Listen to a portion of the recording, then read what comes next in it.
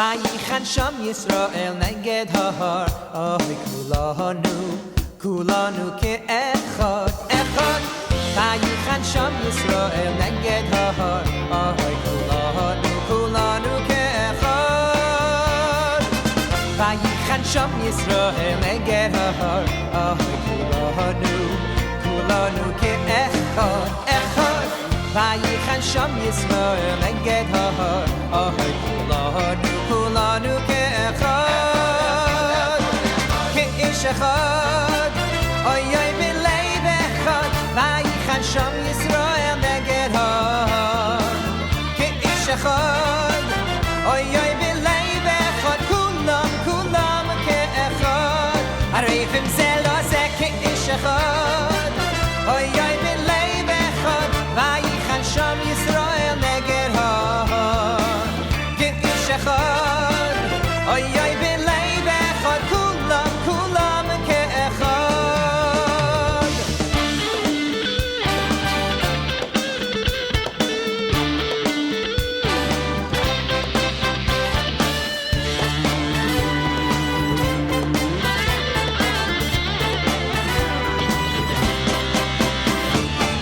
Vayichan Sham Yisrael neged har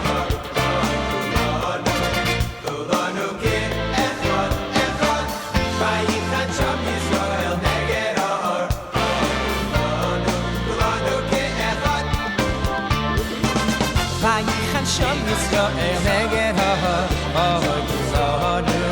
Kulanu ke'echad echad Vayichan Sham Yisrael neged har Kulanu ke'echad Ke'ish echad Oy oy b'leiv echad Vayichan Sham Yisrael neged har Ke'ish echad Oy oy b'leiv echad Kulam ke'echad Azoy v'rash so ke'ish echad Oy oy b'leiv echad Vayichan Sham Yisrael neged har Ke'ish echad Oy oy b'leiv echad Kulam ke'echad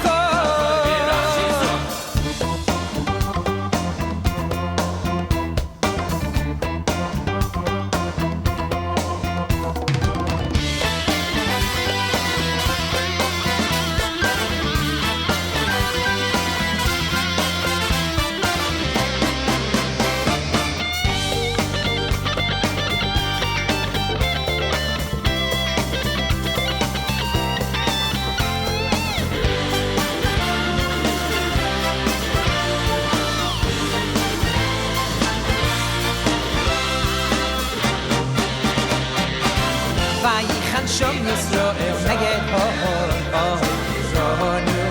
Kulanu ke'echad echad Vayichan Sham Yisrael neged har Kulanu ke'echad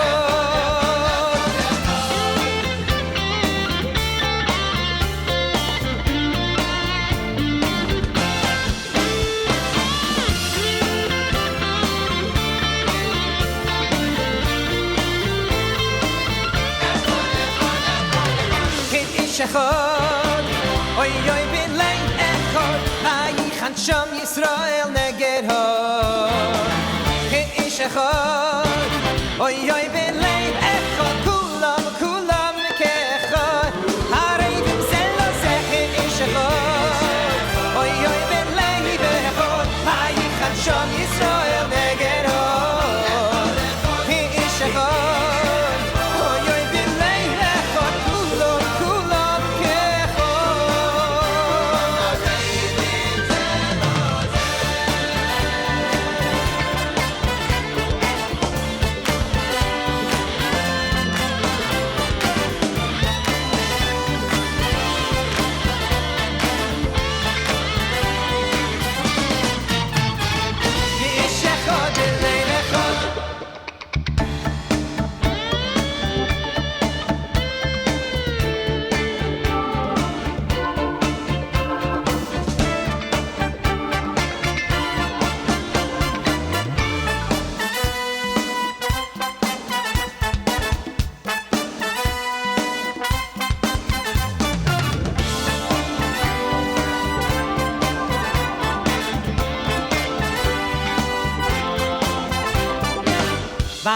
Vayichan Sham Yisrael neged har Oy kulanu ke'echad echad Vayichan Sham Yisrael neged har Oy kulanu ke'echad Vayichan Sham Yisrael neged har Oy kulanu ke'echad echad Vayichan Sham Yisrael neged har Oy kulanu ke'echad Ke'ish echad Oy oy b'leiv echad Vayichan Sham Yisrael neged har Ke'ish echad Oy oy b'leiv echad Kulam ke'echad Arifim zelo zeh ke'ish echad Oy oy b'leiv echad Vayichan Sham Yisrael neged har Ke'ish echad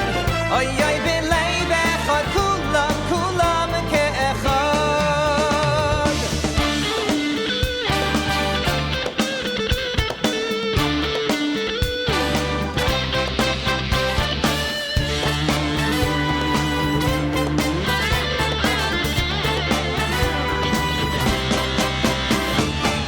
Vayichan Sham Yisrael neged har kulanu ke'echad echad Vayichan Sham Yisrael neged har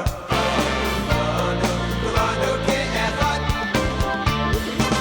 Vayichan Sham Yisrael neged har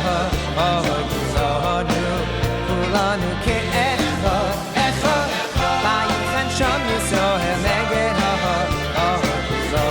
kulanu ke'echad Ke'ish echad Oy oy b'leiv echad Vayichan Sham Yisrael neged har Ke'ish echad Oy oy b'leiv echad Kulam ke'echad Azoy Rashi zok ke'ish echad Oy oy b'leiv echad Vayichan Sham Yisrael neged har Ke'ish echad Oy oy b'leiv echad Kulam ke'echad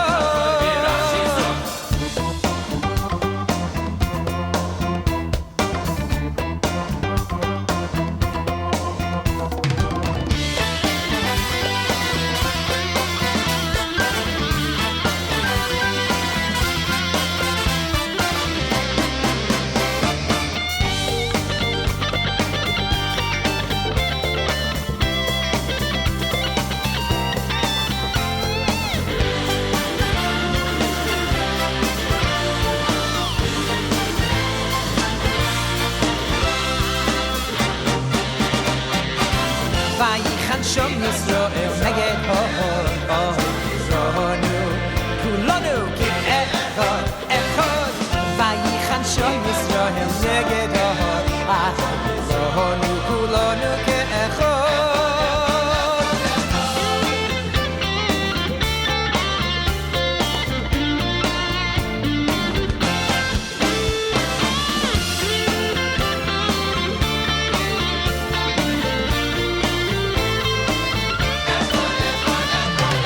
Ke'ish echad Oy oy b'leiv echad Vayichan Sham Yisrael neged har Ke'ish echad Oy oy b'leiv echad Kulam ke'echad Arifim zelo zeh ke'ish echad Oy oy b'leiv echad Vayichan Sham Yisrael neged har Ke'ish echad Oy oy b'leiv echad Kulam ke'echad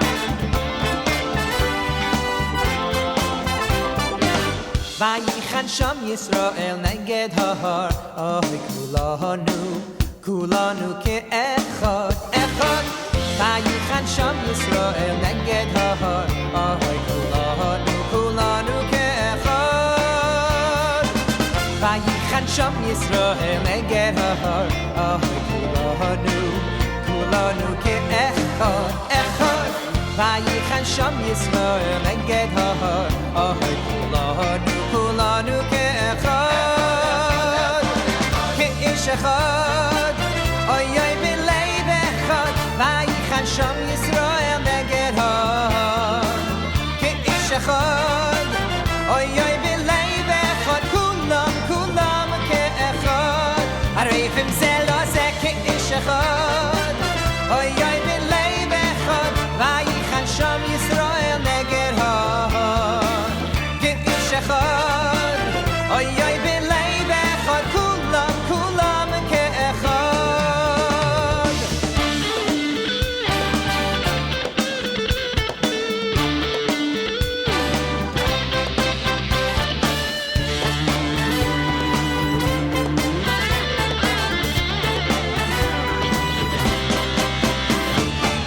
Vayichan Sham Yisrael neged har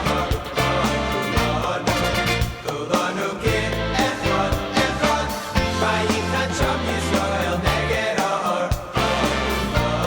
kulanu ke'echad Vayichan Sham Yisrael neged har kulanu ke'echad echad Vayichan Sham Yisrael neged har kulanu ke'echad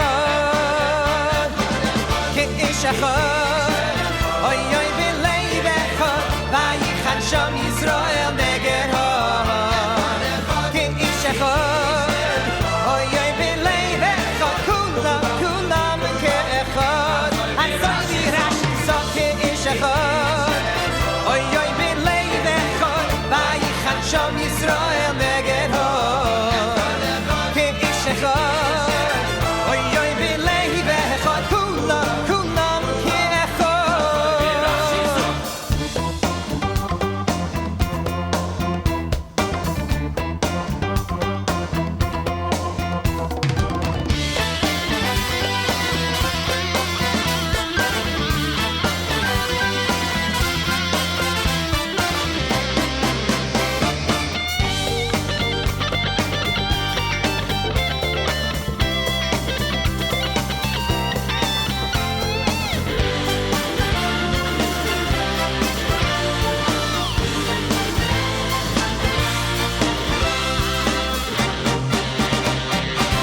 Vayichan Sham Yisrael neged har kulanu ke'echad echad Vayichan Sham Yisrael neged har kulanu ke'echad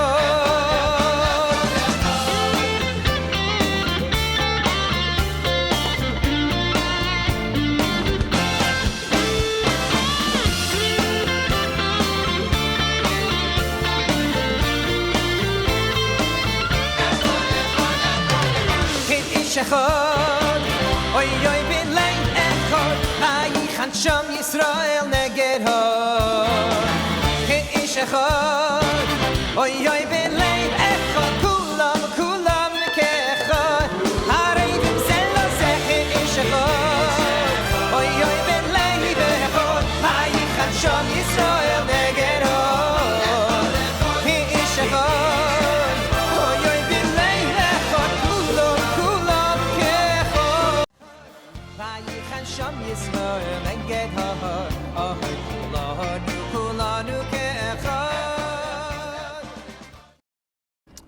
Chodesh Tov, a guten Chodesh. My name is Ruvain Tarragon. I am the Dean of Overseas Students at Yeshivat Hakotel in Yerushalayim, Ir HaKodesh.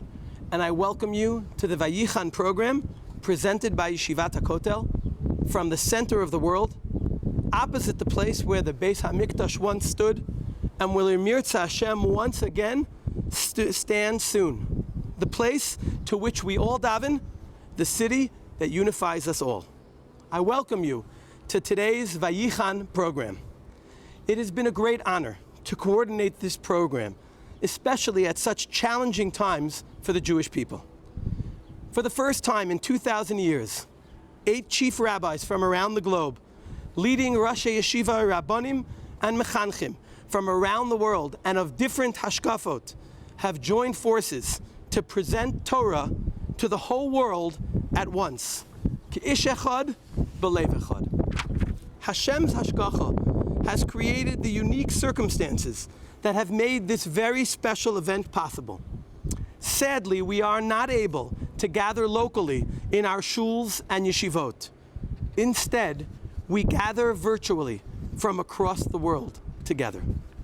We estimate that over 100,000 people from 5 continents are joining us today, which makes this the broadest geographically and largest numerically Torah learning program since we received the Torah at Har Sinai. Today is indeed a very special day.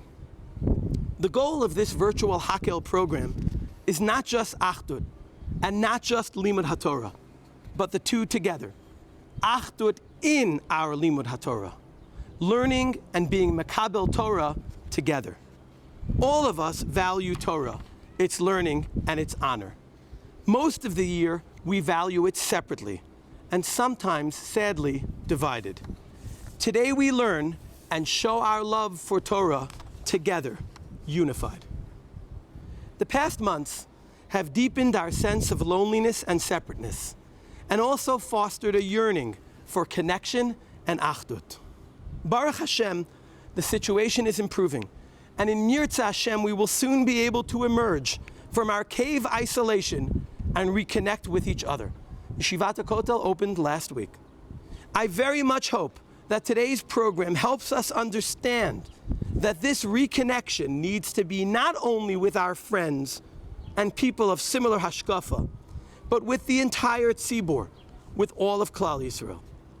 Let's commit ourselves to come out of isolation differently than the way we went in. Let's come out seeing the beauty in those carrying 2 hadassim for Shabbat and not burning those same people for their shortcomings. Let's take advantage of this program and use it to come together more as Lomdei Torah and Yerei Shamayim. We will and should remain different than one another. It is how we are supposed to be. But let's make sure to see ourselves as different shades as opposed to different peoples. This unified view will, in Yirtzeh Hashem, help us connect the rest of Klal Yisrael to our beloved Torah and mitzvot, and facilitate a renewed Kabbalat HaTorah by all of our people. Today is an appropriate one for us to reflect on this idea, because today is the day when Am Yisrael first arrived unified at Har Sinai to receive our beloved Torah. Vayichan Lashon Yachid Sham Yisrael Neged HaHar. On Rosh Chodesh Sivan, we arrived at Har Sinai. K'ish echad, b'lev echad. This is what we are reenacting today. We are preparing for Zman Matan Toratenu, the Yom Tov that commemorates Kabbalat Torah, by once again standing unified together today on Rosh Chodesh. As we enter Chodesh Sivan, let's complete our preparation for Matan Torah by learning and showing our love for Hashem's Torah together. Let's show Hashem that His children are unified in and by the love of His Torah and for each other, so that we can be truly worthy of receiving it anew by Yamim Hahem Bazman Hazeh. Today's Achdut program is dedicated in memory of the Novominsker Rebbe, Reb Yaakov Perlau Zatzal, who was nifter recently. This dedication is fitting because the Novominsker Rebbe was known to be someone who worked hard to relate to and was loved by all Jews, irrespective of hashkafa. We lost a unifying Gadol Batorah and leader. May this program inspire us to follow his unifying path of Ahavat Yisrael. We are also dedicating this program to honor and pay respect to all of those who recently passed away. We ask that Hashem bring the ultimate refuah to the world, and in the reward of our being K'ish echad b'lev echad today, return us to the place behind me, B'mheira b'yameinu, together speedily in our days. Before introducing the Rosh Yeshiva and Chief Rabbis, I would like to explain how the program will Emir Tashem be working and thank those who deserve thanking. During each of the next 9 half-hour segments, starting at 10:30 a.m. U.S. East Coast time, there will Emir Tashem be 9 parallel shiurim taking place at once, 6 given by men, 2 by women, and an interview with a chinuch couple. The shiurim are viewable on both YouTube and at Vayichan.com. The shiurim are also available in Zoom rooms. As the Zoom rooms have capacity limits, we recommend that those able to watch on the other venues use those and leave room in the Zoom rooms for those who do not have internet access. The YouTube links are specific for each shiur and consist of the words Vayichan.com / and the last name of the speaker. For example, my shiur would be Vayichan.com / Tarragon, but then add an R because there are other Tarragons speaking. For couples, add the word couple to the end of the link. So for example, for the Horowitz couple, it would be Vayichan.com / Horowitz couple. And as I mentioned, if speakers have the same last name, add their first initial afterwards. So for me, it would be Tarragon R. You can log into the YouTube shiurim in advance. The specific link will Emir Tashem activate at the time when the shiur is meant to begin. All of the links are available on the Vayichan.com website for your convenience. The links to the 9 Zoom rooms are the same for each room throughout the entire program. I would also like to thank the following people. First off, thank you to the speakers, the chief rabbis, the Rosh Yeshiva, the Rabbonim and the Mechanchim, who identified with this Achdut vision and translated this identification into action by making time to speak despite busy schedules. All of the speakers are speaking pro bono. A special thank you to David Lichtenstein and his team for interviewing the chinuch couples. I recommend reaching out to the speakers you know to thank them. Thank you also to Rav Michael Green, Rav Ariel Shoshan, Rav Gidon Shoshan, Rav Gil Student, and Rav Chanoch Teller for helping develop the program. Thank you also to our organizational partners around the world, the OU in North America, OU Israel and World Mizrachi in Israel, the Office of the Chief Rabbi in South Africa, Aleinu in the UK, and Aish Latino in Latin America. Thank you also to the hundreds of partner shuls, schools, yeshivot, and seminaries around the world. Thank you to Benjamin Klein for building and maintaining the website, to Leah Rubin for creating the program flyers, to Shloime Dachs, Rav Eitan Katz, Simcha Leiner, Nachum Siegel, and others for their contributions, to the tens of video editors, speaker coordinators, and Zoom room operators whose names are viewable on the websites, and to the entire staff of Yeshivat Hakotel, and most particularly Sammy Raskis, Eliyahu Klein, Rav Uri Goldstein, and Jordan Lustman, who are moser nefesh despite challenging circumstances towards putting this program together. To open the program, I would now like to introduce the Rosh Yeshiva of Yeshivat Hakotel, Rav Baruch Vider Shlita. דיר עם ישראל, בחודש השלישי לצאת בני ישראל מארץ מצרים, ביום הזה באו מדבר סיני. Rashi says, according to the Gemara in Masechet Shabbat, it was in Rosh Chodesh, mamash in this day. ויבואו מדבר סיני ויחנו במדבר, ויחן שם ישראל נגד ההר. Rashi says, כאיש אחד בלב אחד. Gemara in Masechet Ta'anit asks, what's mean Har HaMoriah? And the Gemara gives two explanations. One, that ממנו יצא הוראה לישראל. And one is ממנו יצא מורא לגויים. It means from Har HaMoriah goes fear to the goyim. Rashi says, Har HaMoriah, Har Sinai. So the question is, and the Tosfot Reed asks, how come that Har HaMoriah is Har Sinai? The Pasuk says in Divrei Hayomim that Shlomo built Beit HaMikdash in Har HaMoriah in Yerushalayim. The explanation is, according to the Midrash, in Tehillim Samechet, that speaks about Ma'amad Har Sinai. The Midrash says, וסיני מהיכן בא? אמר רבי יוסי מהר המוריה. נתלש, jumped ממקום שנעקד יצחק אבינו, אמר הקדוש ברוך הוא, הואיל ויצחק אביהם נעקד עליו, there was the עקדה, נועל לבניו לקבל עליו תורה. I will add that the Even Ezra there in Tehillim, Samechet, says, קדושת ארץ ישראל הייתה על הר סיני.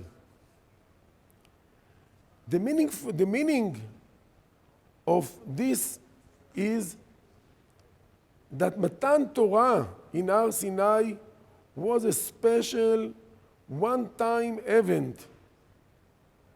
But that was a special one-time event of Hashrat Shechina, of the giving Torah.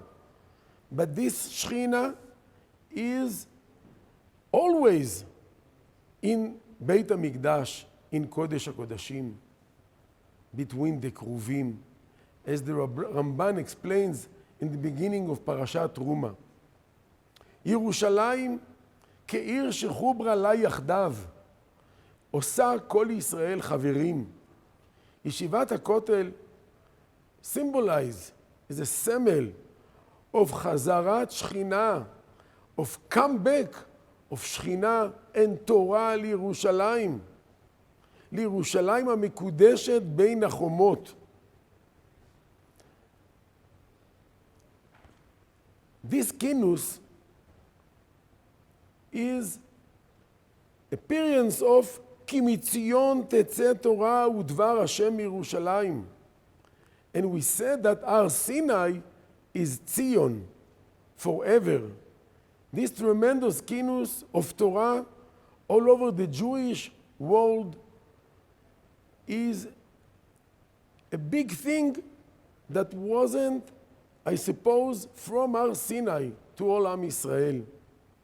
But this time is from Yerushalayim.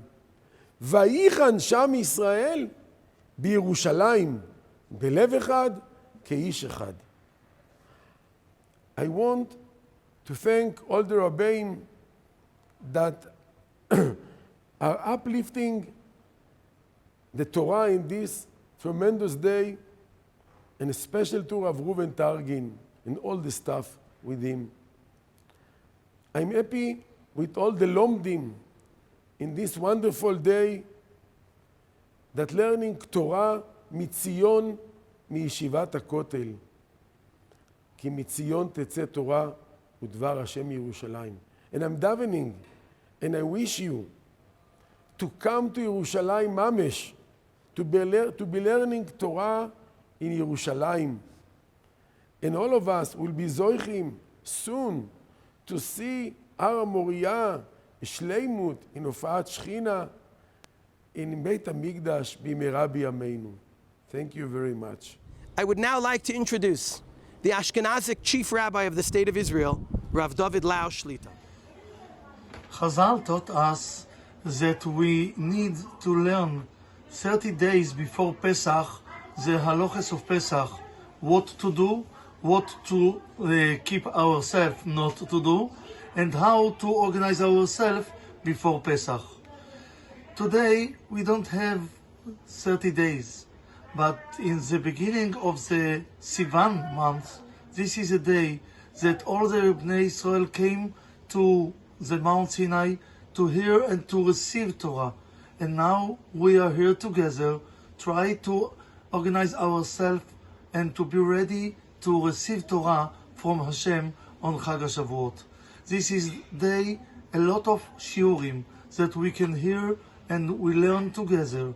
Here in Yeshivat Hakotel, here in Eretz Israel, we learn and we say to HaKadosh Baruch Hu, we want to receive your Torah, and we want you bring us here in Yerushalayim, in Beit HaMikdash, b'mehera amen.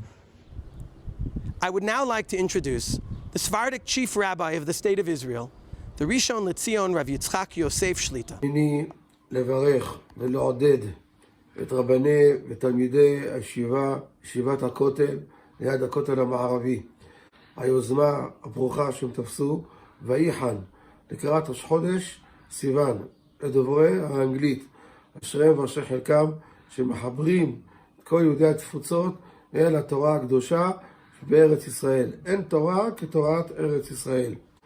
ביקרתי בישיבת הכותל כמה פעמים, יש שם בחורים רציניים שיושבים ולומדים לעסוקי שמעתיתא הליבה דהלכתה. יש כמה דיינים ברוך השם שיצאו מישיבה זו. אני מעודד את הרבנים, את הדיינים, את כל הבוגרי הישיבה שימשיכו להתחזק בתורה, ביראת שמיים, בהשקפה הנכונה. אני מברך את כל יהודי התפוצות שיהי רצון שהתורה תגן עליהם אלף המגן, ונזכה שכולכם תעלו לארץ ישראל במהרה בימינו, שכולם יהיו באחדות. אין בעם ישראל שום פירוד, כולנו עם אחד, ספרדים, אשכנזים, צרפתים, אמריקאים, אנגלים, כולם עם אחד, אנחנו עם היהודי. תעלו לארץ ישראל, תחזקו פה את המצב הרוחני בארץ ישראל, נזכה שבוא משיח צדקנו במהרה, נזכה לגאולה שלמה, אמן ואמן. I would now like to introduce the Chief Rabbi of Tel Aviv and former Chief Rabbi of the State of Israel, Rav Yisrael Meir Lau Shlita. שלום וברכה. אני חייב תודה להנהלה של ישיבת הכותל, לראש הישיבה ולרמים, על היוזמה הזאת לפנות אליכם ערב חג מתן תורה ולדבר על קבלת התורה ועל האחדות של קבלת התורה. וייחן שם ישראל נגד ההר. אנחנו עם שצמא לאחדות, לשלום בית בתוכנו, לא אחדות שמעסיקים דרך קורונה, חס ושלום, שגם זה סוג של אחדות ששם אין הבדל בין מי למי, כולם בסירה אחת, אלא אחדות אידיאולוגית, אחדות של הבנה, אחדות שיש לנו דבר משותף, והדבר המשותף זה התורה שקיבלנו בהר סיני, וזו פעם יחידה שלא כתוב ויחנו שם ישראל בלשון רבים כמו כל התחנות, 42 תחנות וייסעו ויחנו, וייסעו ויחנו ברבים. פעם יחידה וייחן שם ישראל, הם היו מאוחדים כמו איש אחד בלב אחד נגד ההר. מול הר סיני, כשקיבלנו את התורה ואמרנו נעשה ונשמע, היינו כמו איש אחד, ולכן התורה כותבת וייחן נגד ההר. תודה על היוזמה ולרצון הטוב.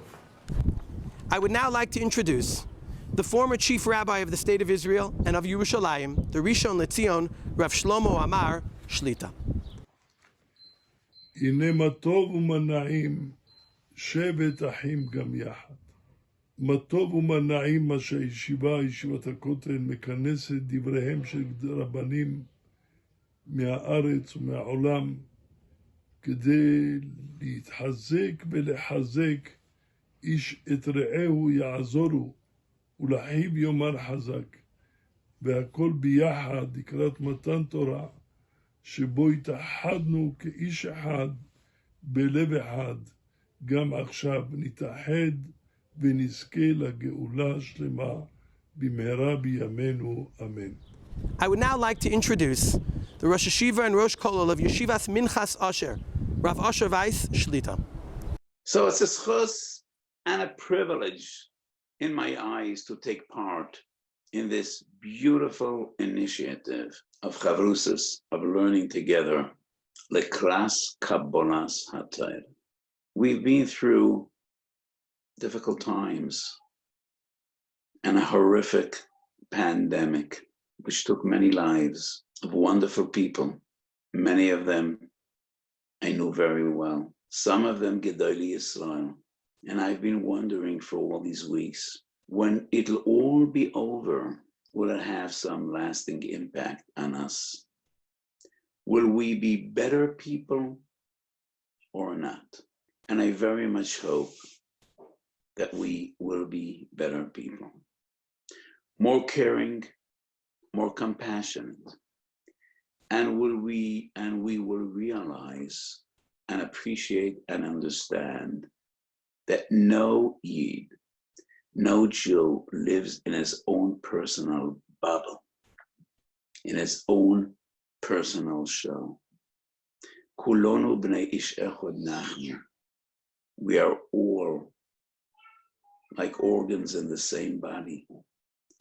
We are all together and one. And whatever we do or don't do will affect others.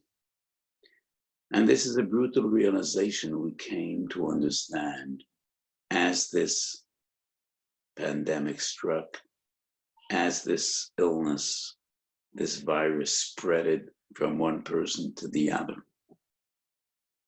So one could never say, I'm okay, shalom alay nafshi. Kol yisrael arevim zeh b'zeh.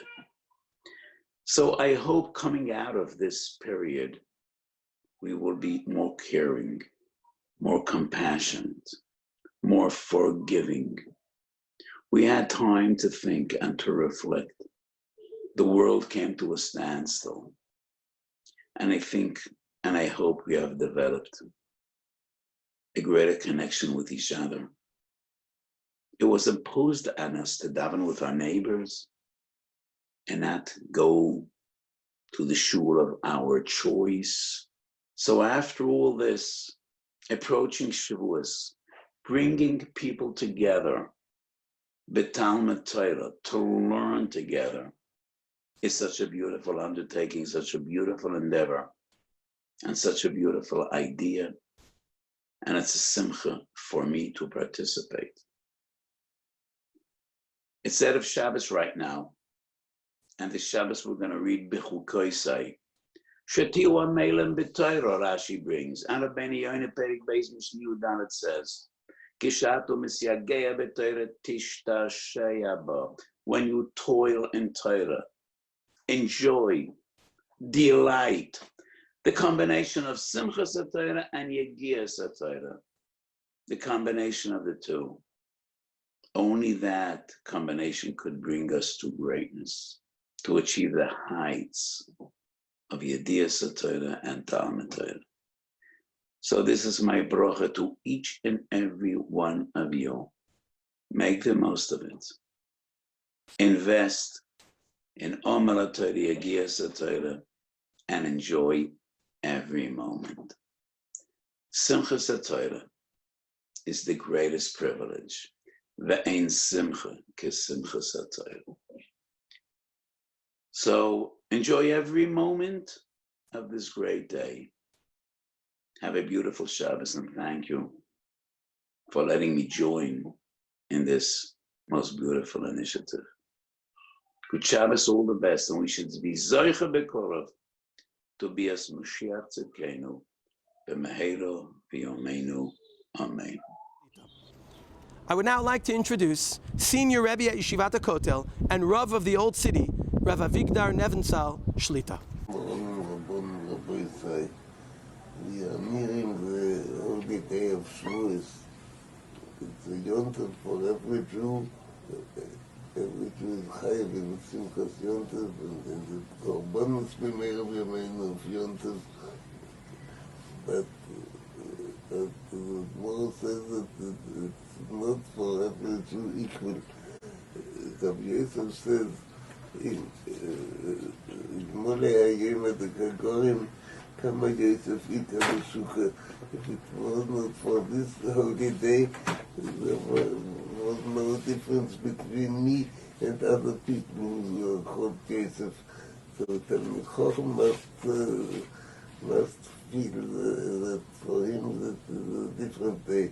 Every Jew is chayav in Simchas Yontif, but he must be thankful that he is from those who learned for him it's especially Yontif. But this is not enough.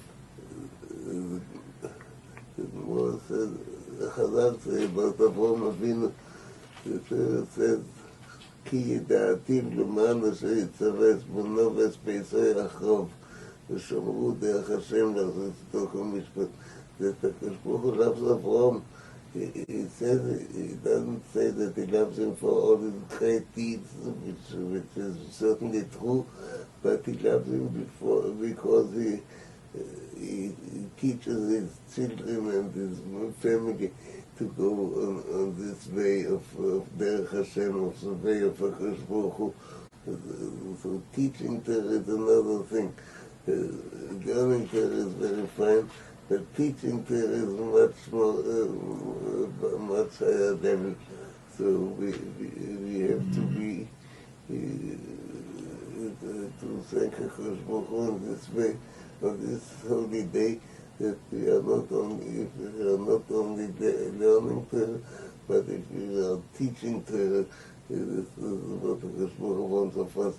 And this is for Rosh Yeshivas, for Talmidei Chacham, but it's also for every Jew.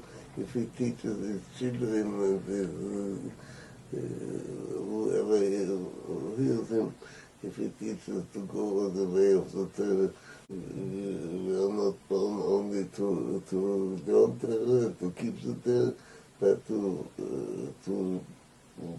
make others keep the Torah, make our children keep the Torah, our pupils keep the Torah. This is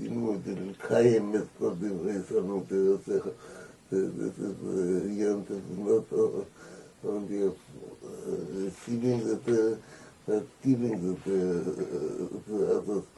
Then it's the full rotten Torah, then we give it to others. כאיש אחד, אוי אוי בלב אחד, כולם כאחד, הרי אם זה לא זה כאיש אחד.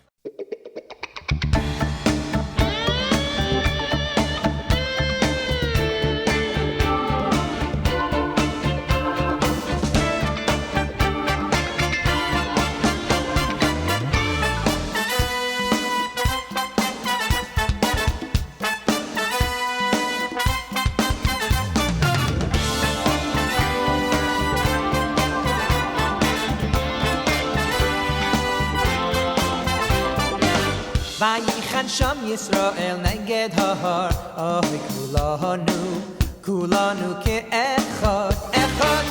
Vayichan sham Yisrael neged hahar, oy kulanu ke'echad. Vayichan sham Yisrael neged hahar, oy kulanu ke'echad, echad. Vayichan sham Yisrael neged hahar, oy kulanu ke'echad, כאיש אחד, oy oy b'lev echad. Vayichan sham Yisrael neged hahar, כאיש אחד, oy oy b'lev echad, כולם כאחד, הרי אם זה לא זה כאיש אחד, oy oy b'lev echad. Vayichan sham Yisrael neged hahar, כאיש אחד, oy oy b'lev echad, כולם כאחד.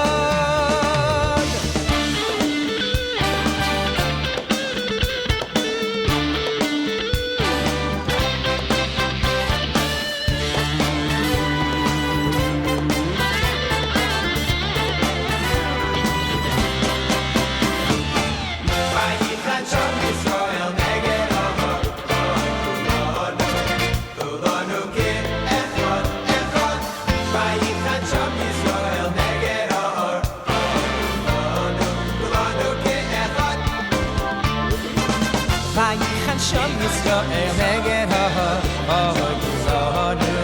kulanu ke'echad, echad.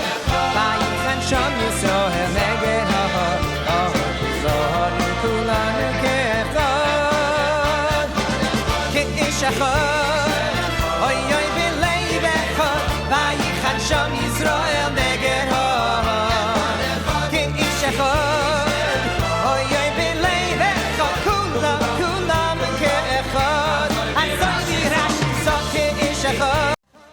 Vayichan sham Yisrael neged hahar, kulanu ke'echad.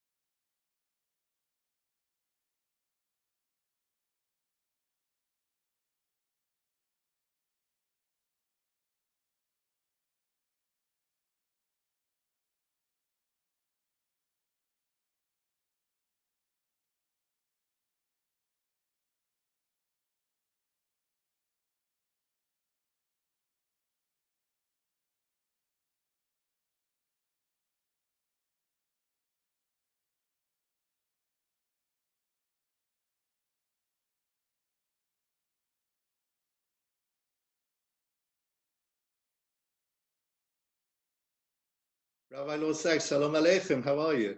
Lechem Shalom, Baruch Hashem. In this wonderfully electronically mediated isolation, it still feels like isolation to me, but it's really great that we're able to communicate and great to see you smiling. Absolutely. And please tell me, how's Elaine, how your children, your grandchildren during these very difficult times? Elaine is doing absolutely fine and keeping very fit because she goes for a walk every day, and that's great. Our children and grandchildren, our Kanei Nahar, are lovely. They are all Zoom literate. So they're really good at communicating, and they've been absolutely sweet. Really, really sweet. Oh, that's terrific. And I'm finding now, from everything that I see and from what I hear, that during these difficult times, I'm seeing that religiosity is on the increase, that people are digging deep to discover their spiritual roots. I believe there is an opportunity here for us. How are you seeing things? When Hasidim go and see a Rebbe, they call it Yechidus, Yechidut, being alone with. And I think over these weeks, I don't know whether you felt this, but certainly I felt it, that we've been having a Yechidut with HaKadosh Baruch Hu, with God himself. It's kind of different language. When you're praying in private, it's a different kind of language to when you're praying in public. It's very intense. I've certainly felt that Sefer Tehillim, the Book of Psalms, has become an absolute indispensable aid to the spirit. I've also found that music has been very uplifting as well. So I think we've been exploring aspects of spirituality, which very often we don't have time for. And over these last few weeks, we've almost had an excess of time for, and it's been quite good for the soul. Yeah, and you're talking about Yechidut. Coming up now to Chag Shavuot, which will be a Chag Shavuot like none other. In terms of Yechidut, that's Moshe Rabbeinu experienced when he was on Har Sinai, when the Torah was given. He had the absolute Yechidut of just himself alone with HaKadosh Baruch Hu. But I'm also mindful of the fact that there was the Vayichan, the people were united at the foot of the mountain. And I think we're experiencing both things at one and the same time, because there's a very precious sense of unity right now. While separated, people do certainly feel connected. But at the same time, we will need to go through the Chag by ourselves alone. Yeah. There is a line of Midrash that relates Psalm 29 that we sing before L'Chodesh to the giving of the Torah, Kol Hashem B'Kol, all the Shiva Kolot, the 7 voices with which the Torah was given. And one of the phrases of that psalm is Kol Hashem B'Koach, the voice of God with, I don't know what Koach means. It means strength, but it also means potential. And the Midrash says, B'Koach Kol Echad Ve'echad. Everyone received the revelation at Sinai in their own terms. They each interpreted it slightly differently. So I think everyone had a Yechidus with Hashem at Mount Sinai. And that's probably why the Maharsha says that, the Chazal say there's 70 faces of Torah. The Maharsha says there are 600,000 faces of Torah, because each of us has one little bit aspect of the Torah, one perspective, one little bit of the B'Koach that no one else has. So maybe we will recapture something of that this year. Yeah, absolutely. And on B'Koach itself, Kol Hashem B'Koach, Koach, of course, is 28 and Yad is 14 because of the 14 joints in each hand. Yad gives us Yedid, friendship. Yedid is 14 and 14, 28, meaning that the greatest Koach comes from Yedidut, a sense of togetherness. So Kol Hashem B'Koach, HaKadosh Baruch Hu is strengthened when we are strengthened togetherness. So certainly Kol Echad Ve'echad separately and togetherness. And I think over this Shavuot, the two will come together. I'm also sensing that as we're passing through these very dark clouds, there is a silver lining begging to be noticed and to be taken advantage of. And as we're looking now to emerge from this very challenging period, I think there's a lot of room for hope. What are your thoughts? You know, Rabbi Lamb, former president of Yeshiva University, once used to say to me, he only knows one joke in the Mishnah. And I said, well, what's that? And he said, you know, Talmidei Chachamim marbim shalom ba'olam. Rabbis increase peace in the world. You know, and he said, we all know the more rabbis, the more rows. And I said, Rabbi Lamb, I don't think it's a joke. It's just that you got to get to the end of the sentence. And the sentence says, Shema v'chol bonaich limudei Hashem v'rav shalom bonaich, al tikra bonaich, ela bonaich. Don't call them your children, but call them your builders. People build, they make peace. The only time the Israelites were really at peace were when they were building the tabernacle. When this is over, we are going to have at every level, social, economic, industrial, financial, a job of rebuilding. And when people build, they come together. So I think it's going to be a difficult time, but it's going to be an incredibly rewarding time because, you know, as we endeavor to build our communities and endeavor to rebuild their businesses, they will never forget that time. Something momentous about it and something invigorating, very uniting about it. Yeah, and certainly what I'm mindful of is that ever since 1945, we've been in the post-war era. As from 2020, we'll be in the post-virus era. And we ourselves now have the opportunity to set a tone for the generations to come within the Jewish world and globally as well. And within the Jewish world, it's at a time such as this, coming towards Shavuot, people will remember. Already people are remembering that one-off Pesach. Please God, it'll be one-off. We won't have to repeat it next year. To be this unique Shavuot and having the opportunity, two of us, to share Divrei Torah together and to share them with thousands of others at the same time. I feel very privileged to have that opportunity together with so many others who right now are spreading Divrei Torah in a most marvelous way. So I'd like to thank you, Rabbi Lord Dachs, for joining me for this opportunity. We've been set a task together to speak about a life of vertical and horizontal responsibility, Shavuot, during the coronavirus epidemic. You'll be giving a shiur, following which I'll be giving my shiur, and it's now my great pleasure to invite you, Rabbi Lord Dachs, to deliver your shiur. Thank you so much, and bless you, Chief Rabbi, and bless all you do. I hope your family, Valerie, and all the children, and your wonderful grandchildren. It's been a very, very hard year for you, a year of avelut, of mourning. So may Hashem wipe all the tears off your brow and give you and your family safety, good health, and many, many blessings. And to you this year and years to come. Your dear family. Thank you. Okay, so what I wanted to do with this shiur is to talk about the coronavirus, because Torah gets very interesting. You relate them to the things that are constantly changing. Now, as the Chief Rabbi has already said, the coronavirus pandemic has enforced a situation that seems to be exactly the opposite of the situation at Mount Sinai. We have three indications of that in the Torah pretty well explicitly.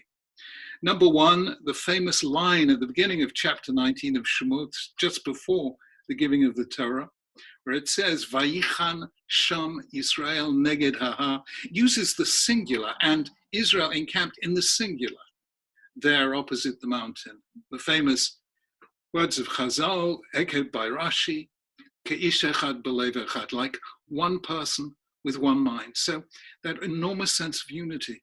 The second, pretty explicit statement of this is when Moshe Rabbeinu proposes to the people what God is proposing. V'ya'anu kol ha'am yachdav, and all the people answered together and said, all that God has said we will do. So the Yachad there is explicitly in the verse, in verse 8 of this chapter. And then after the revelation, in chapter 24, when Moshe Rabbeinu repeats the terms of the Torah, Vayan kol ha'am kol echad v'yomru, all the people answered with one voice. Now these are pretty unique statements of unity. And all three of them are about the giving of the Torah. So what we have here is three statements of people coming together. So the question is, where do we find the opposite of isolation, of tragedy, of bad things happening, of people being left alone? And the answer is that we find this in Megillat Ruth, in the Megillah that we read on Shavuot, the story of Ruth. Let's just remind ourselves of how that story begins. It begins with 5 hammer blows of tragedy.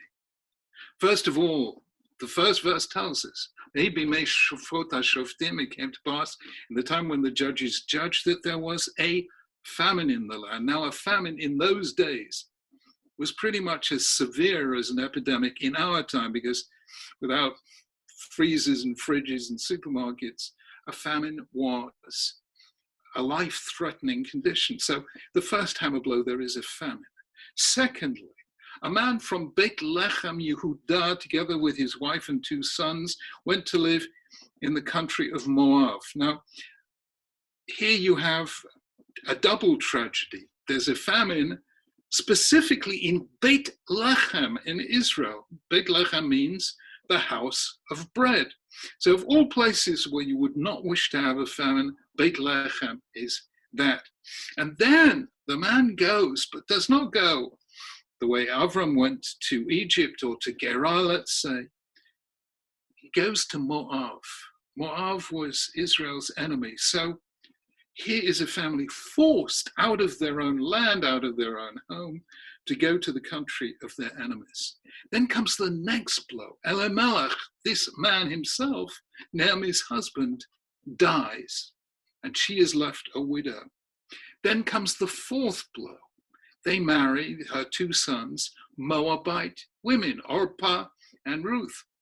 And Moabite women were not exactly terribly welcome in Israel, because these were Israel's enemies. Of course, in the end, one of them turns out to be an exceptional human being.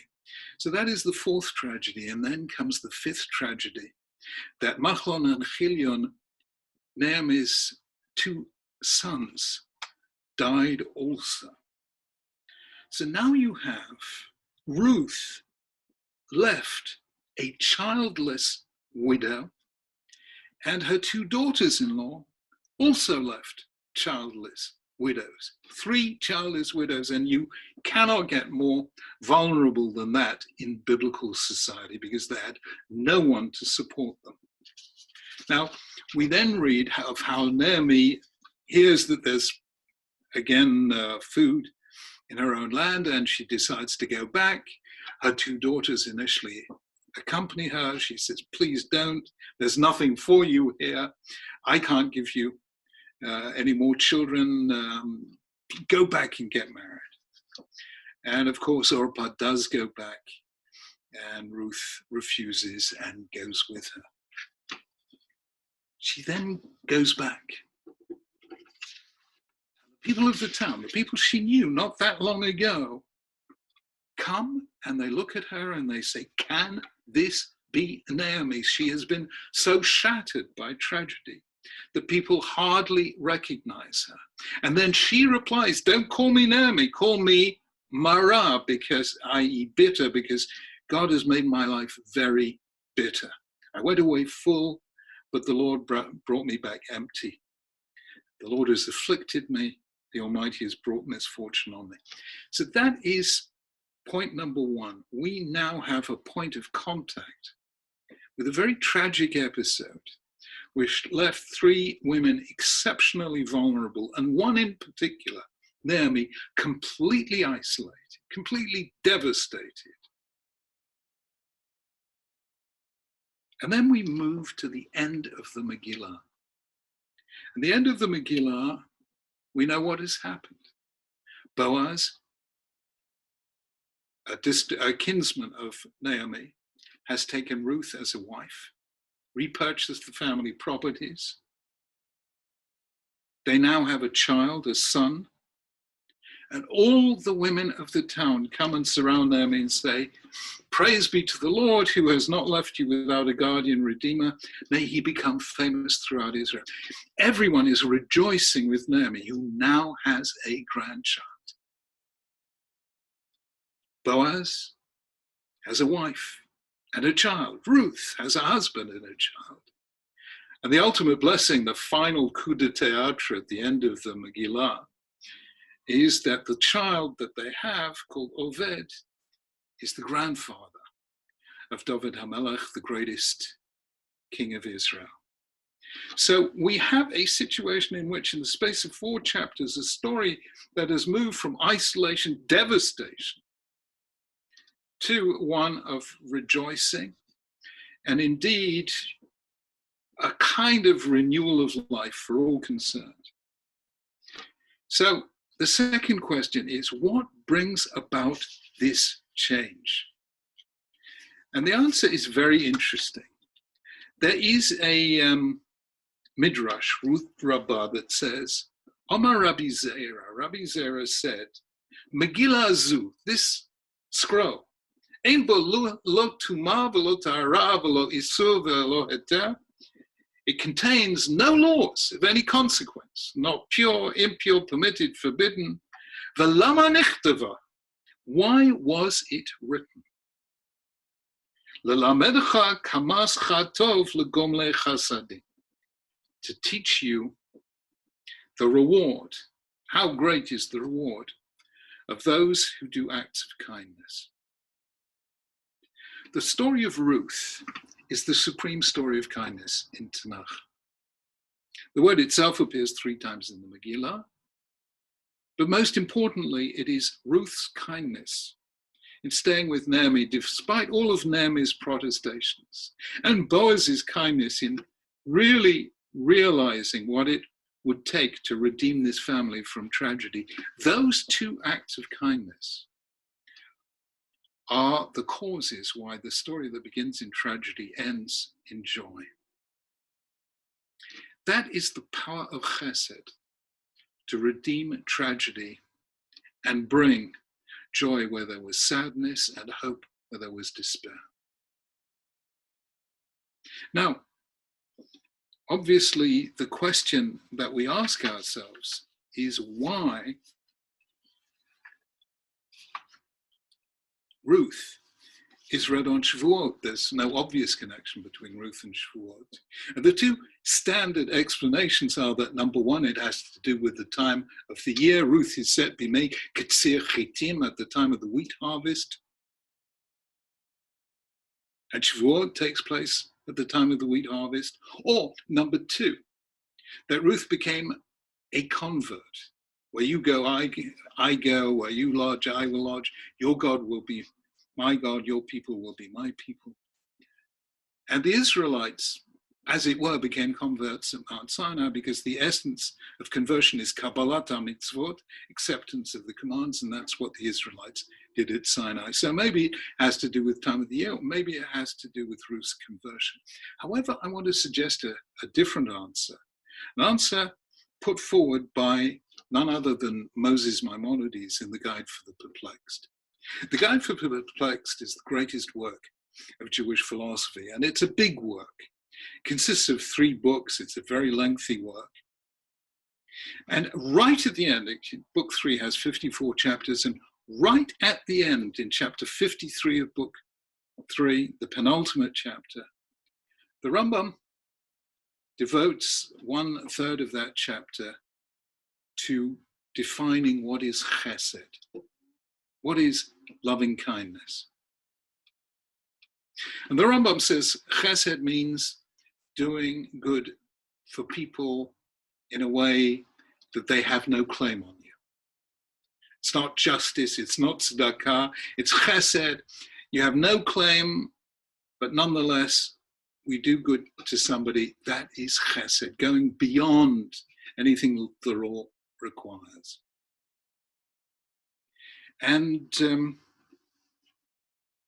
in chapter 54, we begin to understand why the Rambam has taken all this time to tell us the meaning of chesed. And in book 4, in chapter 54, the closing chapter of the guide, he quotes Jeremiah, who says, Ko amar Hashem, thus says God, Al yitalel chacham b'chokhmato, let the wise not boast of his wisdom, nor the strong hero of his strength, or the rich person of his wealth. Kim bezot yitalel hamitalel, but only boast of this. Haskel v'yadoa oti. Think hard, meditate hard, and know me. Ki ani Hashem, that I am the Lord, that I am God. Now, this is a very Rambam sort of idea that the highest thing in life is to develop an intellectual understanding of God. But Jeremiah doesn't stop there. And he goes on and says, Haskel v'yadoa oti ki ani Hashem, oseh chesed, mishpat, utzedakah ba'aretz. I, says God, do loving kindness, justice and righteousness on earth. Because these are what I desire, says God. The Rambam says, I may have been giving you the impression that the most important thing in life is to be intellectually understanding of what God is, but actually the most important thing in life is to do acts of loving kindness, justice, and righteousness. It is the kind of people we become and the kind of virtues we embody that what the Torah are all about. And since Ruth is the book of Chesed in Tanakh, maybe that is why we read it on Shavuot, because the Rambam tells us that the whole purpose of Torah culminates in this ability to do acts of loving kindness to other people. Thus far, the Rambam. However, I want to suggest something else as well and take it just a little bit further. We know what happened at Mount Sinai. The Israelites made a covenant with God. He would be their God and they would be his people. But at key moments in Tanakh, critical moments, we find another phrase altogether.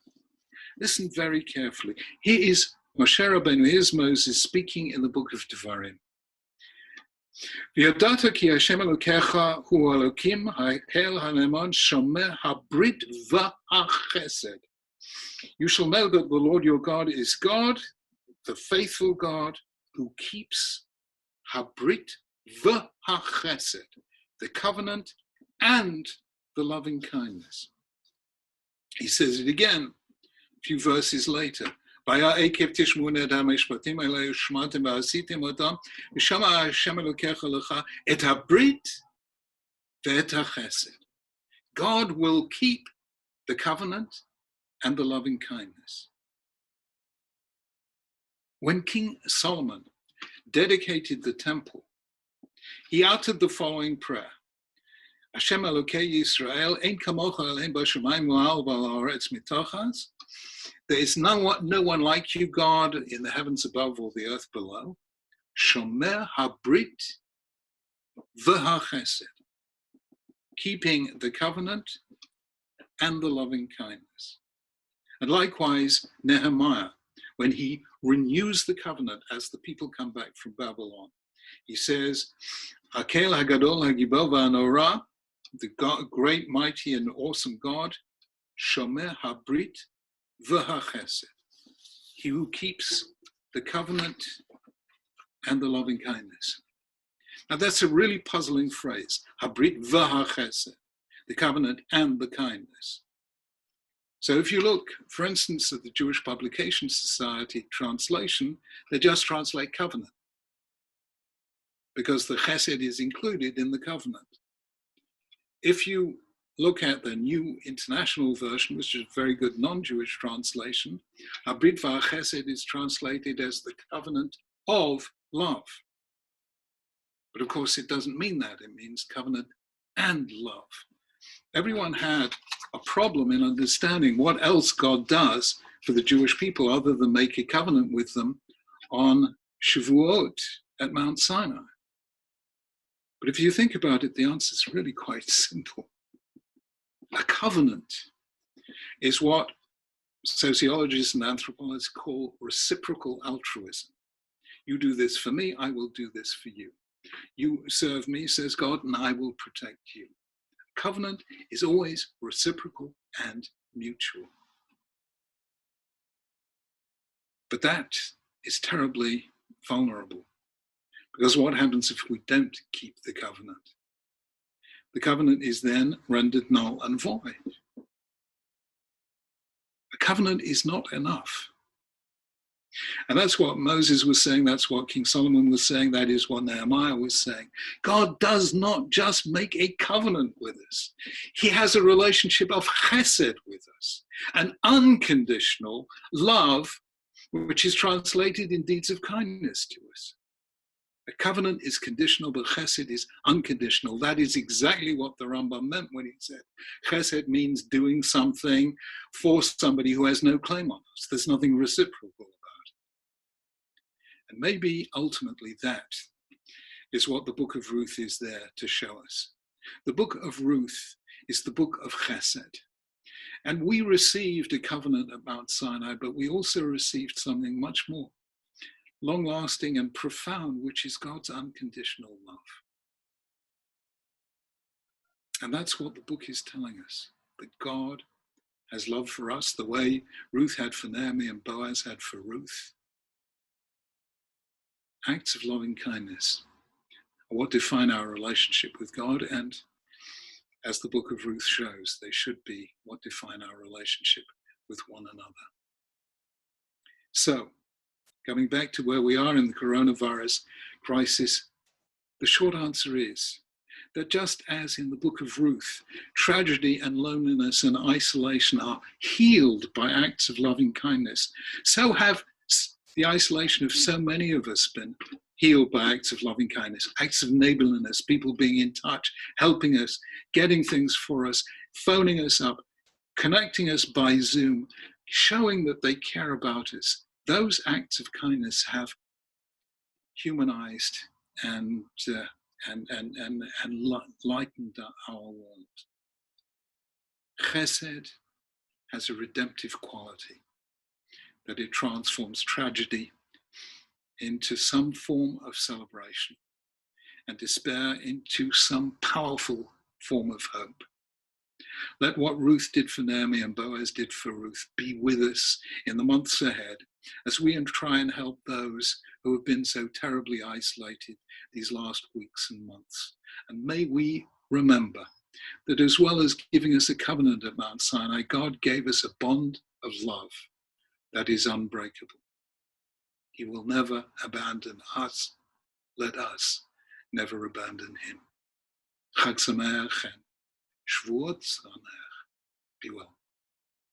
Rabbi Lord Dachs, thank you so much for those beautiful, deep, inspirational words. I certainly have derived so much chizuk from them, and I'm sure so to so many others listening to us right now. And what I would now like to do is to actually dwell more or less on the same theme with very similar messages, but viewing them in a slightly different way. So we're talking about vertical and horizontal, representing our relationship ben adam lachaveron, ben adam lamakom. And actually, the Decalogue, in terms of its presentation, has a vertical layout and also a horizontal layout. And we traditionally look at the vertical layout to notice that the mitzvot on the right-hand side are ben adam lamakom, between ourselves and Hashem, and those on the left-hand side reflect our responsibility, ben adam lachavero, between ourselves and our fellow human beings.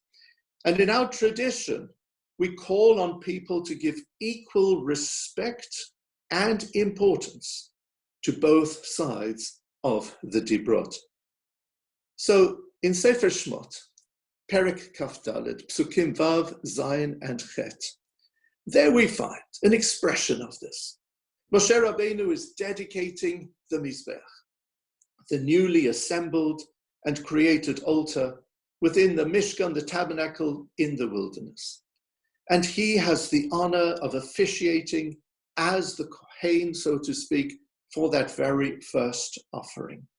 So what does Moshe do? Vayikach Moshe chatzi hadan, vayasem baganot, v'chatzi hadan zarak al hamizbech. Moshe, from the animal that he was sacrificing, took half the blood and he placed it in pans. And the other half he poured over the altar. Vayikach sefer habrit, vayikra voznei ha'am, vayomeru, kol asher diber Hashem naseh v'nishma. And then he took the book of the covenant and he read it to the people, and they declared everything that Hashem says we will do, and then we will understand. And now Moshe returns to the blood. And in Pasuk Chet we are told, Vayikach Moshe et hadan, vayizrok al ha'am. Moshe now took the remaining blood and he threw it towards the people. Now, we have been told that Moshe took chatzi hadan, half the blood. Rashi asks an extraordinary question. Asks Rashi, Mi chilko? Who divided it for him? Who helped Moshe Rabbeinu to ensure that it would exactly be 50-50, that he would have half on the altar and half towards the people? And Rashi's answer is, Malach ba v'chilko. An angel was sent from heaven to cut the blood in two, so that thanks to the assistance of the angel, Moshe Rabbeinu knew it was 50-50. Now my question is, Ribono Shel Olam, if there is going to be a miracle, if Hashem is going to send an angel from heaven to help us, I can think of many good reasons for miracles. But would it really have mattered had it been 51-49 or 52-48? Did it have to be 50-50? Furthermore, Rashi didn't have to actually understand that it was 50-50, because chatzi doesn't necessarily mean half. Chatzi literally means a portion of. Chatzi halal is not half of halal. Chatzi kaddish is not exactly 50% of kaddish. It's a portion of it. So chatzi hadam could have meant a portion. But Rashi prefers it to be half, and he prefers to describe the miraculous arrival of the angel. The Pachad Yitzchak gives an incredible peirush, says the Pachad Yitzchak. When Moshe took half of the blood and he poured it on the altar, that was a representation of Ben Adam Lamakom, our responsibility to Hashem, our connection with the Almighty. And when Moshe threw half the blood towards the people, that reflected our responsibility of Ben Adam L'Chaviro, to be upright and responsible as far as our fellow human beings are concerned. Hashem sent an angel from heaven to cut it in half in order to ensure that it would be exactly 50-50, that everybody should recognize Ben Adam Lamakom is important and Ben Adam L'Chaviro is important. And let no one ever, in any form or fashion, underestimate the significance of our spiritual connection with our Creator and our responsibility towards our fellow human beings. Now, this is not the only way in which we can understand the layout, the presentation of the Dibrot. Chazal assist us because they highlight something which is obvious. Commandment number 5, to honor your parents, is bein adam v'chavero. It's between ourselves and our fellow human beings. And yet it appears on the right-hand side. And therefore, there can be only one conclusion. When I honor my parents, I'm honoring Hashem. And similarly, when I show responsibility towards my fellows, I am connecting with the Almighty. And there is a most wonderful, marvelous representation of this ideal in Chumash, in Parshat Truma, Shmot, Perek Kafhei, Pasuk Kaf. There, the Torah tells us about the Kruvim, the cherubs, angelic styled, carved out images which were to exist in the Kodesh HaKodashim, the Holy of Holies, within the Mishkan and later on in the temple. So you had the golden ark, and from the golden lid, the kaporet, they emerged these two golden figures. And the Torah tells us, V'hayu hakruvim, porsei chenafayim lemala, sochechim b'chanfehem, ala kaporet, ufnehem ish elachiv. So these kruvim were angelic type figures. One had the appearance of a little boy, one of a little girl. They were facing each other and they had wings which were swaying heavenwards. And what we find here is the most remarkable representation. The Kruvim represent our responsibility to look at others face to face with concern and consideration. And at the same time, our wings should spread heavenwards to connect with Hashem in order to teach us that our Bein Adam L'Chaveiro must be an integral part of our Bein Adam L'Makom. It's not 50-50 separate and separate, but rather one is an important element of the other. And this is something HaKadosh Baruch Hu wanted to teach us with a risk. Because Hashem, in the Ten Commandments, tells us that we're not allowed to make any images, any three-dimensional figures, and yet he commands us that in the temple itself, in the holiest place on earth, that's where we needed to create such a three-dimensional figure in order to teach us this most important of lessons. The Kruvim represent our responsibility on earth, always to reach out heavenwards, to connect to HaKadosh Baruch Hu, to do his bidding in this world, and to see our concern for others and responsibility towards them as an integral part of our Avodat Hashem. And you have a wonderful expression of this in Sefer Breshit. It's a fascinating Rashi at the beginning of Parshat Vayera. Vayera elav Hashem be'lo neiman re'v'hu yoshev petach ha'kachom hayom. Avram Avinu had just had his Brit Milah, and it was in the heat of the day. And yet, despite the pain and the discomfort, he insisted on being out there in order to look out for strangers so that he could bring them into his tent in order with his family to show hospitality. And it was at that very moment, Vayera elav Hashem, that HaKadosh Baruch Hu appeared to him. In a way, say Chazal, as part of Bikur Cholim, to visit the one who was sick, to give him chizuk. And together with that, Hashem actually had a purpose.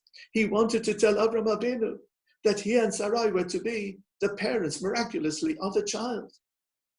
So Hashem is communicating with Avram. A human being is having such an incredible privilege of an encounter with HaKadosh Baruch Hu. And what was Avram Avinu doing at that time? He was lifting up his eyes, on the lookout. You know what it's like? You can be at a kiddush and you're talking to somebody. And while you speak to them, you notice they're looking around to find somebody better to talk to. Now that's exactly what Avram Avinu was doing, with none other than HaKadosh Baruch Hu. Hashem is appearing to him, wants to tell him something, and Avram is on the lookout to do something better, to engage with others. And then he finds the others, and he arises, and he runs after them. And then Avram says, Vayomer, Adonai, im namatzati chen beinecha, al na tavor me'alavdecha. So that's the first way we can read this according to Rashi, that it is my Lord, referring to the most senior of those guests. My Lord, if I found favor in your eyes, please don't pass by. Let me show you hospitality. But there is another way of reading this, says Rashi. It's not Adonai, it's Hashem. It's not my Lord, it's HaKadosh Baruch Hu. Avram is now saying to Hashem, Hashem, yes, you're talking to me, but God, could you just hold on a moment, please? Don't leave, just hang on, please, because I have to look after these strangers. And then that's exactly what Avram does. And he prepares the meal with his household, washes their feet, gives them something to eat and drink. Hours later, once he's looked after them adequately, Avram Avinu come back to Hashem. He says, okay, yes, Hashem. So what was it you were talking to me about? And then Hashem tells him about what is going to transpire. And that the cities of Sodom and Amorah are going to suffer, and so on. How can you explain this? And this is held up for us as an example for us to carry out in our lives, a role model for us to follow. And I believe that is exactly the case, because the point here is, when we are on the lookout for fellow human beings to help, it's part of our Avodat Hashem.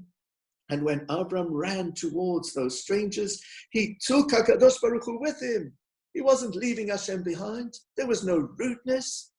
Rather, HaKadosh Baruch Hu took pride in one of his creatures who was serving him in such a remarkable way. Because for as long as Avram was engaging with those strangers and showing him their chesed, he was connecting with HaKadosh Baruch Hu in a very deep and special way. The Ben Adam L'Chavero was an integral part of the Ben Adam L'Makom. And we have in the presentation of the Ten Commandments not only a vertical presentation, but also a horizontal one.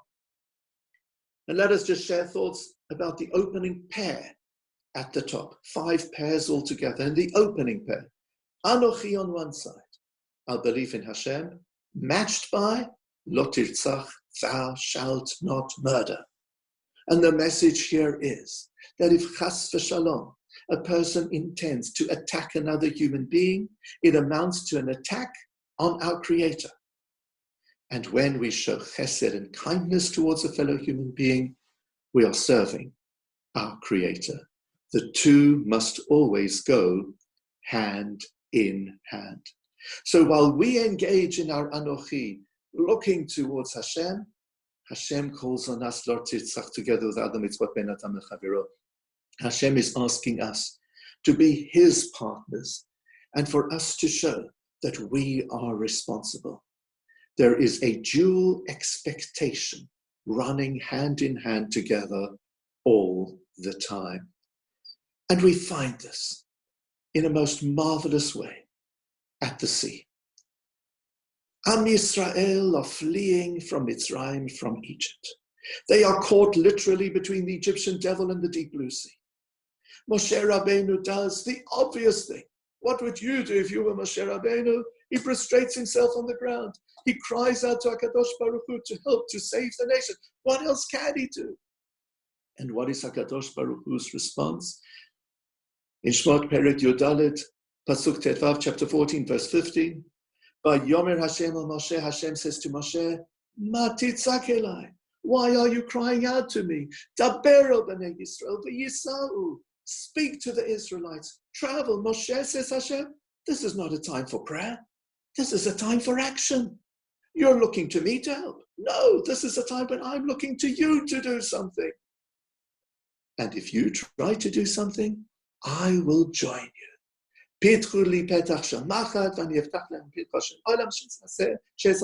Hashem, you open for me the space of the eye of a needle, and I'll open for you the space of a horn. But I need your partnership, says Hashem. You can't just leave it all up to me. You can't just have the Anochi, the belief in Hashem, to sustain this world. Hashem is looking to us to be his partners. So having heard that, Moshe Rabbeinu got up. He spoke to the nation. He told them what Hashem had said. He said, we need to find a strategy. And then Nachshon thought, okay, I'll try this out. And he, with his leap of faith, came into the waters. The people followed, and the rest is all history. Rashi points out in Sefer Bamidbar that Moshe Rabbeinu learned this lesson that HaKadosh Baruch Hu had taught him later on, when his sister was so ill from leprosy, he feared she might die. And Moshe there prays the shortest prayer on record. Kael na rafa na la. God, please heal her, please. 5 short staccato type words. He couldn't have been shorter than that. This was a time for prayer, to connect with Hashem. But he remembered this was also to be a time for him to sit by his sister's bedside, for him to look for medical help, for him to engage in constructive action, because Hashem would be looking to him to be the partner of our Creator at that time. I cannot recall a time when this partnership between HaKadosh Baruch Hu and humanity has been so necessary. We refer to 2 concepts. We refer to bitachon and hishtadlut. Bitachon is our faith, our trust in the Almighty. Hishtadlut is what we should be doing, our strategy for success. While we engage in bitachon, turning to Hashem, Hashem calls on us to utilize our powers and talents of hishtadlut. And that's what the coronavirus is calling upon us to do right now. First of all, to have bitachon, to turn heavenwards, to daven as we've never davened before, to say tehillim, to engage in spiritual activities, to turn heavenwards, and to pray that HaKadosh Baruch Hu should help ourselves, should help our people, should help all of humankind at this very challenging time. And at the same time, HaKadosh Baruch Hu is looking to us. And he's saying, this is the call of the hour for you to do something. What we should be doing is to take the necessary steps to safeguard our health. And in so doing, to safeguard the health and the well-being and to protect the lives of those around us. And as a society at large, to develop medications, to try to develop that vaccine, to see what we can do in order to help.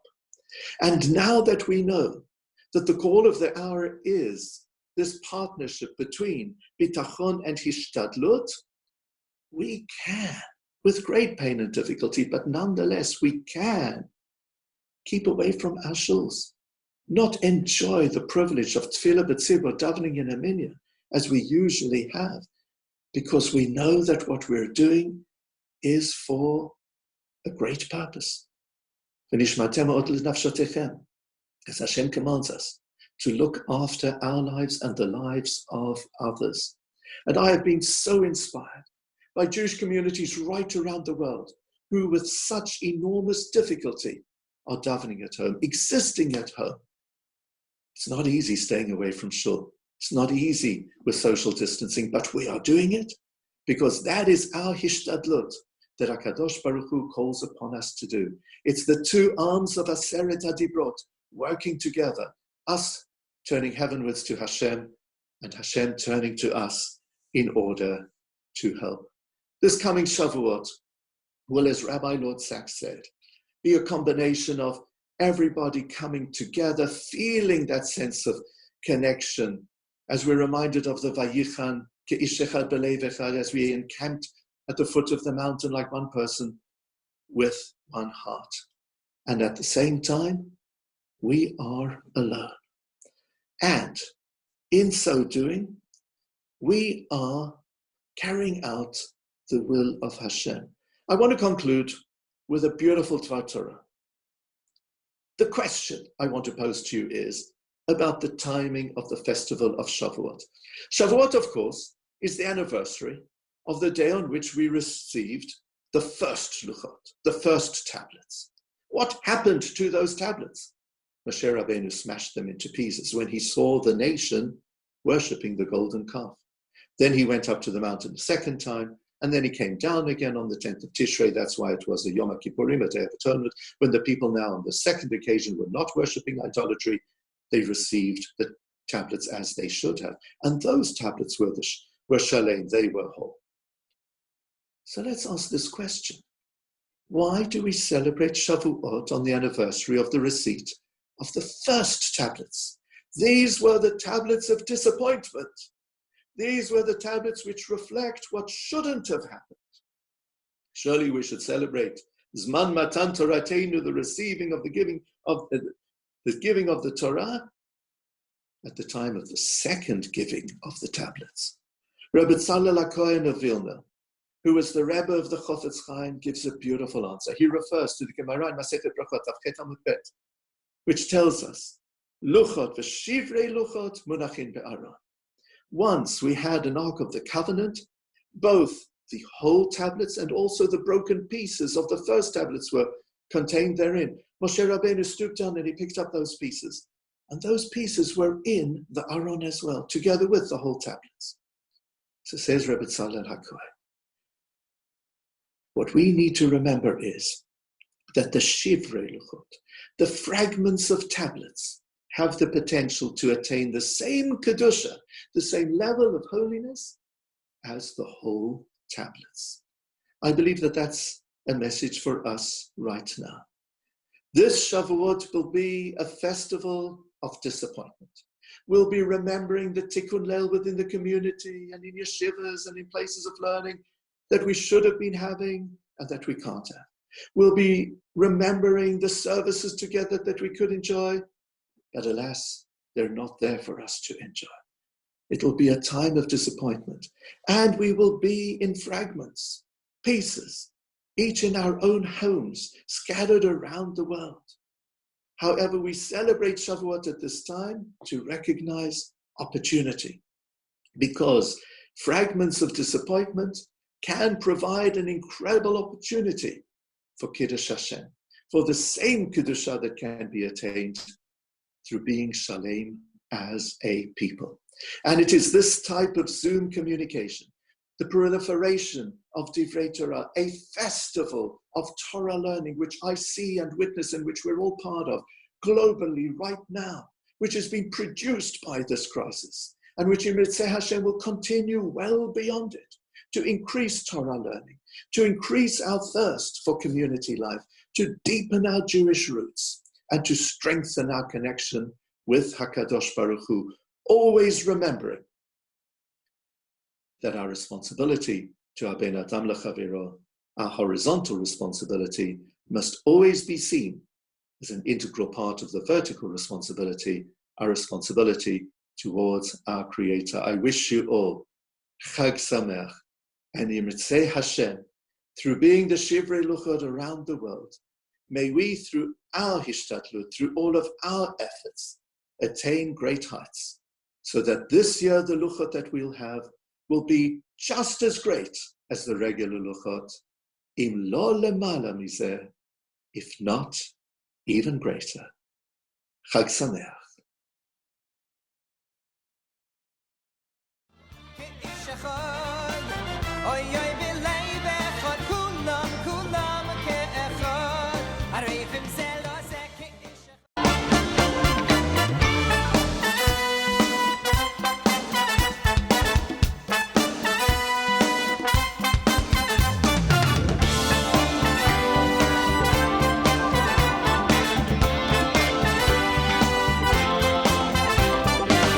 Vayichan Sham Yisrael neged hahar, oy kulanu ke'echad, echad. Vayichan Sham Yisrael neged hahar, oy kulanu ke'echad. Vayichan Sham Yisrael neged hahar, oy kulanu ke'echad, echad. Vayichan Sham Yisrael neged hahar, oy kulanu ke'echad, ke'ish echad, oy oy b'leiv echad. Vayichan Sham Yisrael neged hahar, ke'ish echad, oy oy b'leiv echad. Kulam ke'echad, arevim ze lo ze ke'ish echad, oy oy b'leiv echad. Vayichan Sham Yisrael neged hahar, ke'ish echad, oy oy b'leiv echad. Kulam ke'echad.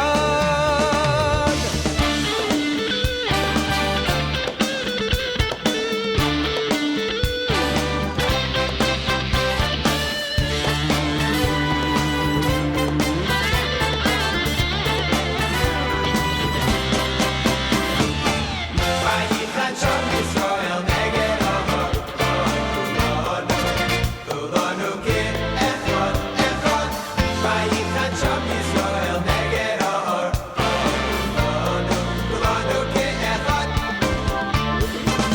Vayichan Sham Yisrael neged hahar, kulanu ke'echad, echad. Vayichan Sham Yisrael neged hahar, kulanu ke'echad, ke'ish echad, oy oy b'leiv echad.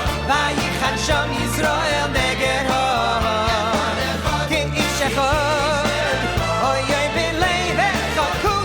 Kulam ke'echad. Hatzadi Rashi so ke'ish echad, oy oy b'leiv echad. Vayichan Sham Yisrael neged hahar, ke'ish echad, oy oy b'leiv echad. Kulam ke'echad.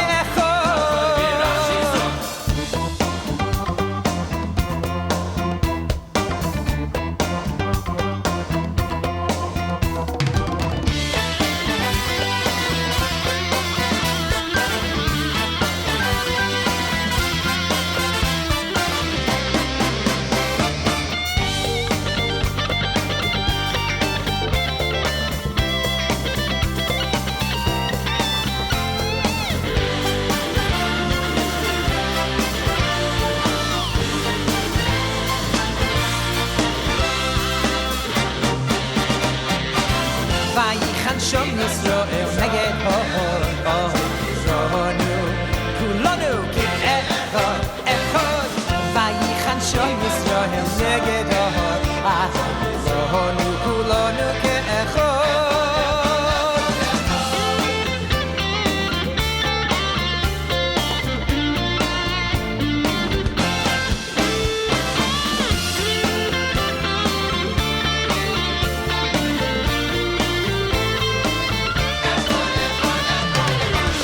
Echad, oy oy b'lein echad, Vayichan Shom Yisrael neged ha'or. Ke'ish echad, oy oy b'lein echad, kulam kulam ke'echad, harevim ze lo ze ke'ish echad, oy oy b'lein echad, Vayichan Shom Yisrael neged ha'or. Ke'ish echad, oy oy b'lein echad, kulam kulam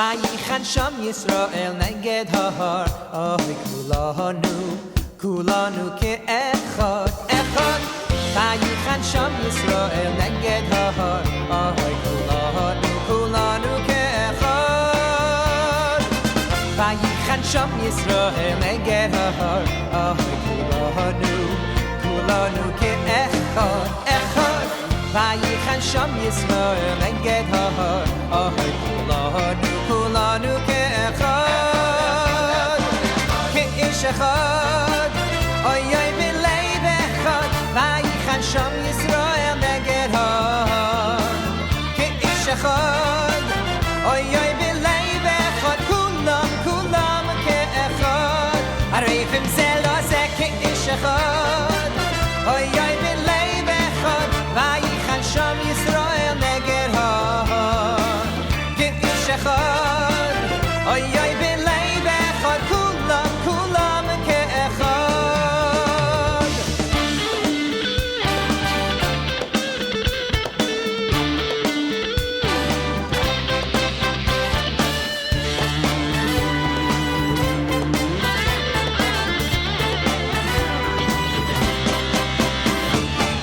Vayichan Shom Yisrael neged ha'or kulanu ke'echad echad Vayichan Shom Yisrael neged ha'or kulanu kulanu ke'echad. We are now approaching the momentous Chag HaShavuos, the giving of the Torah, probably the single most important incident in all of Jewish history, and of which it is said a great miracle happened. Vayichan Shom Yisrael neged ha'or. The entire congregation of Israel was united as if one person. Some Sfarim draw a parallel between Pesach, the first day of Pesach, Chol HaMoed, Achron Shel Pesach, and Pesach, Sfiras Omer, and Shavuos.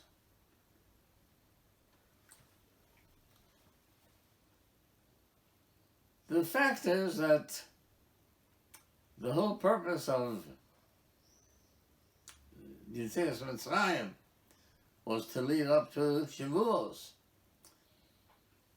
when Hashem appeared to Moshe Rabbeinu in the thorn bush of the sneh, and Moshe had questions as to whether the Israelis were deserving of being delivered.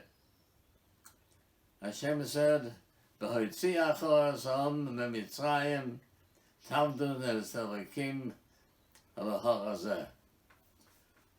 When you deliver the Israelites from Egypt, you will worship Hashem on this mountain. So the purpose of Yetzias Mitzrayim was to lead to Kabbalas HaTorah. I used to wonder why the Torah is so intent on impressing us with Yetzias Mitzrayim. Yes, it was a crucial event in our history. But we are told, L'man tizkor Hashem tzetzcha Mitzrayim, kol yomei chayecha, to remember Yetzias Mitzrayim all of your life.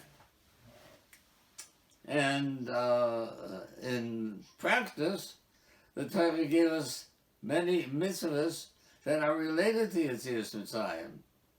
So in addition to Pesach, we say every Friday night at Kiddush, Zecher Yetzias Mitzrayim. When we put on tefillin, we say that the tefillin are Zecher Yetzias Mitzrayim. And the tzitzis are Zecher Yetzias Mitzrayim. And almost every mitzvah is somehow related to Yetzias Mitzrayim. What is the overwhelming importance of Yetzias Mitzrayim? The answer came to me from an unexpected place, but I must give you a little bit of a background for this.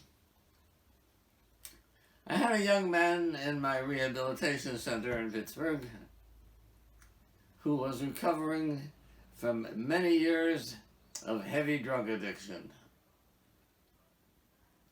After he finished his withdrawal and his initial rehabilitation, I knew that if he goes back to his home in New York, it's only a matter of time before he hooks up with his cronies and relapses into drug use. So I kept him in Pittsburgh for a number of months. As Pesach approached, he tells me that I really would like to be permitted to be at my father's Seder Pesach. And I allowed him to go. After Pesach, he came back, and he told me that when his father started reciting the Haggadah, Avadim hayinu Paro b'Mitzrayim, we were slaves to Paro in Egypt. My patient interrupted his father, and he said, Ava, can you truthfully say about yourself that you were ever a slave? You refer to our ancestors who were enslaved by power, but you don't know what it means to be a slave. I can tell you what it means to be a slave, because all of those years that I was addicted to drugs, I was a slave to drugs. I had no free choice. I did things for drugs that I never thought I was capable of doing, but I had no option.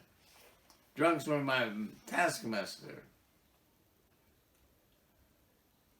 When he told this to me, I realized another aspect of Yetzias Mitzrayim. It is not only being freed from the brutal enslavement of power, but what it is talking about is the enormous importance of B'nai Chorin, of free people. And you're not a free person if you're bound by a taskmaster, whether it be power or heroin or cocaine or alcohol or any of the addictions that take away a person's freedom of choice.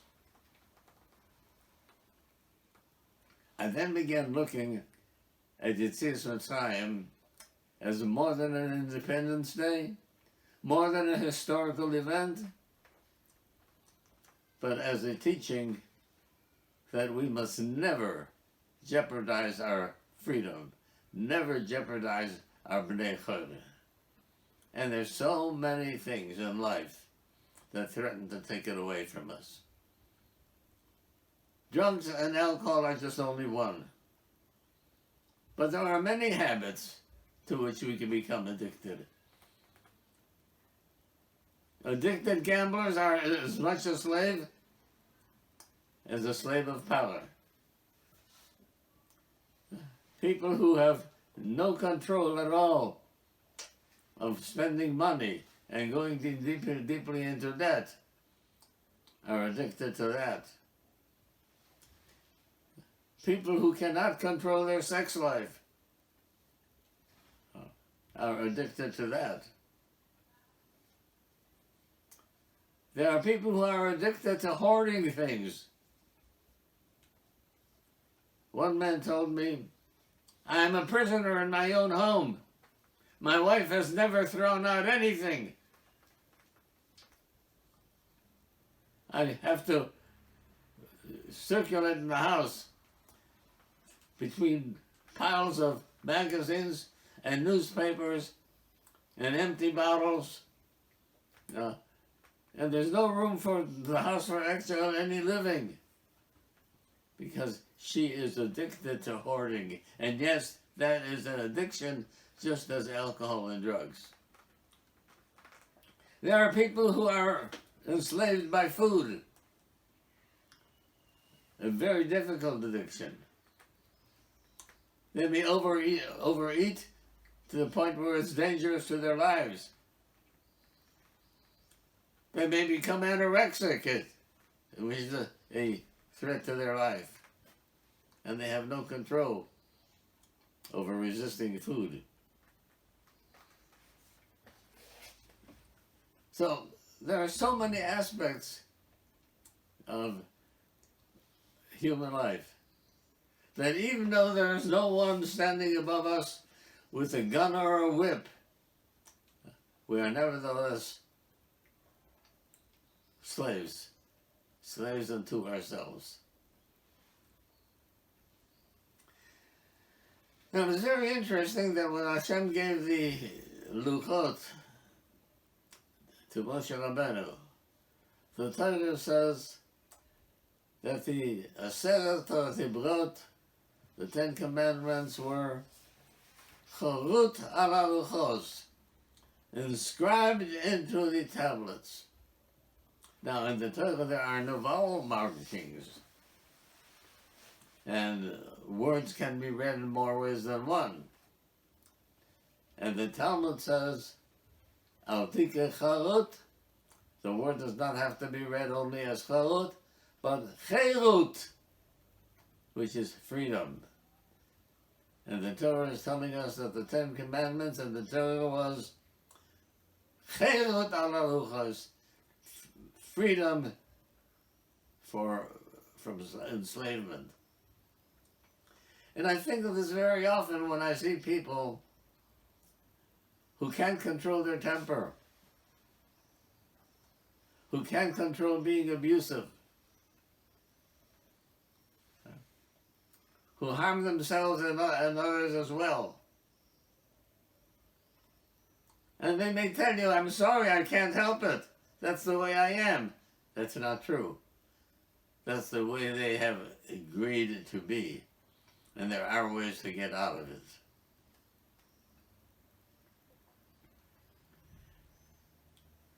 So, the relevance of Shavuos to Pesach is that Pesach was liberation from Paro, a despot, a cruel taskmaster. But unless we absorb the teachings of Torah and practice them, we are actually physical animals and are subject to all the drives that animals are subject to. And without Torah, we are Homo sapiens, intellectual monkeys. But what Torah gives us is Chovos HaMaluchos, freedom of choice.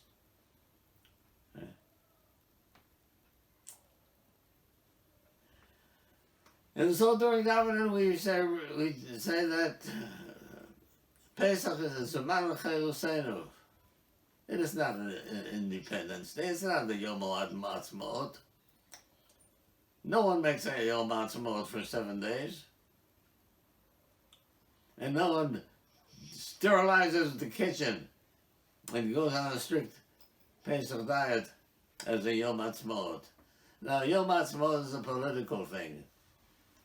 Zeman Chelusenu is a spiritual thing. It takes us out of being animals subject to our body, subject to our bodily desires that are tyrannical, every bit as tyrannical as a taskmaster with a whip and gun, and gives us an option to be free people. And as such, we have pride in achieving this freedom. And how foolish of us to allow ourselves to give up this wonderful spiritual status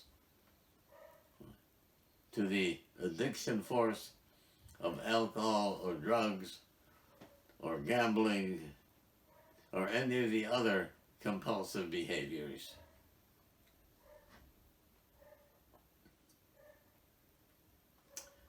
So I think we have to rethink the full impact of what Mountain Torah represents. There are many mitzvahs, 248 positive mitzvahs, 365 restrictions. But these were given to us as mentioned. Animals do not get these mitzvahs. And unless we develop the kind of character that our great tzaddikim have shown us in their lives with their devotion to Hashem, their willingness to sacrifice everything that there is in their lives in order to fulfill the will of Hashem.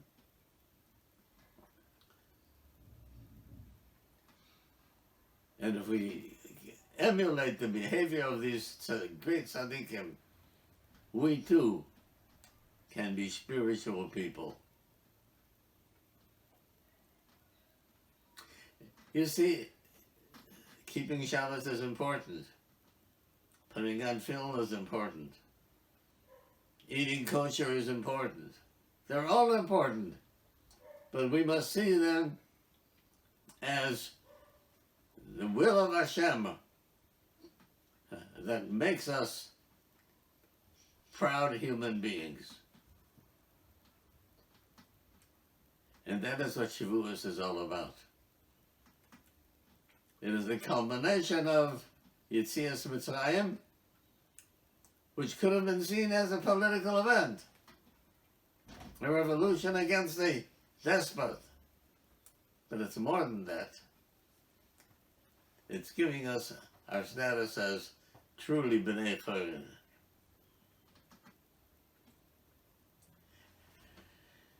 And I now can understand why the Torah wants us to think about Yetzias Mitzrayim every day. Because every day we are confronted by our drives that threaten to take our liberty away.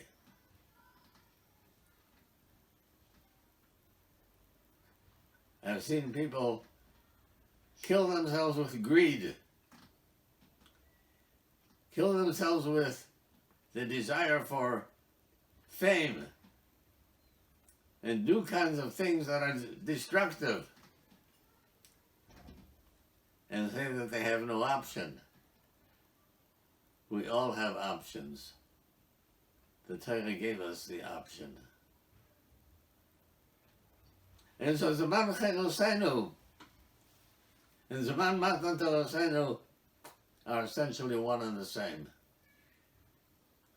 Leaving the land of Mitzrayim with its cruelty and inhuman slavery, we are not yet at the goal. It is only when we stand at the foot of Sinai and are united all in one in dedication to HaKadosh Baruch Hu. It's only Matan Torah that gives us the unique distinction of being spiritual creatures.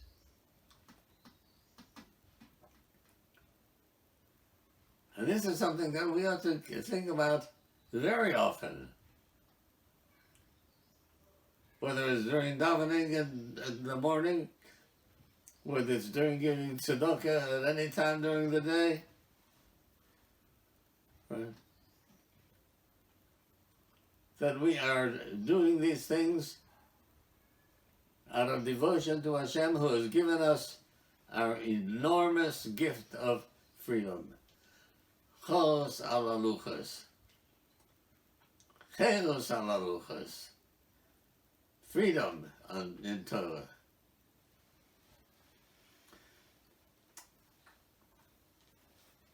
And so with that, I'd like you to rethink the davening of Shavuos. Shavuos is indeed a very delightful yontif. And the milchik delicacies are great. But certainly that's not what it's all about. Being up all night and learning Shavuos is wonderful. But that's not enough. We have to implement all of Torah. We have to implement all of Torah every day in our life, morning, afternoon, and evening. And in that way, Zaman Matan Torosenu becomes a true Zaman Cherosenu. I wish you a wonderful Chag HaShavuos, a wonderful Zaman Cherosenu, and take these teachings to heart. Because after all, that is what makes us unique. And we'll never surrender the pride of our uniqueness as being the children of Hashem. כאיש אחד, אוי אוי בלב אחד, וייחן שם ישראל נגד הוד.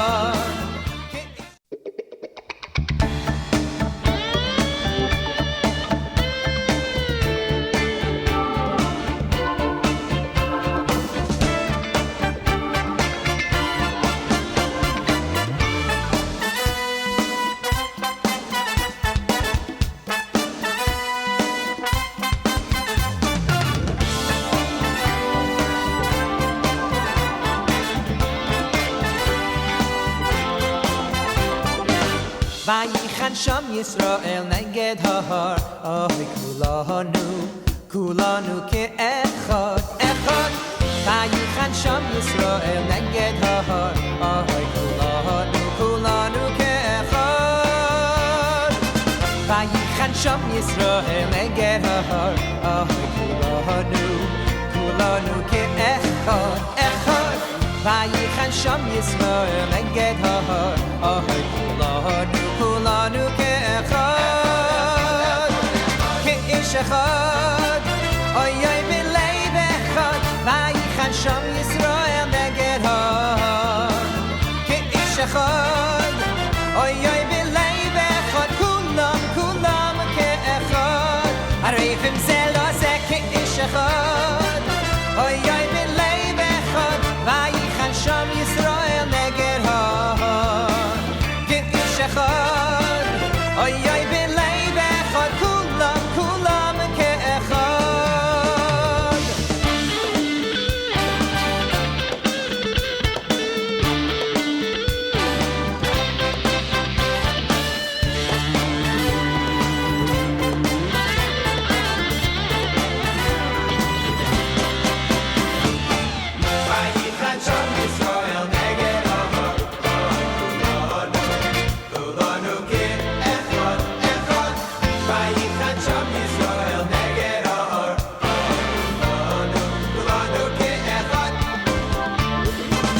Vayichan shom Yisrael neged ha'ar kulanu ke'echad echad Vayichan shom Yisrael neged ha'ar kulanu ke'echad ke'ish echad oy oy b'leiv echad Vayichan shom Yisrael neged ha'ar ke'ish echad oy oy b'leiv echad kulam כאחד עשי רש"י כאיש אחד אוי אוי בלב אחד וייחן שם ישראל נגד הוד כאיש אחד אוי אוי בלב אחד כולם כולם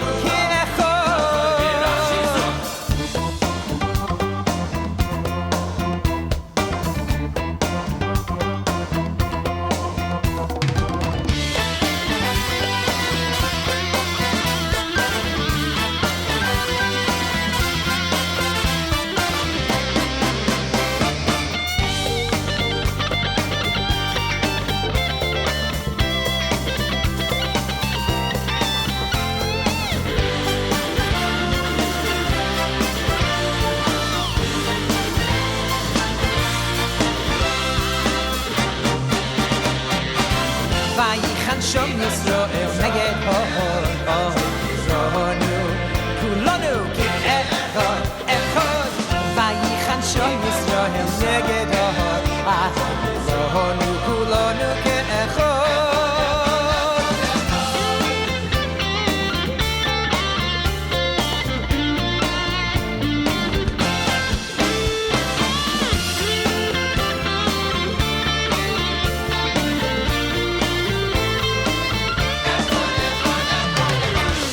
אחד אוי אוי בלב אחד וייחן שם ישראל נגד הוד כאיש אחד אוי אוי בלב אחד כולם כולם כאחד הרי זה לא זה כאיש אחד אוי אוי בלב אחד וייחן שם ישראל נגד הוד כאיש אחד אוי אוי בלב אחד כולם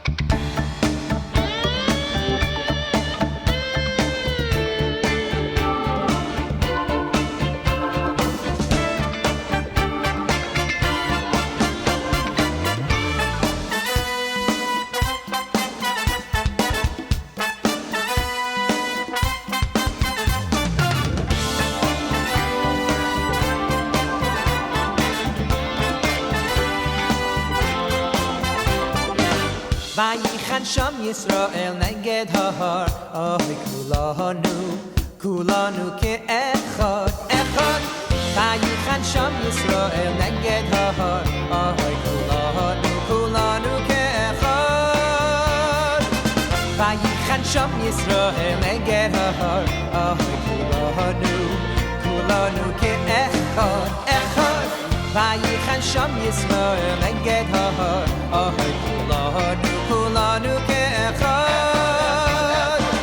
כאיש אחד אוי אוי בלב אחד וייחן שם ישראל נגד הוד כאיש אחד אוי אוי בלב אחד כולם כולם כאחד הרי אם זה לא זה כאיש אחד Oy oy belay bechot Vayichan sham Yisrael neged har Git ish echad Oy oy belay bechot Kulam kulam ke'echad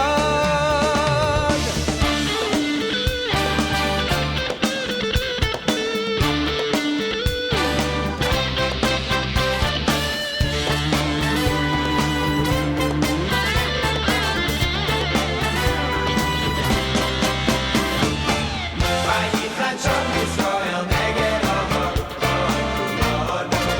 Kulanu ke'echad echad Vayichan sham Yisrael neged har Kulanu ke'echad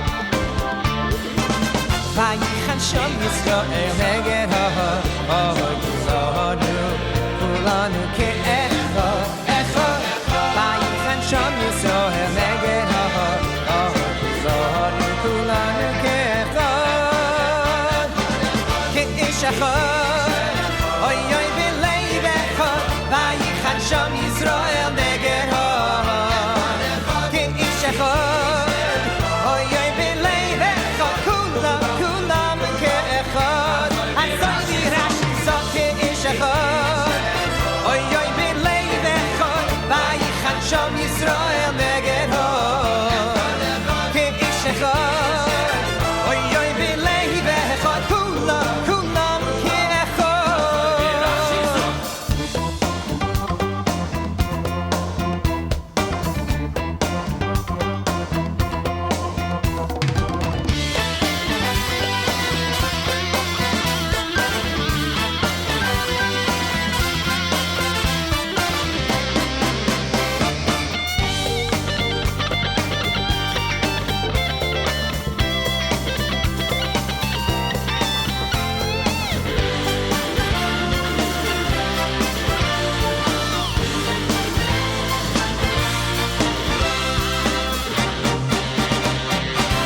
Vayichan sham Yisrael neged har Zohanu kulanu ke'echad echad Vayichan sham Yisrael neged har Zohanu kulanu ke'echad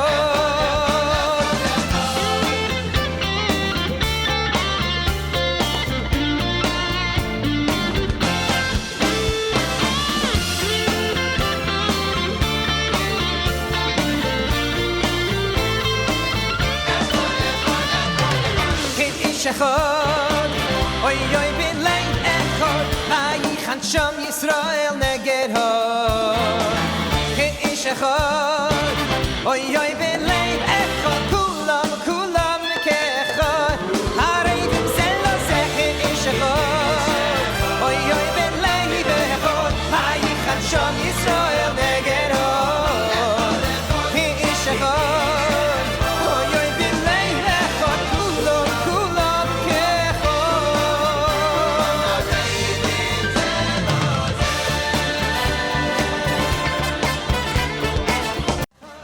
Vayichan sham Yisrael neged har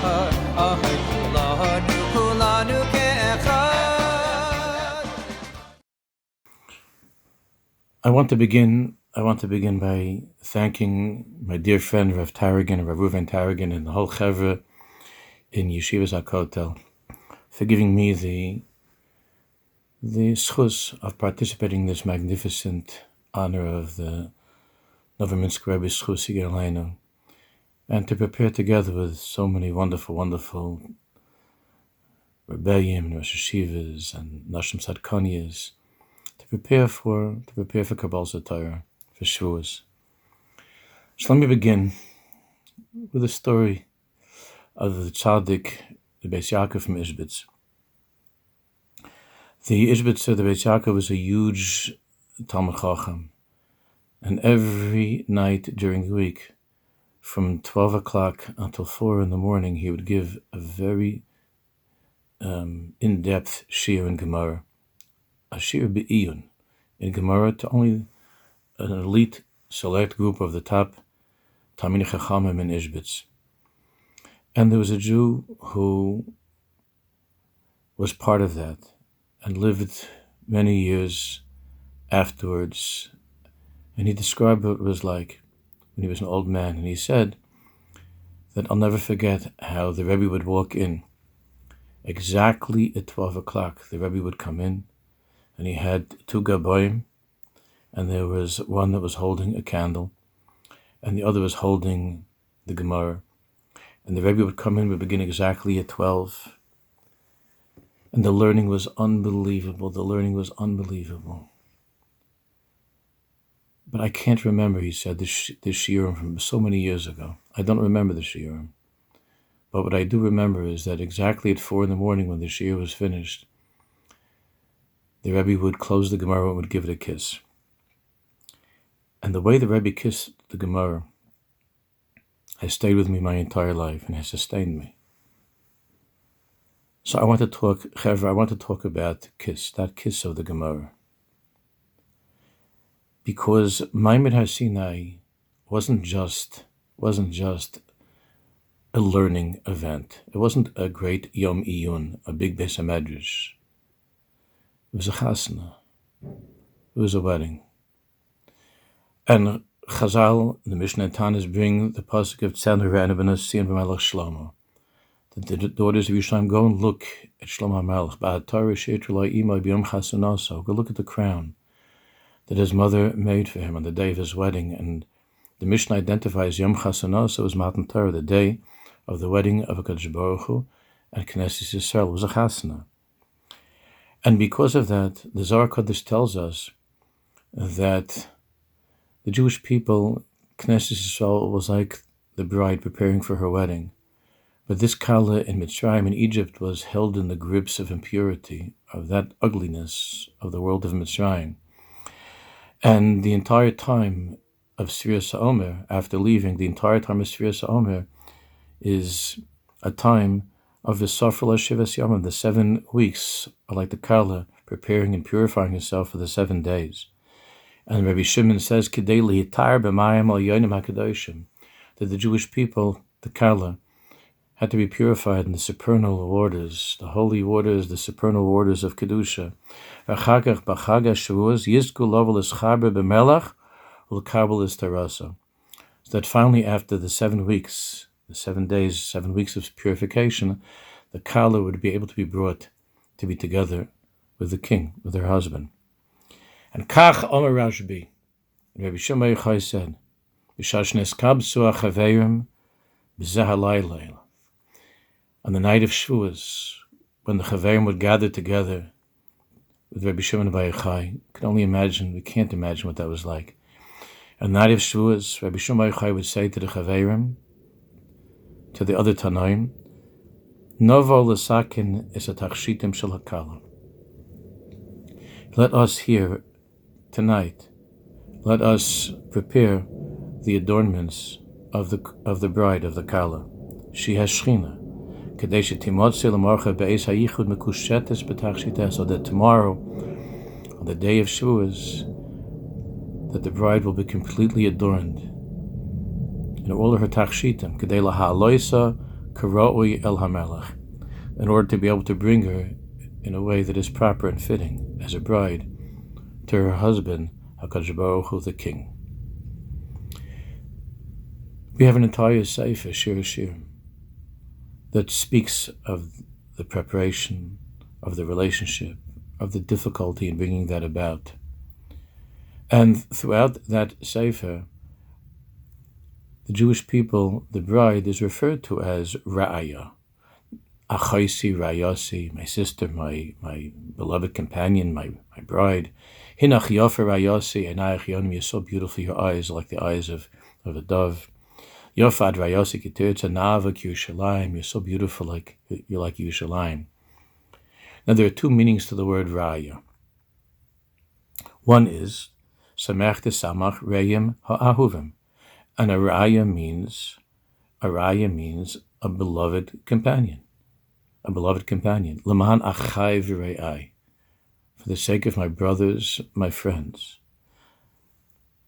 Chavivin Yisrael shenikru re'im, that the Jewish people are very dear to Hashem. We're called re'im of Hashem.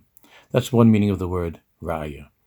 The second meaning of the word raya is from the lashon of ro'eh, reish vav ayin hey, like a shepherd, which means a caretaker. Kivakaras roa edro. Kivakaras roa edro, like the shepherd who is watching after his flock. Yaakov says to Yosef HaTzadik, Elokim haroa osi me'odi ad hayom hazeh, that Hashem has watched over me, has taken care of me for my entire life. And Chazal say an amazing thing. Mahu ra'ayasi. What does it mean?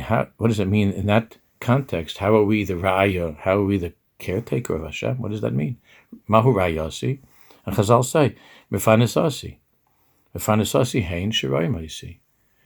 That in some way, if it wouldn't be written, we wouldn't be allowed to say such a thing, but in some way, we Kivyachal are Hashem's caretaker in this world. We look after him. We watch after him. These two definitions of raya correspond to the two roles of the Akeres Habayis, of the Jewish woman, the Jewish wife. On the one hand, there's that raya, which means her role as a woman. Roa, the one who takes care of, the one who helps and takes care of, that is a lashon of roa, of caretaker and shepherd. Because Chazal tell us, the Sugi and Ksubas, that there are two essential roles that the Jewish woman has. One is liyofi.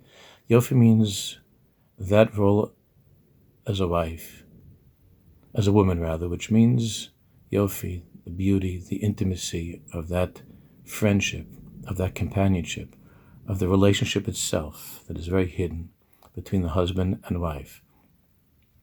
The second role of the woman is to be a wife who takes care of her husband, who takes care of the family, and there it's not particularly romantic. Sheva malachas ish ois labayla. There are jobs that traditionally a woman has in the home in order to see to it that that home be comfortable and to take care of and look after her husband. The Baruch Shalom is the husband, is the balabas. The tzaddikim say that the word breishis in the beginning contains the two words rosh bayis.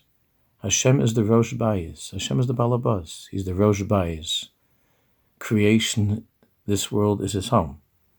The tachlis of creation, as it's spelled out in Chazal and the Tanchuma and discussed at length in the Sfarim HaKadoshim, is nisava HaKadosh Baruch Hu liyos lo dir b'tachtonim. That Hashem, for whatever reason, had a desire to dwell in this world, together with us, to be in this world, and this world is his home. And he has a wife. He has a kala, a bride. Knesset Yisrael. And Knesset Yisrael is the Akeres Habayis of Hashem in this world.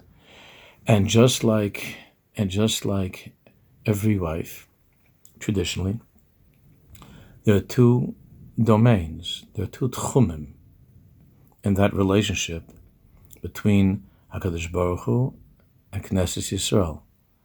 The first is not particularly romantic. It's very, very difficult. The Sheva Malachas, the 7 types of work that correspond to the 7 midas of Chesed, Gvur, Tiferes, and so on, to perfect ourselves, to work so hard, keeping Hashem's mitzvahs, cleaning this world up, preparing delicious meals, kivyachal, for Hashem with our mitzvahs, with our davening, with our learning, to try to drive away some of the darkness, the filth that settles into this house, this world. That aspect of the relationship of being Hashem's wife is filled with nisyanis, with tremendous challenges, and bizyanis. It's so hard. It's so hard. I remember that when we lived in Far Rockaway, there was a wonderful woman on the block, very educated, very refined, and very overwhelmed by her kids. And I remember she would walk out. She walked out on the street, kids screaming and yelling and pulling at her, and she wore a sweatshirt and it said, "For this I went to college. For this I received an education," something like that. It involves a lot of bizyanis, a lot of nisyanis. This world is not an easy place. And Hashem has placed us in this world to work. And it's hard. The work is hard. It's backbreaking. But Hashem trusts his wife. Hashem trusts his wife. They were going to get the job done. And to be faithful to him and to work hard in this world with all of the 7 malachas. With all of those malachas that are required of us. Really, there are 613 mitzvahs and thousands of drabbanans, which are all part of our work in this world as Hashem's wife.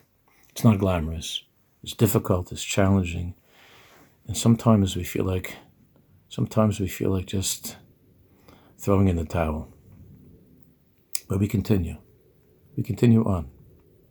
But the second role of Knesset Yisrael as Hashem's bride, even after thousands of years, Hashem's bride, the Kala.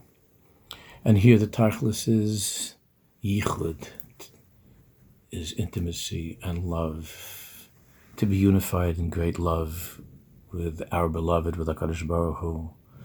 And from that perspective, the vacuuming, the cleaning, the cooking, all of the mitzvahs, all of the things of this world, as valuable and as precious as they are, everything of this world is nothing compared. It's all havalim compared to the tachlis, which is the yichud of Nisav, HaKadosh Baruch Hu, Nisav is a lashon of taiva, and it contains within it the mystery of ani v'ata.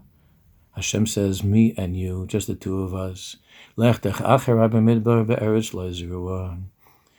nothing that was more romantic than that, than our following Hashem off into the wilderness and to go on that journey, to begin that journey together with him through history. The Midbar, Reb Leib Leger says that the desert was the Cheder HaYichud. It was like the Yichud room. There was nothing else there, just us and Hashem. It's the Cheder HaYichud.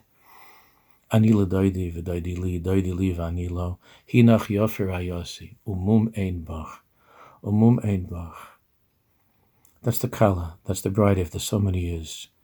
More beautiful than ever. The intimacy, the closeness of the bride, of the Chassan and Kala. Now, Kabbalah Satira, Shavuos, is Yom Chasunasa. And that event began with Anochi Hashem Elokecha and Lo Yilecha Elohim Acherim.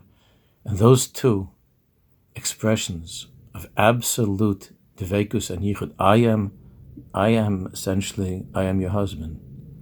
There are to be no others. Only me. It's only me, no one else. Anochi Hashem Elokecha and Lo Yilecha, those could only be heard, Panim al Panim, Peh el Peh, those could only be heard directly from HaKadosh Baruch Hu. Those cannot be heard through a messenger. That's the relationship of Regim Ahuvim. That's the Yichud. That's that Devekus of a husband and a wife.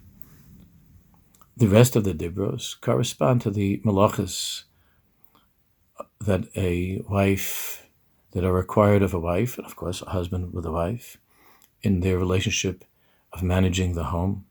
And that refers to the achrayis, to the tremendous responsibilities of the rest of the mitzvahs, positive mitzvahs and negative mitzvahs and so on. Now in Shir Hashir, the pasuk says at the very beginning, Yishakenim in the shikos piyu, Yishakenim in the shikos piyu. I'm asking you to kiss me with the kisses of your lips. Ki tovim d'dechem yayin, because your love is more dear to me than wine. So, like in the tests we used to take when we were in yeshiva, there was a part of the test of mi amar al mi. Who said this to whom? It's a big question. Nishakeim and nishikos piyu. Someone is asking for a kiss. It's not clear, is the Kala asking the Chassan for a kiss, or is the Chassan asking the Kala for a kiss? So the Navi Amos, in Perek Ches, Pasuk Yud Aleph, there's a very well-known pasuk because of the song. Hine yomim boim nu'um Hashem v'shlachti ra'av ba'aretz. Days are coming, and I will send a famine into the land, into the world. Lo rav la'achem, but it won't be a hunger for bread, lo tzarma l'mayim, or a thirst for water. Kim l'shmoas divrei Hashem, there'll be a hunger and a thirst for divrei Hashem. And the Navi tells us what's going to be, particularly at the end of time. V'no'u miyam ad yam. We're going to wander from ocean to ocean. Mitzafim vad Mizrach, to north, east, all around. Yishayta to Levakesh is Dvar Hashem. Jews are going to be seeking throughout the world to find the Dvar Hashem. V'lo yimtzau, and it's going to be very hard for them to find the Dvar Hashem. So in the Gemara in Shabbos, Lef Kuf Lamed Ches, there's a machlokes. What is the Dvar Hashem? What is meant by the Dvar Hashem? Yesh, I remember there's an opinion that says Zu Halacha, that the Dvar Hashem that the Jewish people are going to be desperately looking for, that's Halacha. And Yesh, I remember there's another view that says in the Gemara there that it's Nevuah, it's prophecy, it's Nevuah. In other words, there's an opinion that says that the Dvar Hashem that we're going to be desperately looking for, especially at the end of time, is the Gemara, is learning the Gemara, Zu Halacha. And the other opinion says Nevuah, it's prophecy. That means the Beis Yaakov's kiss of the Gemara, Yeshakedim and the Shikois Piyu. Because there are two kisses, Yeshakedim and the Shikois Piyu. There's the kiss of Halacha. And Hashem is asking for that kiss, that we kiss Him with that faithfulness, that loyalty of being Jews, Hashem Torah Mitzvahs. There's the Neshika of Halacha, of taking care of our responsibilities in this world. And then you have the Neshika, the kiss of prophecy of Nevuah, where the Kala is asking HaKadosh Baruch Hu, and the Kala is saying to Hashem, Master of the world, it's so hard for us. We want to serve you faithfully, but it's been so many years since we felt that closeness. It's been so many years since we felt beautiful in your eyes, since we felt like a woman, like a bride. We're working hard as a wife, but as a woman, as a bride, it's been so many years, it's so hard. There was an old song when we were in high school, I know a woman who became a wife. These were the very same words she used to describe her life. A woman who became a wife. And Knesset Yisrael is saying, Rabbi Shalom, kiss us with that kiss, that we should remember that we're your bride, that we're your Kala. So, on the one hand, Knesset Yisrael, the Jewish people, are chalishing a longing for the time of the first Beis HaMikdash, what it was like when there was prophecy, there was Nevuah, there was such an intimacy, a closeness, the Kruvim. It was a time that began with David HaMelech, and then Shlomo HaMelech, and Shir Hashirim, and Yichud, and beauty, and Malchus. That was the first Beis HaMikdash. It was so beautiful. It was so romantic. Rav Kook calls it the period of Ha'idei Ha'elokis, of the divine idea, of that relationship, that intimacy.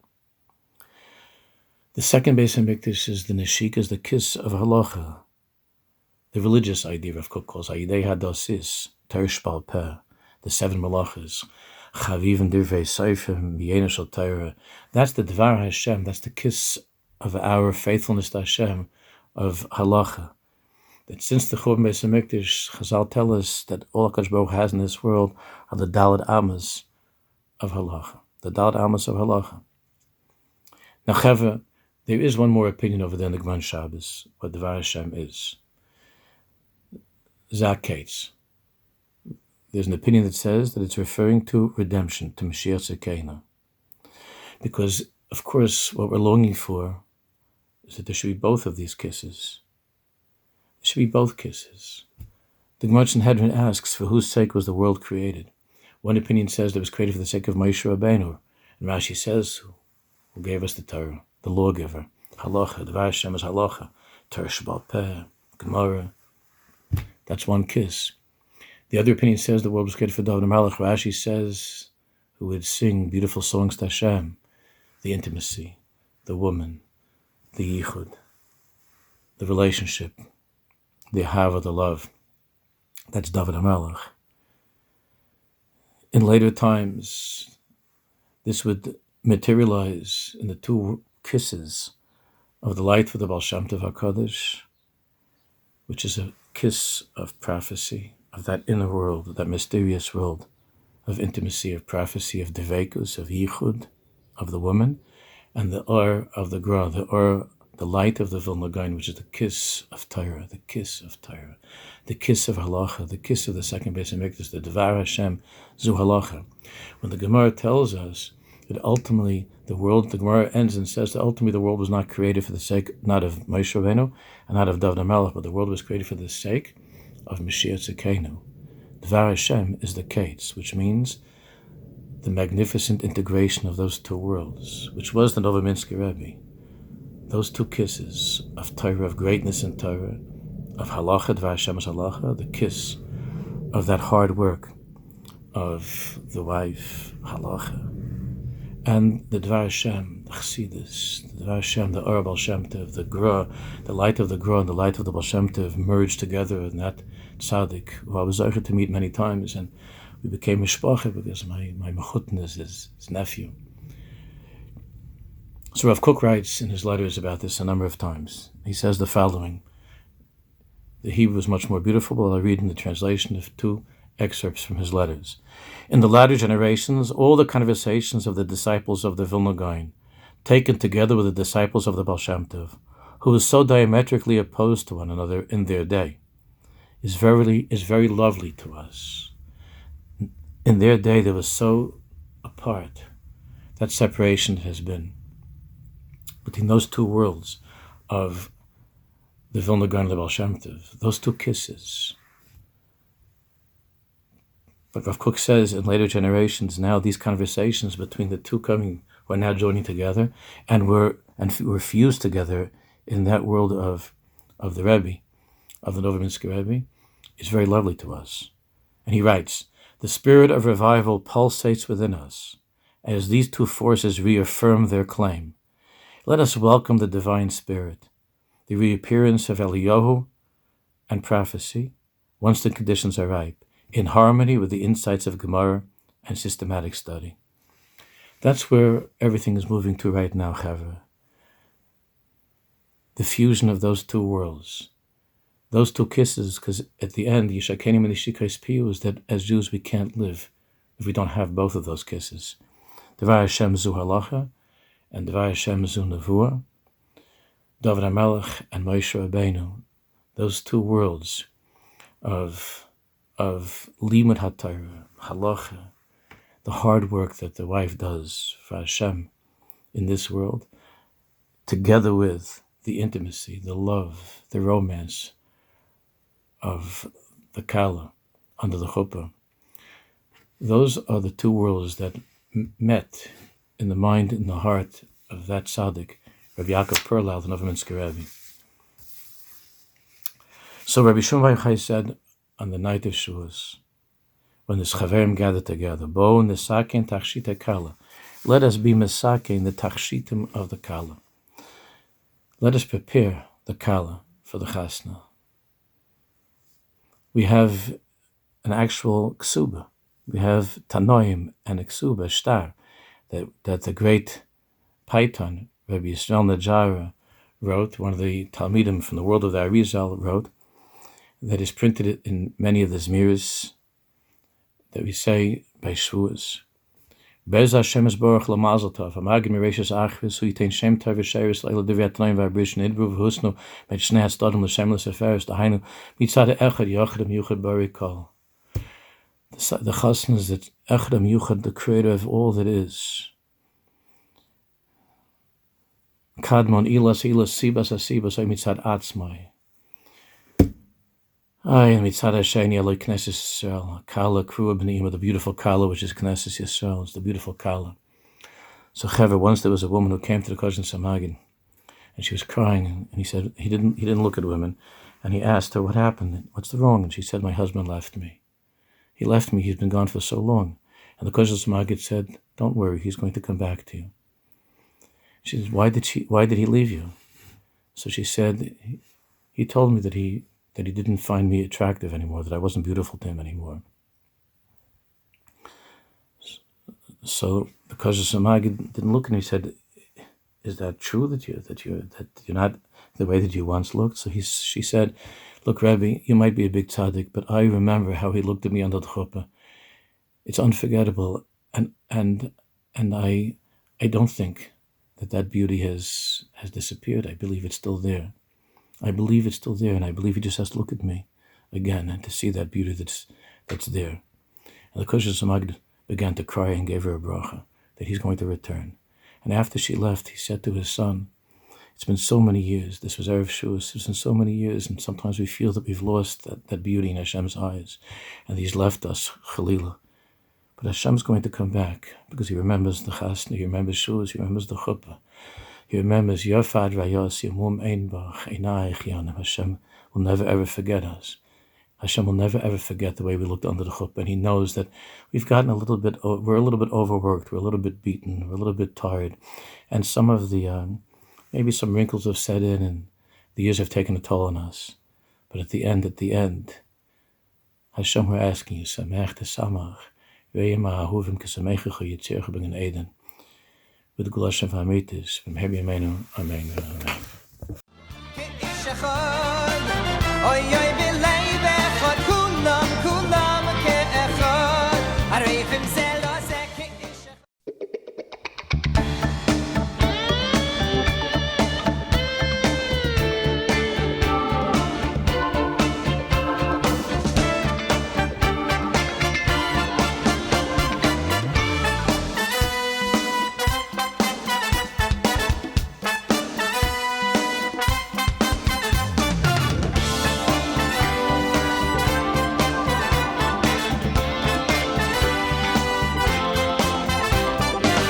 Vayichan Sham Yisrael neged hahar, kulanu ke'echad, echad. Vayichan Sham Yisrael neged hahar, kulanu ke'echad. Vayichan Sham Yisrael neged hahar, kulanu ke'echad, echad. Vayichan Sham Yisrael neged hahar, kulanu ke'echad, ke'ish echad, oy oy b'leiv echad. Vayichan Sham Yisrael neged hahar, ke'ish echad, oy oy b'leiv echad. Kulam ke'echad, arevim zel ozeh ke'ish echad, oy oy b'leiv echad. Vayichan Sham Yisrael neged hahar, ke'ish echad, oy oy b'leiv echad. Kulam ke'echad.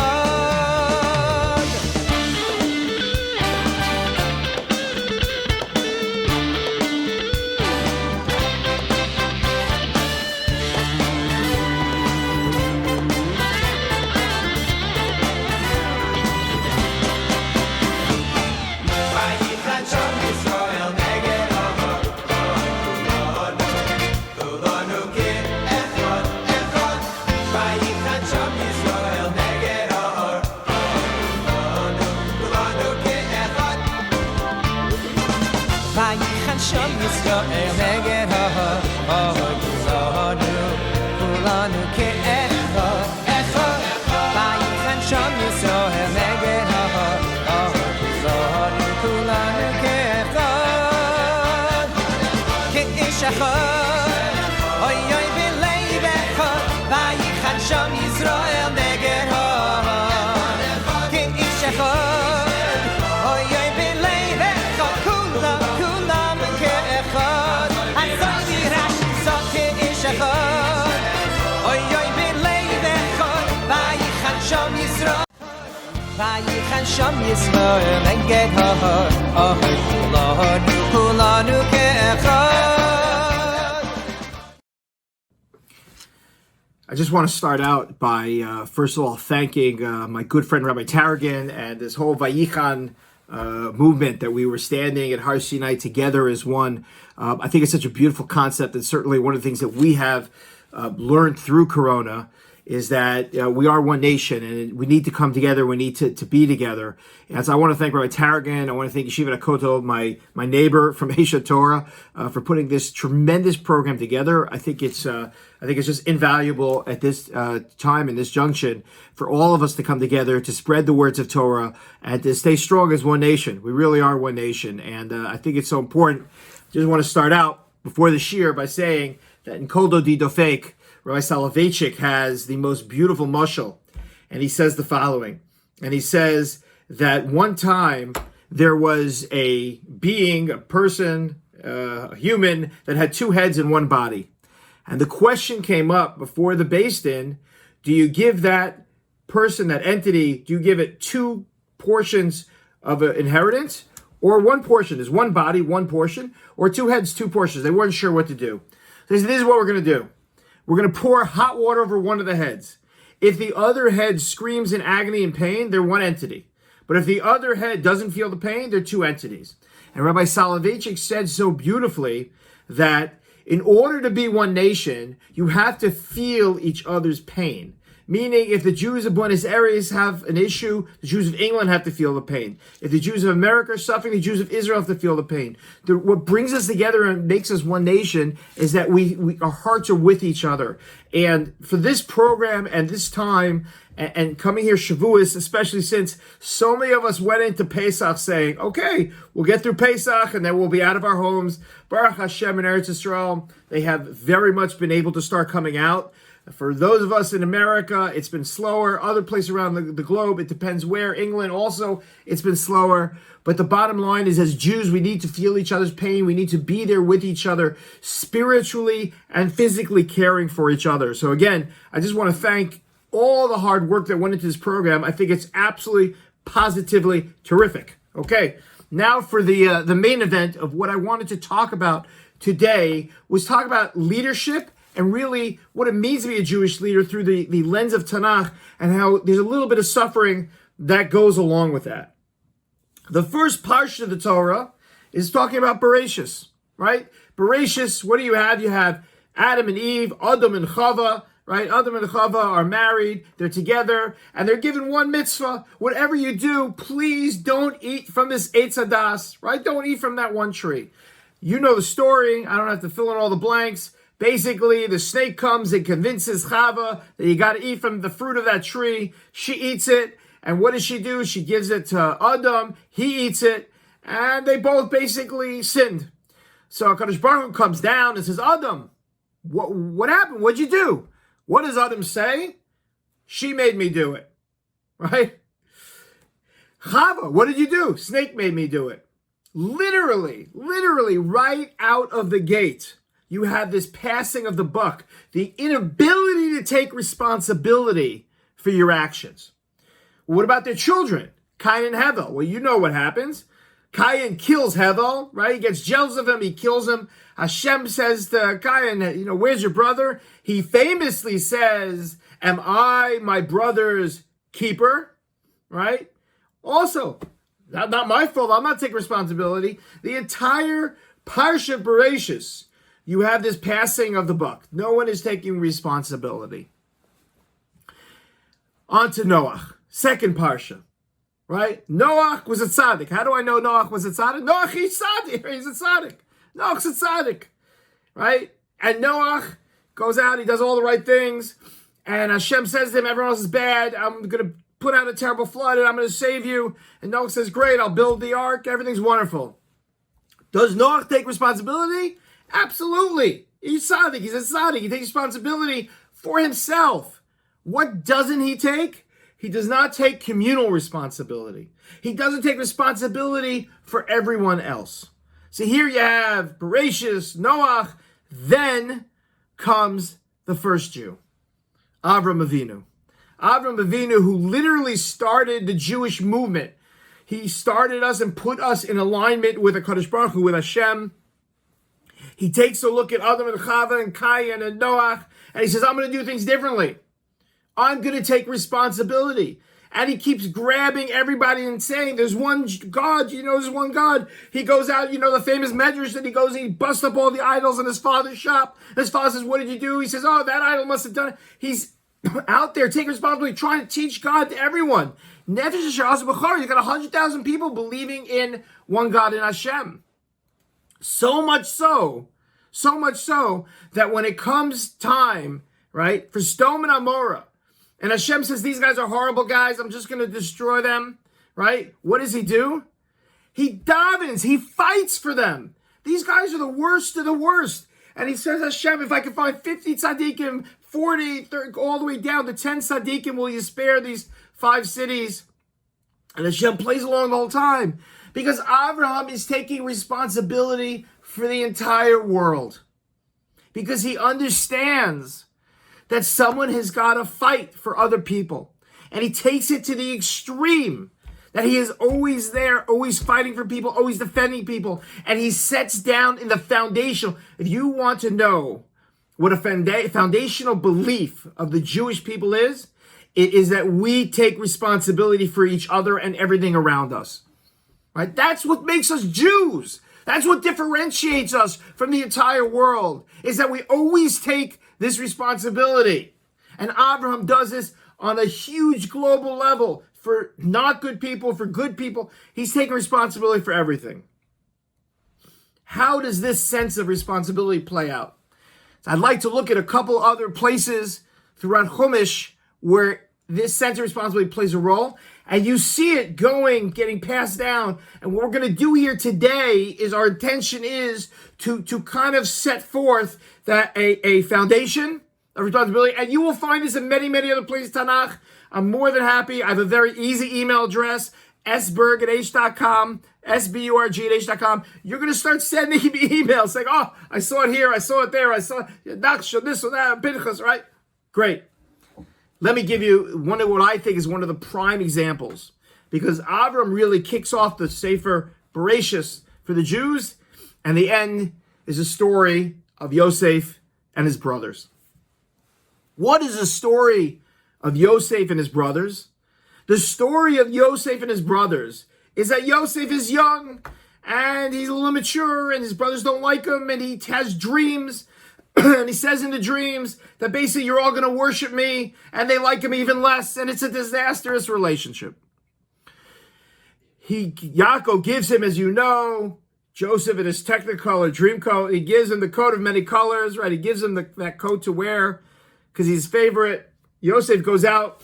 Yaakov sends him to go track down his brothers, and disaster strikes. Firstly, they grab him, they throw him in a pit, right? Reuben says, throw him in the pit. Reuben says, we can't do this, right? And they want to kill him. And then, by the way, Reuben disappears. We'll talk about Reuben more in a few moments.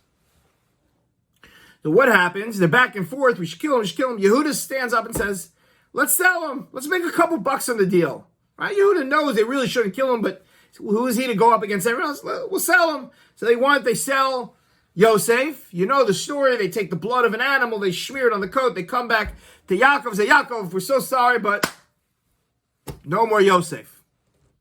Trying to look as upset as they could, as they probably had a look of glee in their eye. And at that point, Yaakov is inconsolable. They cannot calm him down. And they don't know what to do. So what do? They blame Yehuda. Yehuda says, you're blaming me. You wanted to kill him. They said, yeah, but it was your fault. And there was a split between Yehuda and the brothers. And this is where you get one of the strangest stories in Tanakh. Many schools skip over this story, but this story is integral if you want to understand the whole science of responsibility. Yehuda has a son named Er, has to get him married.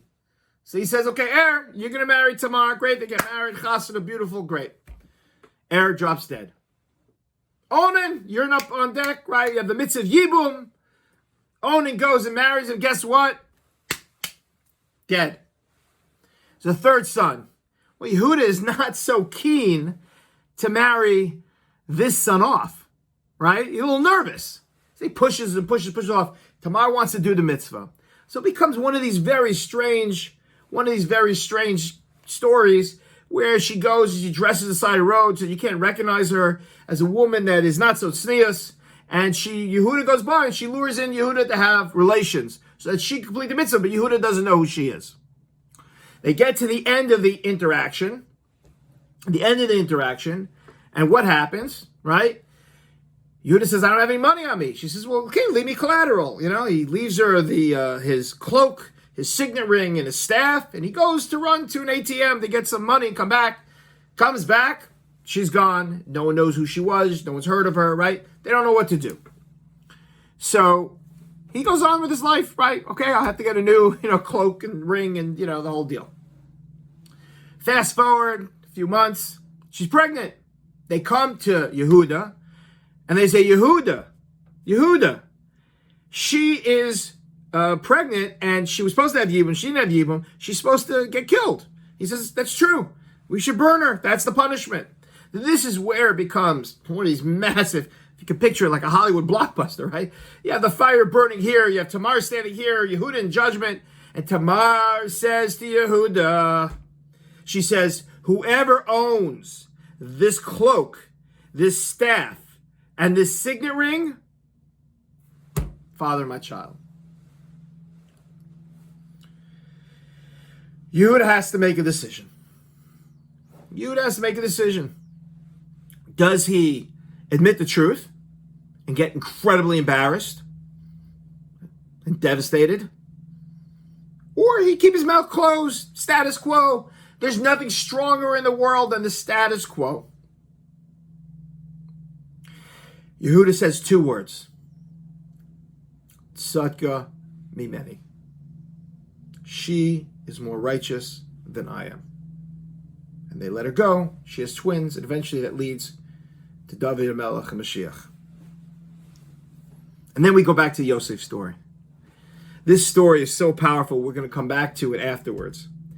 But what Yehuda established here, Tzadka mimeni, admitting the truth, even if it's embarrassing, it's reminiscent of another question that's asked in Tanakh. Very famous question. Reb Chaim Shmulevitz Zatzal, Rosh Yeshiva Namir, asked this question. He says that Shaul was the first king of the Jews, of Klal Yisrael. And he went out, he's supposed to kill Amalek. He doesn't kill Amalek. And what happens? Shmuel comes and says, you're out of here. Your kids are gone. That's it. The line stops here. David HaMelech goes out and sins with Bathsheba. And then the Nevi'im say, it's okay. Okay, Nassim says, okay. You'll do tshuva, it'll be fine. What's going on? So says Reb Chaim Shmulevitz beautifully. He said, it's all in the reaction. If you look at what Shaul said, right? He says when he's first accosted, Shmuel says, what's going on? He says, the people, they made it. He starts to blame someone else. The second you do that, you can't be a leader of the Jewish people. Shmuel says you're gone. When David is confronted, David, how could you have done this sin with Bathsheba? He says 2 words. Chotasi laHashem. I sinned against God. Chotasi laHashem. He takes responsibility. Sounds familiar. Yehuda says, Tzadka mimeni. David says, Chotasi laHashem. Right? This is Yehuda and David. We're going to get back to this because we want to get back to Yosef's story. Right? But this is leadership and this is responsibility. Leaders take responsibility. This is what Avram envisioned and this is what carries throughout Tanakh about Jewish leaders. Back to the story of Yosef. Yosef goes, as you know, down to Egypt. He winds up being in the house Potiphar, and he winds up rising up all the way until he gets challenged, and he gets thrown into jail, and he's in jail. He interprets the dreams for the baker and for the butler, the person that brings out the wine, and sure enough, as he interprets, the baker gets killed, and the butler gets returned to Paro, and eventually, when Paro has some dreams, he says, is there anyone who can interpret them? And the butler says, I know this guy, Yosef. Let's bring him out. They bring him out. He does such a good job. They make him the second in command of all of Egypt, and he saves them from famine. It's like a play. This is why they made a play out of Joseph the Tekla Dream Club. They bring the Jews, right? The Jewish guys come back. It's a famine. They come to Egypt because they heard there's food there. Yosef spots them, but doesn't say who he is, and they can't recognize him, right? Who would have thought he'd be number 2 in all the land of Egypt? Yosef, says to them, there's another brother, fine, I'm going to hang on to Shimon here, but you got to bring Binyamin. The youngest brother's not here. That was Yosef's full brother. Bring him, otherwise don't come back.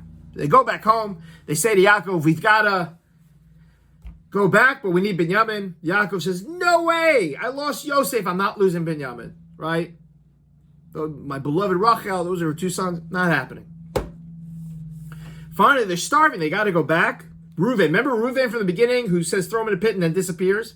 Reuven pops back in the scene and says, I'll tell you what, Dad, here are my kids, and if I don't bring Binyamin back, you can kill them.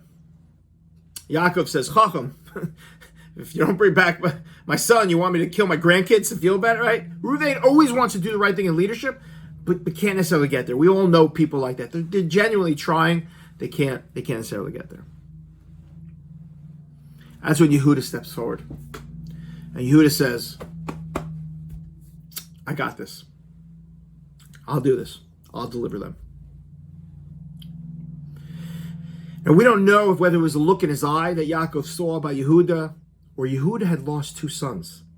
So Yaakov knew that Yehuda understood what it meant to lose 2 sons. Yehuda takes Binyamin. They go up to Yosef. Yosef showers Binyamin with affection, not letting him know. He wants to see if the jealousy is still there. Takes his goblet, his chalice, sneakily, if that's a word, he sneaks it into the bag of Binyamin, right? They go on their way. Sure enough, they send the Egyptian cops after him. They open the bags. They find the chalice in Binyamin's bag, and they bring them all back. And Yosef says, I'm a good guy. I get it. Binyamin, he's a young guy. He's a pickpocket. Leave Binyamin. You can go back home. That's when Yehuda steps forward. And Yehuda says, now remember, Yehuda doesn't know that Binyamin didn't really steal it at this point in time. He says, I can't go back without Binyamin. If you need to keep someone here in jail, take me. Take my life for his life. And that's when Yosef loses it. Throws everyone out and says, I'm Yosef. Is my father still alive? Why? What happened? What made him break down? Yosef sees that Yehuda is not the same Yehuda. He sees the willingness to sacrifice, to take responsibility. He sees that Yehuda, who couldn't bring himself, Yehuda knew they shouldn't kill him, but he couldn't fight the brothers, he said, to sell him. That Yehuda's changed. He says, take my life. Take my life for Binyamin's. What changed in Yehuda? What changed in Yehuda was Tamar. He realized that even if you could embarrass yourself, you had to tell the truth. You had to take responsibility. A Jew always has to take responsibility. That lesson, it brought him to the point that he knew when Binyamin's life is on the line, I got to do the right thing. That's all that matters. It's Jews sticking up for other Jews. And this continues on and on and on. If you look at Sefer Bamidbar, another time you can go through the whole Sefer Bamidbar and see this Mahalach, but it gets to the point of Matos, where you see in there 2 things. Remember, the first half of Bamidbar, they're rebelling. You have Korach, and you have Meraglim, and you have the Slav, the Quail. Rebellions galore. Everyone's fighting. You get to the end, 2 things happen. Number 1 is they go to war in Matos, and they come back and they say, Moshe, no one died. We want to give extra. Moshe doesn't know what to do. They want to give extra. Hashem says, take it. But Adam Lamakom,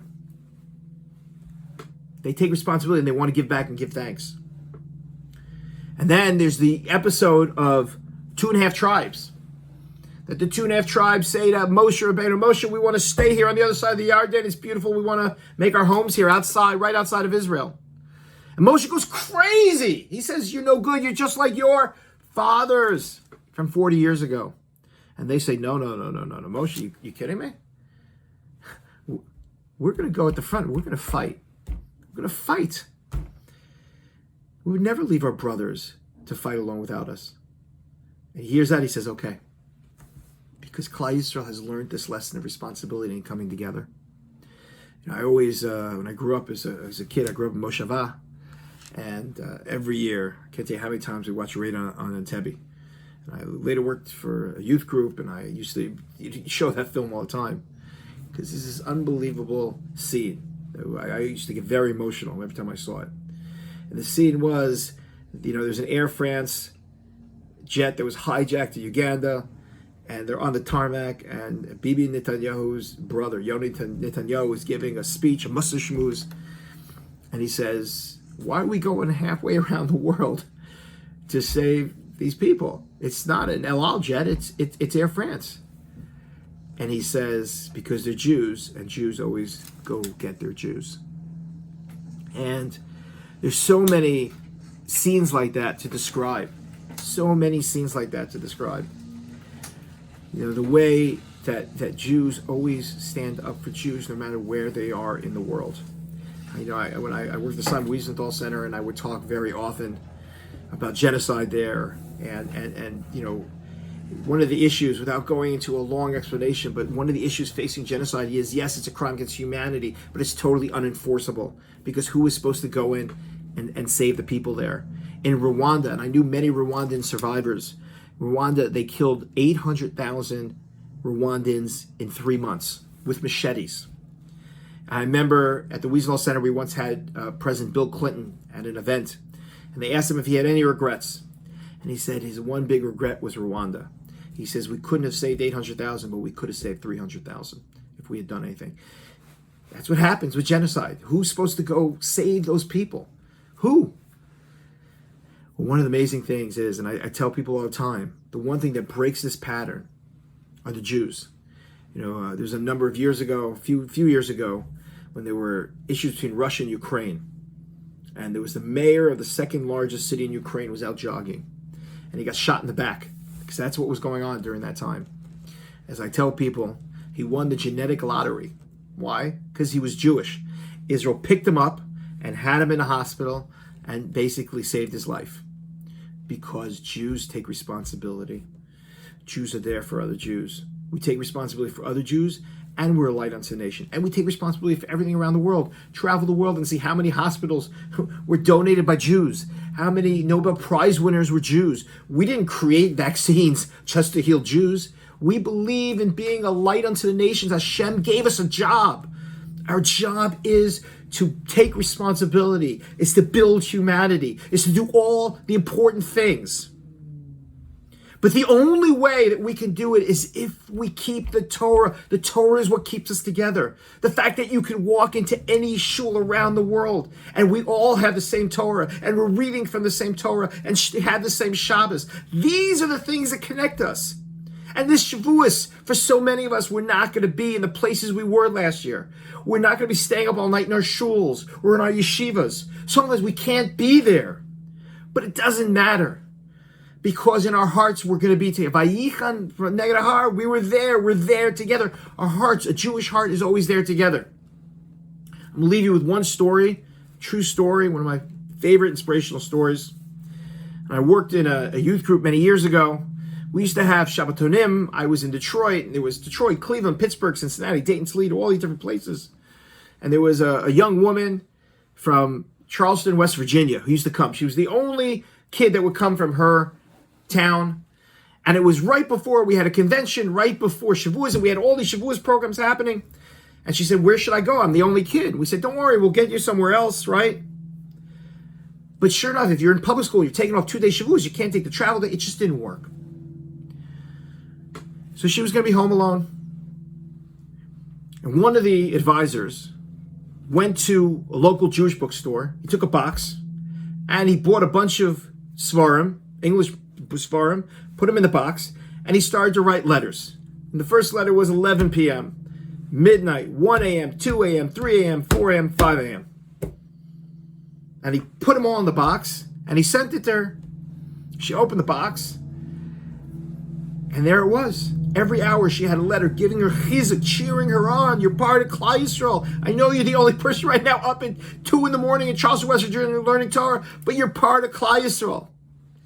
And so, like, I looked on the internet today and I saw these beautiful programs dropping on boxes of Sfarim for Shavuos. That's all I could think about. The secret of the Jew is very simple. When we stood at Har Sinai, we were one. And today, no matter where we are in the world, we need to be one. Because when we are one with the Holy One above us, then nothing can stop us. We could do great things for the world, for the Jewish people. So I want to wish all of you an incredible Yom Tov. You should have with strength, with energy, and the Almighty should take this plague away very quickly. And the second we get out of our homes, we got to thank Him by learning Torah and changing the world. Thanks you so much. Chag Sameach.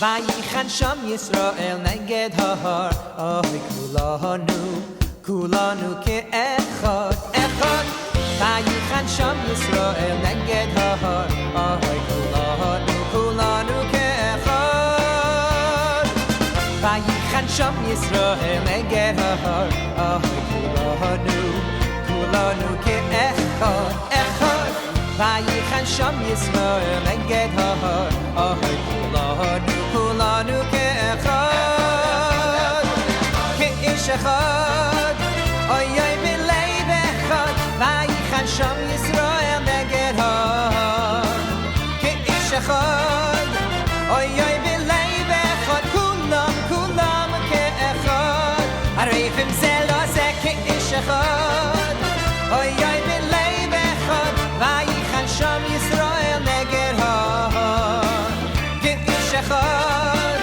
oy oy b'leiv echad kulam ke'echad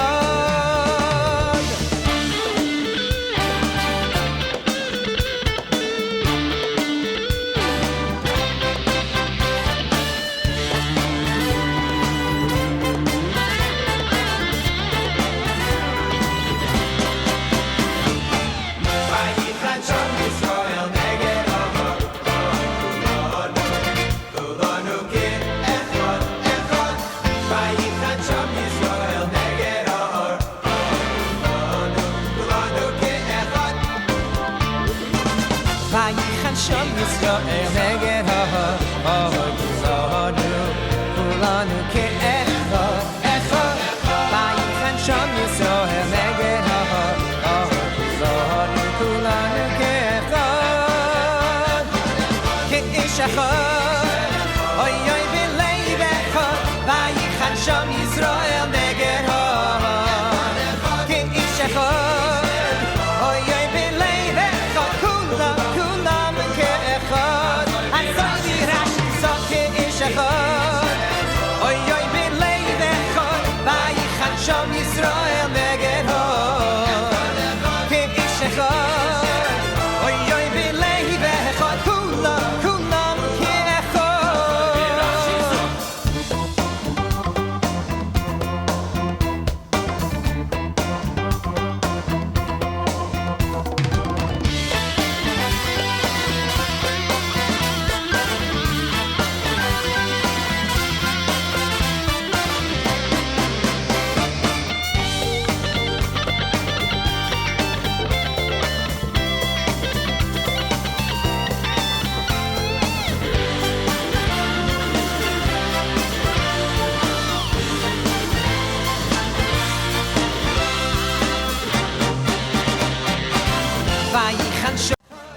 Vayichan sham Yisrael neged har kulanu ke'echad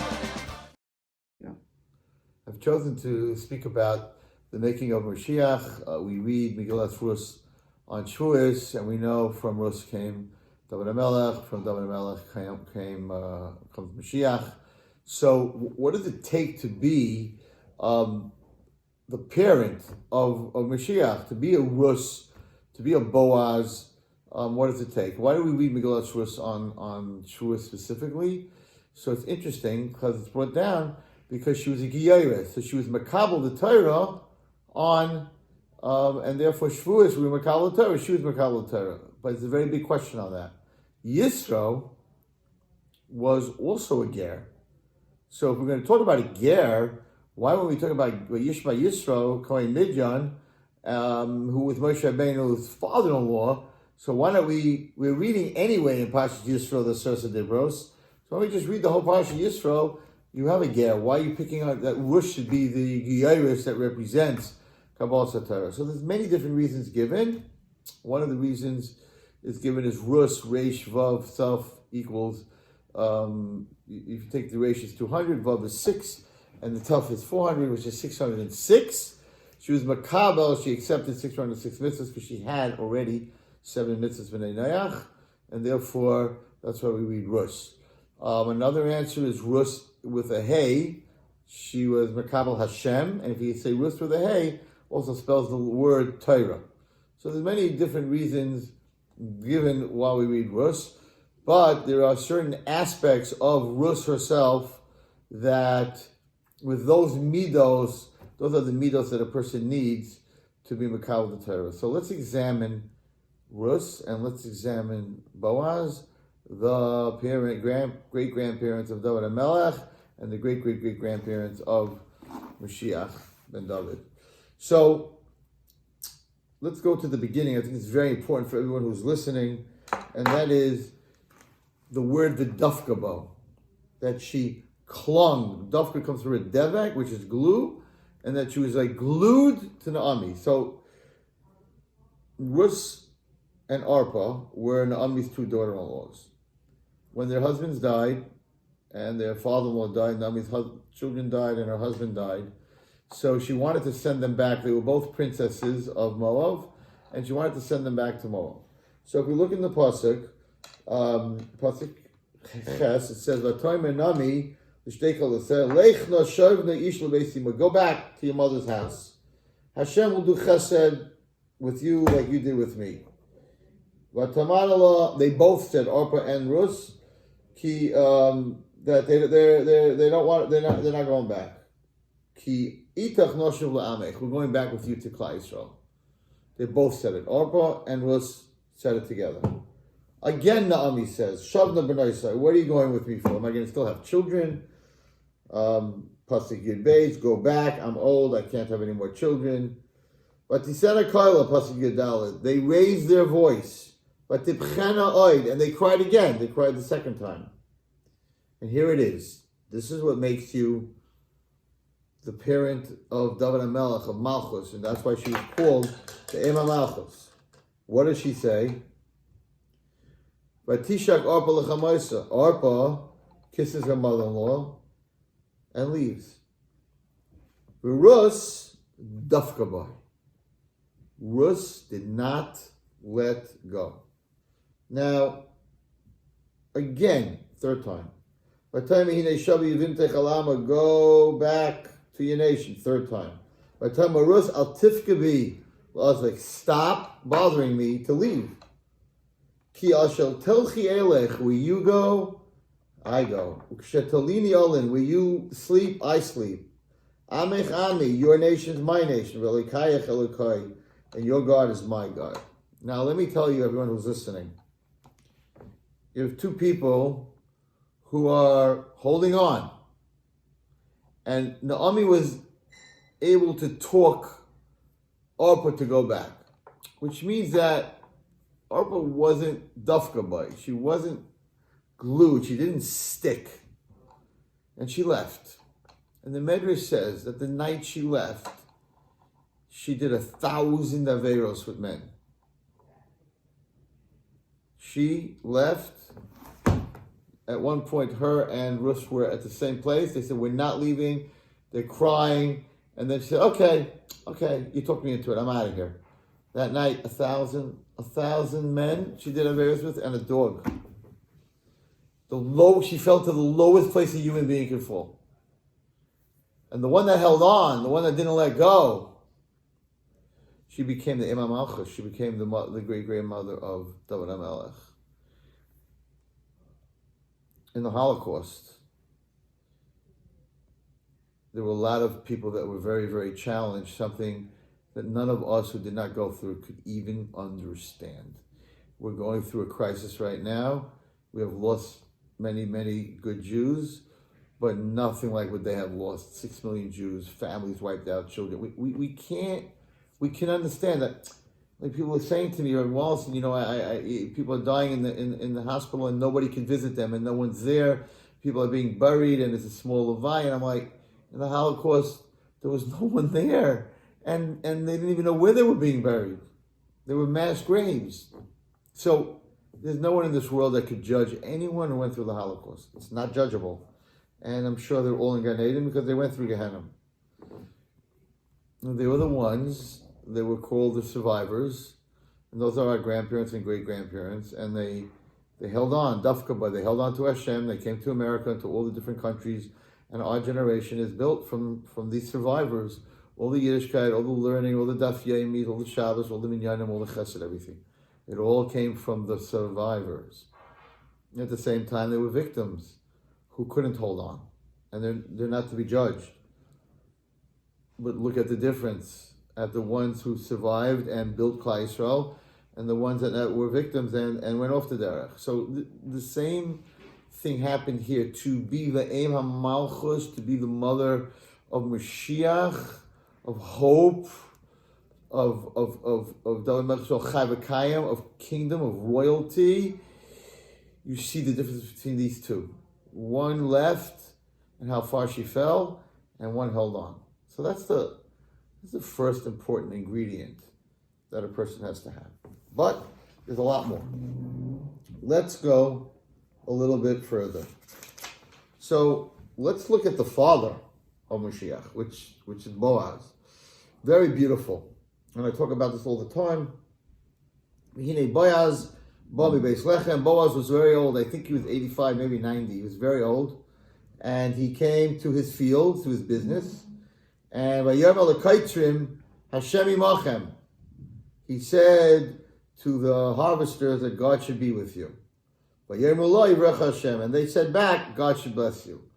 So we learn from here a very important lesson. Boaz came to his field. He didn't say, so what time did you show up today? How much work did we get done? Let me see the production records. No. First thing he said to his workers is, bottom line is, the most important thing to me is that God should be with you. And what did they answer, these workers? Wow, with such a boss, Hashem should bless you.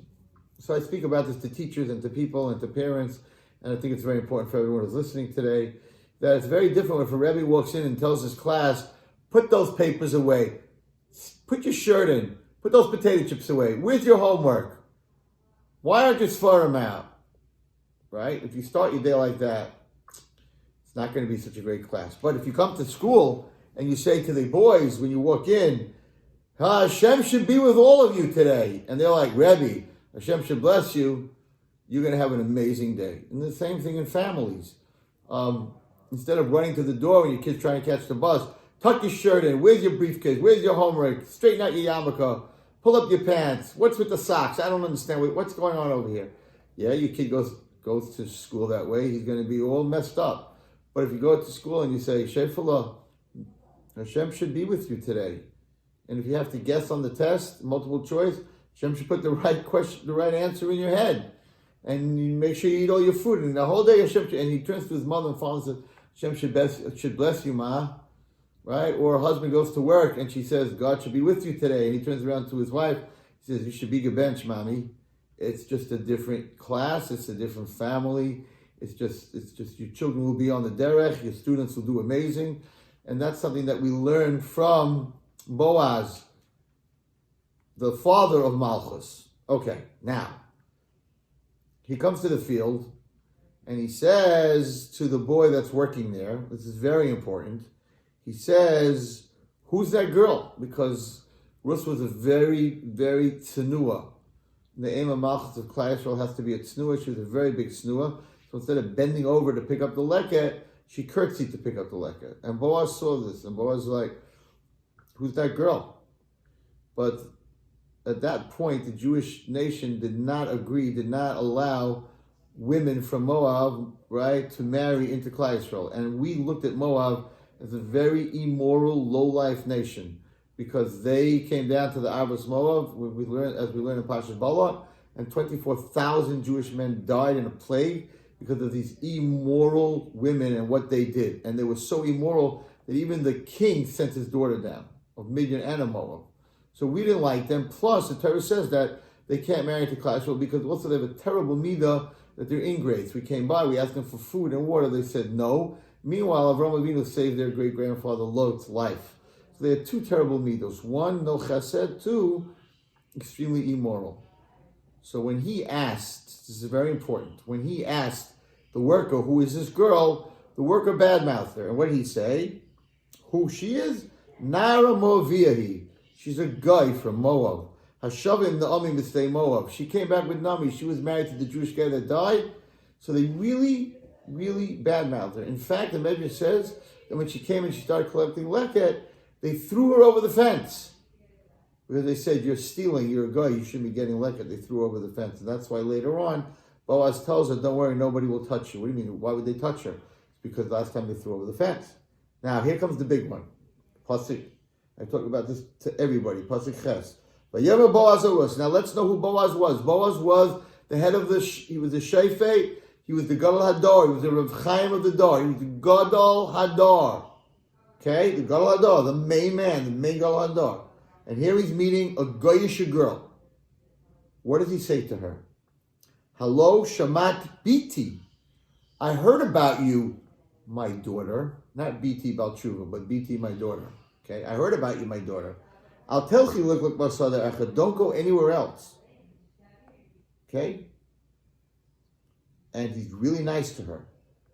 And she doesn't understand. Why would the Gadol Hadar call me his daughter? But Tipala Perneha. And she falls on her face. But she bows down. Why do I find favor in your eyes? Why is the Gadol Hadar of Chaim calling me Biti? And here's the big word. What does it mean to find favor in someone's eyes? So she says, Lahakireni, why do you give me recognition? Acceptance. Everyone who's listening to this share, the most important part of parenting is to show your children acceptance. The most important part of being a teacher is to show acceptance. Every human being wants to be accepted. So she says to him, why did you show me recognition? Why did you call me Biti? I'm a stranger, I'm a guy. So what did Boaz answer? Why? Because you curtsied? Because you're tznuah? No.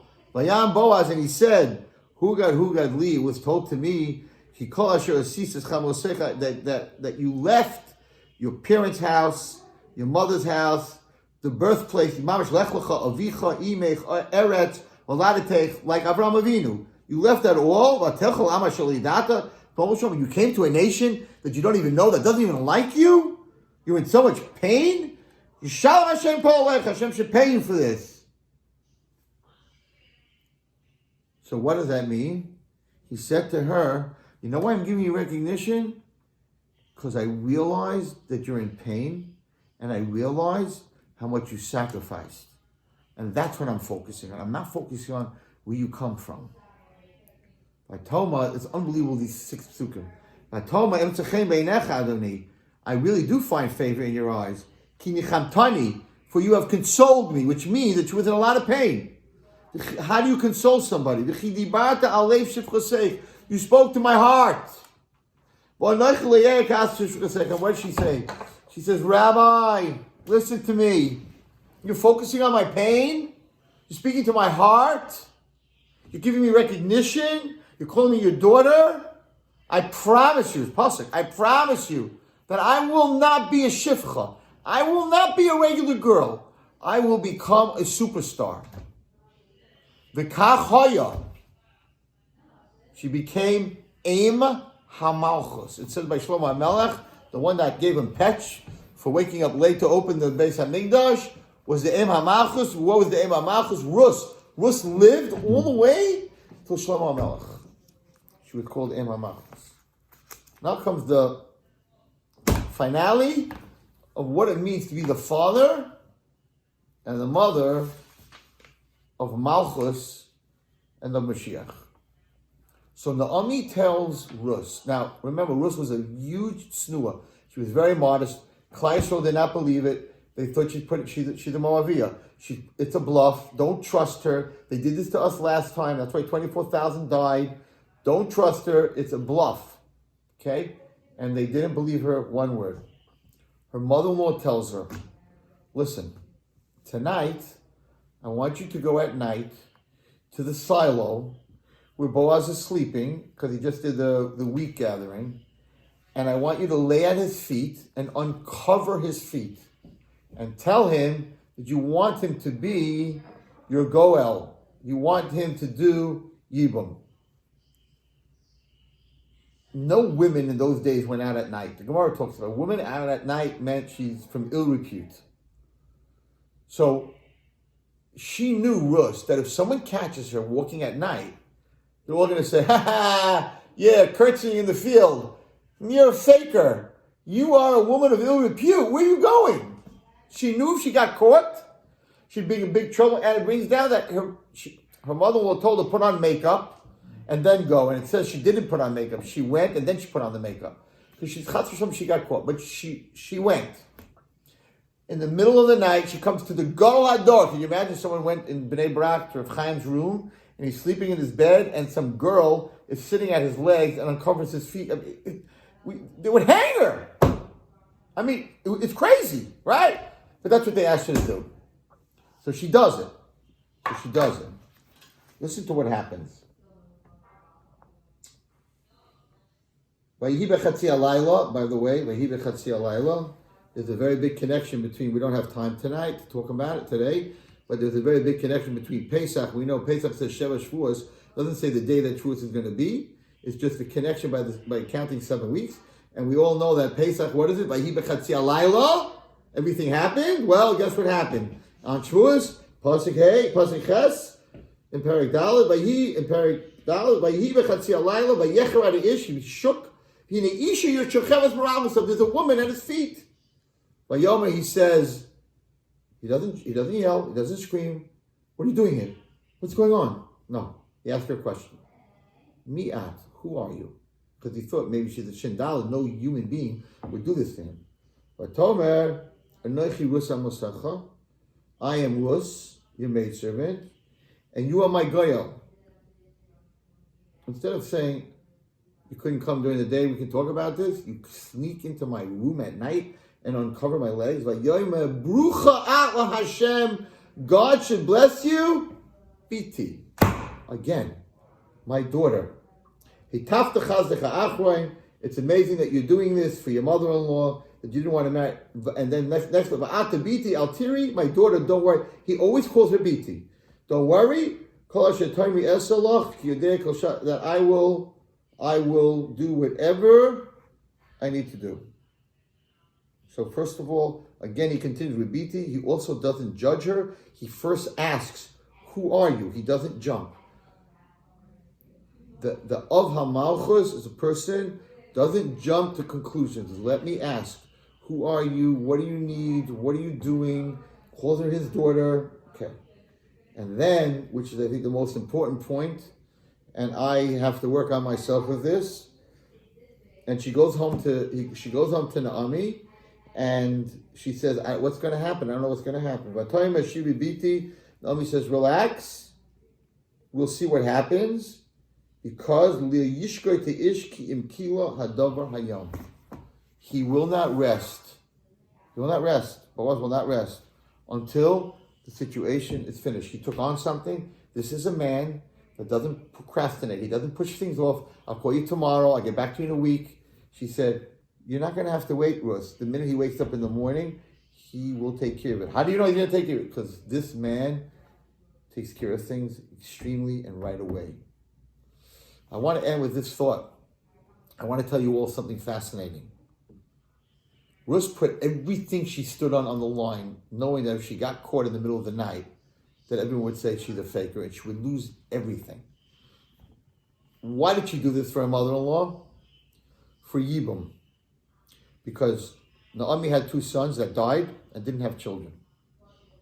So this whole thing she did because Ruth was alive and Ruth became a Geiris, and she wanted Ruth to have a child that would be like Yibum, like her son had a child.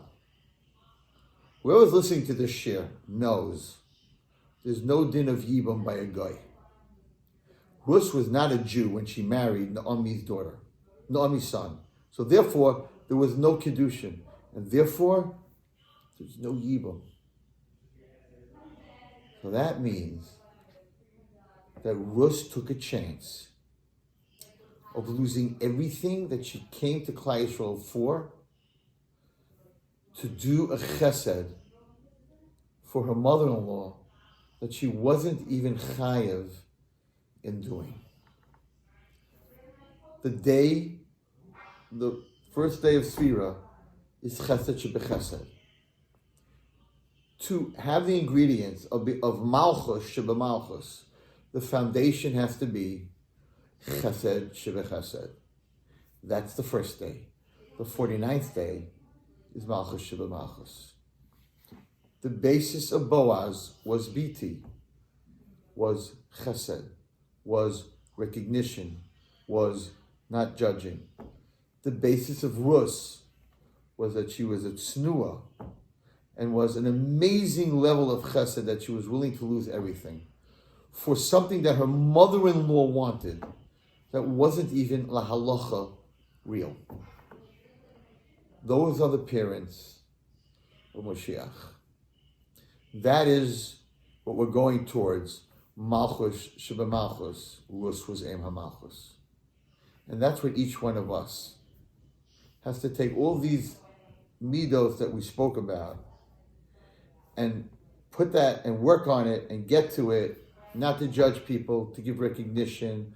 Everyone should be judged like your own child, to be a tznuah, to first ask before you decide what you think, to give a bracha when you're in your house, when your children, before you go to work, in business, to all these attributes of Megillas Rus. And that's why we read Megillas Rus, not Yisro,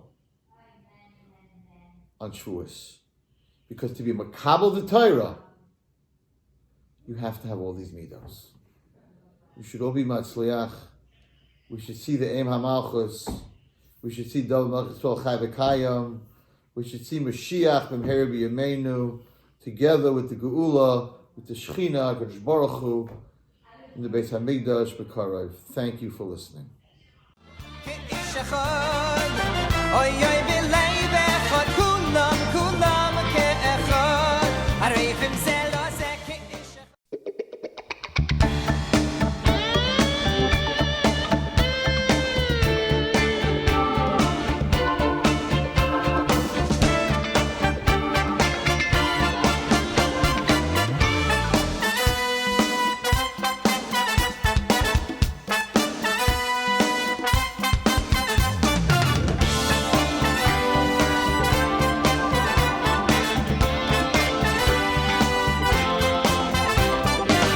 Vayichan Sham Yisrael neged hahar, oy kulanu ke'echad, echad. Vayichan Sham Yisrael neged hahar, oy kulanu ke'echad.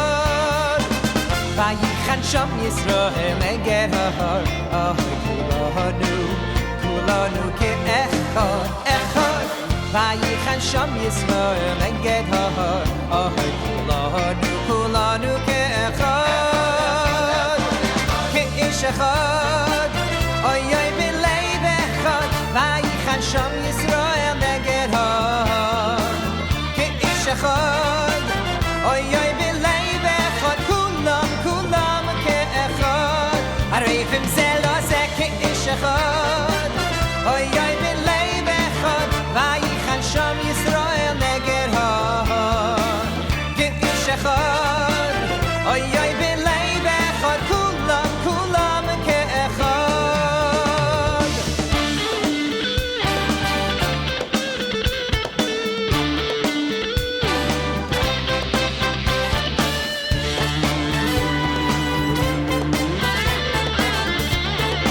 Vayichan Sham Yisrael neged hahar, kulanu ke'echad, echad. Vayichan Sham Yisrael neged hahar, kulanu ke'echad. Vayichan Sham Yisrael neged hahar, kulanu ke'echad, echad.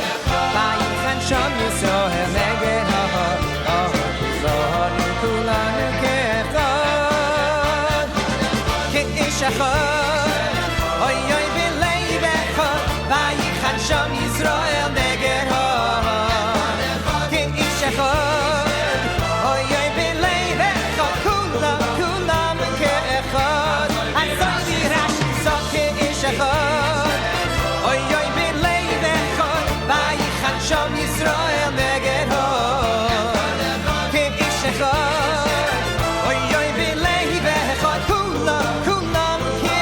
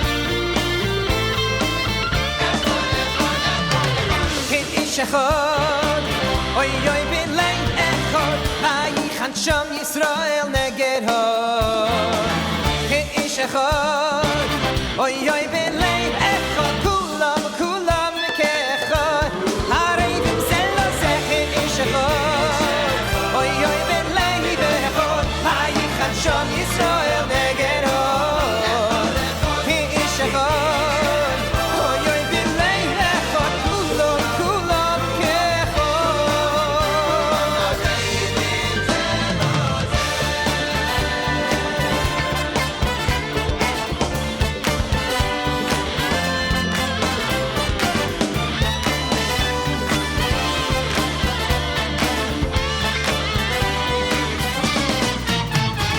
כאיש אחד בלב אחד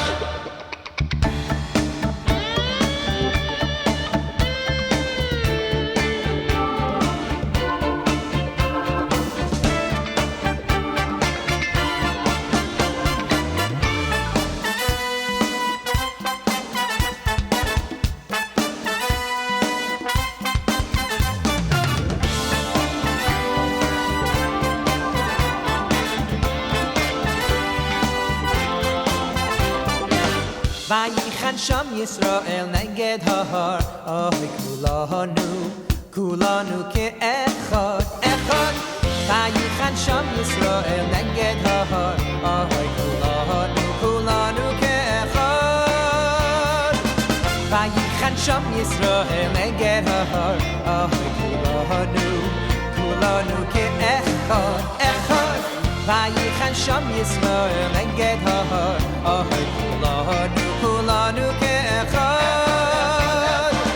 כאיש וייחן שם ישראל נגד ההר אוי כולנו כאחד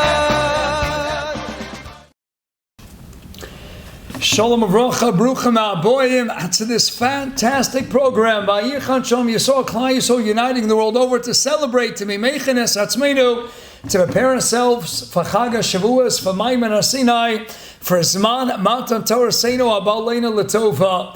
Vayichan Shalom Yisrael Neged Har, which mountain? What was the name of this mountain? What's name always comes to mind? Sinai. Yes, it was called Har Chorev as well, introduced to us on the pages of Torah Seinu HaKadosh as Har Chorev.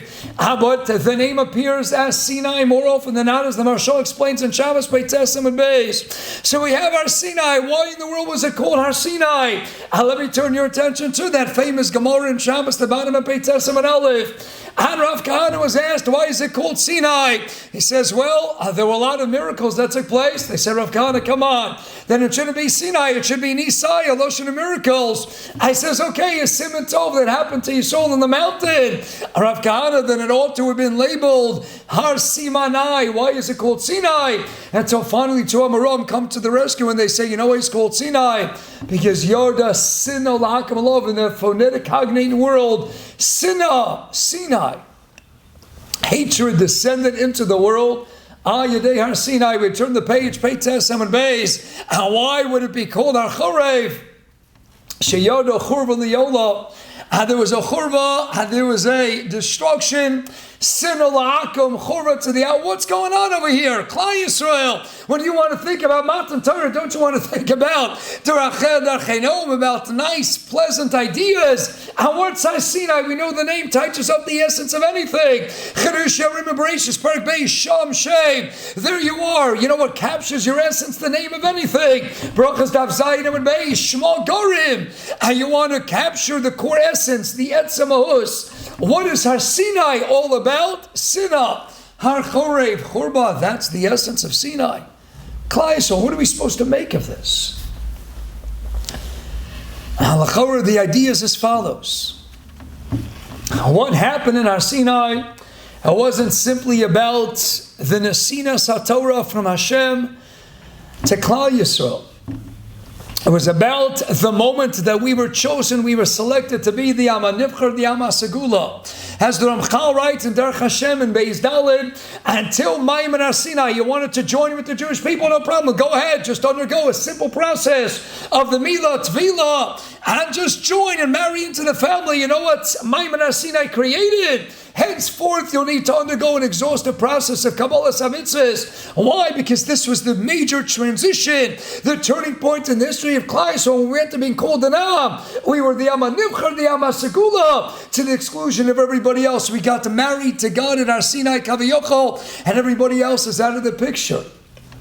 Exclusivity. Hence, we turn to the Gemara and Brachos, the bottom of Daf Zayin and Aleph. Moshe Rabbeinu had 3 requests of HaKadosh Baruch Hu. Request number 1, Shetishra Shechina Al Yisrael. I want the divine presence to rest in the Jewish encampment, to hover above the Jewish people. Moshe Rabbeinu didn't stop there. What do you think was request number 2? Shalot Tishra Shechina Al Umas Olam. That I don't want Tishra Shechina. Why? We want God and we want Him to ourselves, the exclusion of everybody else. Because that is marriage. Marriage is exclusivity. And no more playing the field. Hashem is our sole exclusive chassid. And we are His exclusive kala. Everybody else is out of the picture. We got married to God in our Sinai. And that is Yorda Sinul Aklam. The Goyim knew it. They knew it back then and they certainly know it today. We are the chosen people, the Amma Nivchar, the ones that were chosen from amongst everybody else. We are the cherished treasure nation. We are the Amma Segula. And we are called the Mamlachas Kohanim V'Goy Kodesh because we got married to Hashem.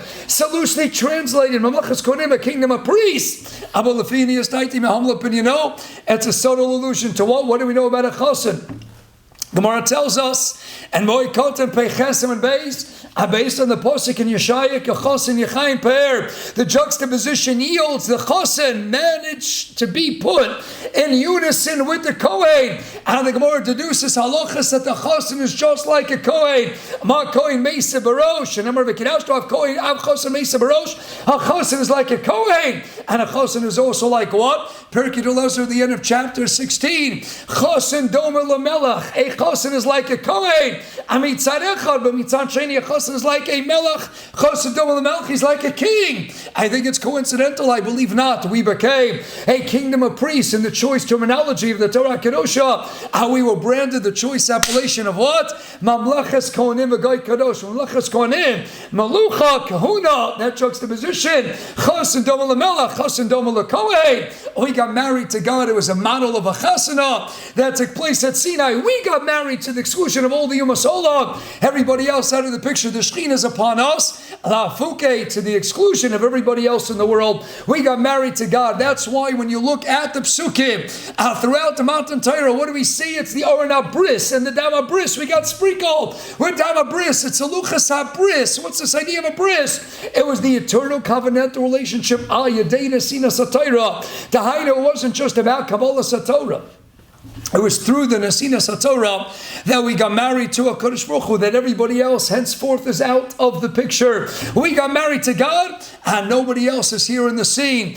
That's the idea of Zman Matan Torasenu. It's not Kabbalah HaTorah, my dear friends, Yedidai. It's not even labeled in the Nusach HaTfilah. What is it? It's not Zman Kabbalah HaTorah. I'm sorry to break it to you. The Torah never made its way into our hands. The Maral is Marach and Tefesh, so we would have been an altogether different Metzias of an Am. Had the Torah merely made its way onto our fingers, into our hands, Abishas Ma'amin Sinai, but we didn't get it till what happened? We messed up. Tainis Chavav. What happened? Ishtab Ralucha Shivas Arbataves. The Torah Kedosha never made its way into our hands. What are we celebrating? Shavuos is not celebrating Zman Kabbalah HaTorah. What's the choice wording, the ever choice terminology of Chazal? Is Zman Matan Torasenu, who is the Zman of the Nesias HaTorah Diok, made by Rosh Shlomo Kluger in his drashas, made by the Kotzker Rebbe, the Chedush Yerim, Moshe Shapiro, Nefike Mayim, and so many others, turning the spotlight on that choice label given to the Chag. It is not because it can't be labeled Zman Kabbalah HaTorah, because my dear friends, we never got it Shavuos time. It was highlighting the Zman of the Nesinas HaTorah, when Hashem the Chasen decided to give us the most precious gift of all, and as the Medrash adds in Shmos Rabbah Parshalam and Gimel and Os Aleph, God didn't just give us His most precious gift, Kilekato, Nasati Lachem. He gave us what? A piece of Himself, Kavayachol. The Chassid gave us a piece of himself when he got married to Klal Yisrael. We got Hashem, we got His Torah. Zaman Matan, Ayadina Sinas HaTorah, we got married to God. Not coincidentally, writes the Baal HaTurim, right the Rokeach, Parshas Yisro Perek Yates Posik Daled. We know from the opening mission of Kedushin, Aisha Niknes, B'sholosh drochim ekonas atzim v'shtei drochim isha niknes. How is a woman acquired? B'sholosh drochim keseh shtar and bia. So what do we have? Shtar is one of the three methods with which a man can acquire a woman. What was the shtar? Writes the Rokeach, writes the Baal HaTurim Gedol Rishonim. It was the shtar of the Luchas Abris through the Nesinas HaLuchos. God says, this is my shtar Kedushin. You, Klai Yisrael, you're going to become my Kalo. I'm becoming the Chosin. And Mela, when we worship Dagon, Rashi cites the Chazal. It was Mamash an act of Gili Arayas. We were going Kilu to another Chosin. How could you leave? We just had an exclusive union with the Almighty above with the Kodesh Baruch Hu. He was the Chosin, we the Kalo. That was Maimon Sinai. It's Man Matan Torah Seinu, but let's not stop being Medayik. And my humble opinion, it's not just the diuk of Zman Matan as opposed to Zman Kabbalah Satorah, but what do we call it? It's not Zman Matan Torah So. Did you ever notice that choice diuk, the wording is one of what? It's Zman Matan Torah Seinu, it's our Torah. What do you mean it's our Torah? It's God's Torah. But let me take you to a Gemara twice in Shas. And all of the 2711 folio pages of Shas, we have Gemara appearing twice. Whereas in the Kedushin Daf, Lamed Beis, and Avodah Zarah Daf Yates and Aleph, the Gemara says that yes, indeed, it started off as the Torah of the Ribono Shalom, but after we're Moser Nefesh, after we give up and we sacrifice for the Torah, then Hashem says what? Then you made it from my Torah into your Torah. Givaldik.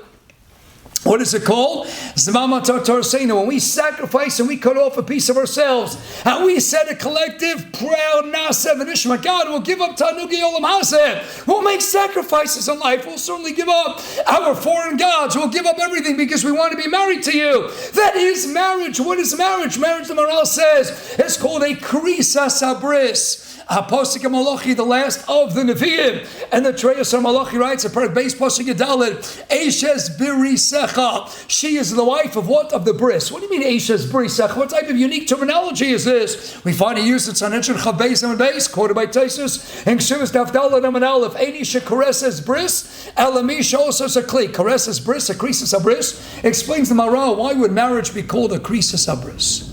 Listen to the Maral. You know what happens when you get married? You're not adding somebody else into your life.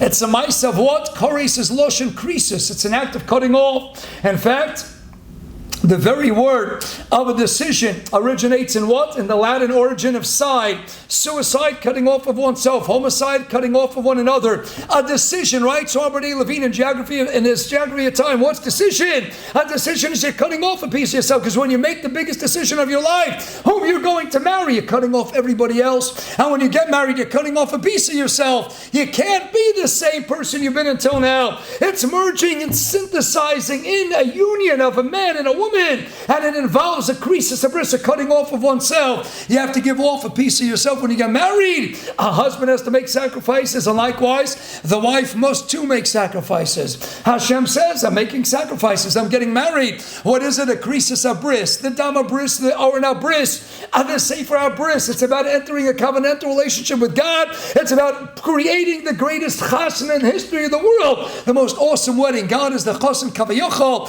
and we as the kala, God is giving up his Torah, and as the Medrash told us, a piece of himself, and mitzidenu nasav nishma, God, we're willing to give up a piece of ourselves. Where's that Gemara that it goes from his Torah to our Torah twice in all the Shas? I think not at all coincidental, based on the Yesod of Tzaddik HaKolei. Where is it? Gemara Kedushin number 1.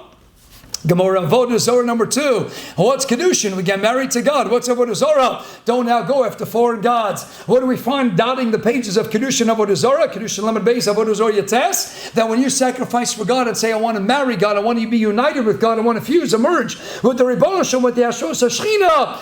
What is that? Because I want to get married to a Kodesh Baruch Hu. We want to get married to Hashem. And what does the Gemara say in Brachos and Zayin and Aleph? Torah Tzivilon and Moshe. Morosha Kilas Yaakov, right? Chazal Al Takri Morosha. It's not inheritance. Ella Miurasa. Torah is Muresas. We got engaged. We got engaged to a Kodesh Uchayidei the Torah. Paklai so Shavuos time. We don't just get engaged. As the Brisker Rav once said, what's the difference? He was asked between his father, the Golodor, the Heilige Rechai, and Brisker Chaim Salvechik, and all the other Gedolim.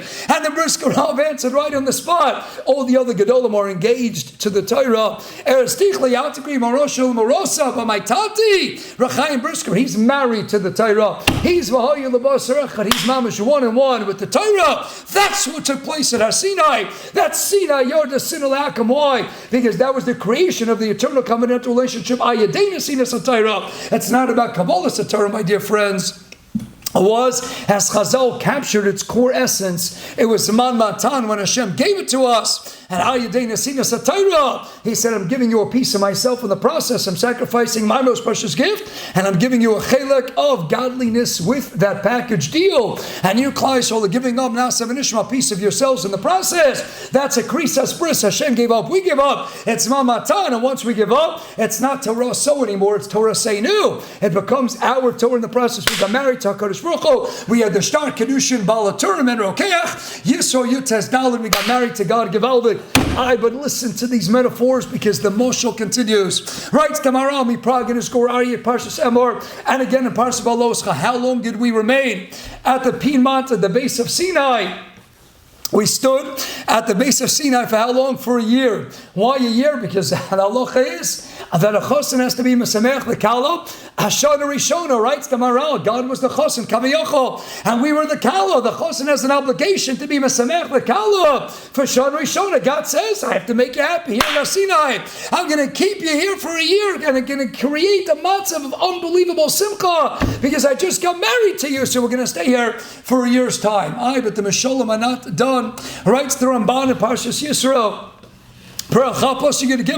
How many commandments were we given? Aseret Dibros, the Decalogue. But I want on Shni Luchos Abris. Notice Luchos Abris. It was about a bris. It was the Krisis Abris. We're entering a covenantal, eternal relationship with the Almighty above. God, Abishur can't fit all 10 onto one tablet. What's the idea of the two? The Ramban writes in Medrash and Yisro Chaf Yud Gimel, and the Medrash says that the two Luchos Keneged, they correspond, figuratively speaking, to the Shnei Shushminin, to the two individuals who escort the Chos and Kala respectively down to the Chuppah. And it adds the Ramban, the Medrash also says it's Keneged, it corresponds to Chos and Kala. Chos and Kala, yes, you bet, because that's exactly what was happening. It's not about one, it's about Chos and Kala, it's about a union, it's about the two of us coming together. That was Matan Torah. And now we go to the famous Gemara in Shabbos, Peiches Aman Aleph, and the Gemara tells us that what took place? Kal Faleim Har Kegigis. David held the mountain overhead. Understand, this is a wedding. This is a wedding. What's going on over here? Hashem is scaring us. Now Hashem never said, I'm threatening you here. Chalila v'chas. Of course, we're not going to forget the diuk in the Gemara. Hashem says, it's all fine and dandy. And if you don't receive the Torah, not kan, not pote, graschem sham, over there at a later date. Of course, not now. Now is the chasana. But what's with the metaphor of holding the mountain overhead? Writes the Radar of Dover Luria in his commentary in Pirkei Elazar, chapter 41, in Sif Mem Dalet, Sifkot Mem Dalet, writes the Radal, writes the Aruch HaShulchan in his commentary of Ebenezer Hechos Kedushin Simulam Dalet and Sif Dalet, writes for Pinchas Halevi Horowitz, the Baal HaFlo, Rebbe of the Sam Sefer. He writes in two places the introduction to a Sefer Makin and Kedushin, and Oz Gimel, and in his Gemara, Aksuvis Dav Zayin and Beis, when we discuss Shever Brachas in his Haflo and Ksuvis, Zayin and Beis, Makani Shesama Yisoy De Chuba V'Kedushin, echoing the Marsha, the Nusach of the Berachas Erisin, takes us to the Chuba, the Kedushin of Matan Torah. Writes the Evan, writes the Aruch HaShulchan, writes the Radar of Devaluria, writes the Aflo. You know what Kafleim Harkigigas was? That was the Chuppah. We got engaged to Hashem. Kaviyocha, when he took us out of Mitzrayim, no longer Hashem's avodim, you're my avodim, but you're commencing right now the process of the engagement period. It's going to be a 50-day engagement. I'm taking out of Mitzrayim, we're getting ready to get married, and then what? 50 days later, the culmination of Yetzias Mitzrayim, the end of the Yom Tov that began with Shavuos, as the Ramban writes in Emor Chav Gimel. What does he tell us? So the Ramban, Chav Gimel Amud Vov, that's the two-sided Yom Tov. It began with the Pesach Yetzias Mitzrayim, and that in fact is the engagement, Sfiras Omer, the Meichal HaMoed, which in essence was the engagement period, and then it reaches its climax, its apex, with the culmination of Maimon HaSinai, Kafleim HaKegigis, we stood together underneath the mountain. That was the Chuppah. So unbelievable. Hashem acquired us, Ayidei Leluchas Abris. It's 2 now 1, it's going to get Chosin and Kala, and we stood there for a year, because Chosin has to make the Kala happy, Shana Rishona, and Hashem says, mountain overhead, it's the Chuppah. We got married to the Eibishter Maimon HaSinai. Givaldik, the greatest marriage in the history of the world. And we're not done. If I were to ask you, the Yontiv of Shavuos, Abba Leinu the Tova. We have 3 regolim, sholosh regolim, tachog li bashana, and we have 3 of us, brochas tazayin and beis and koren of us, elu the shlosha.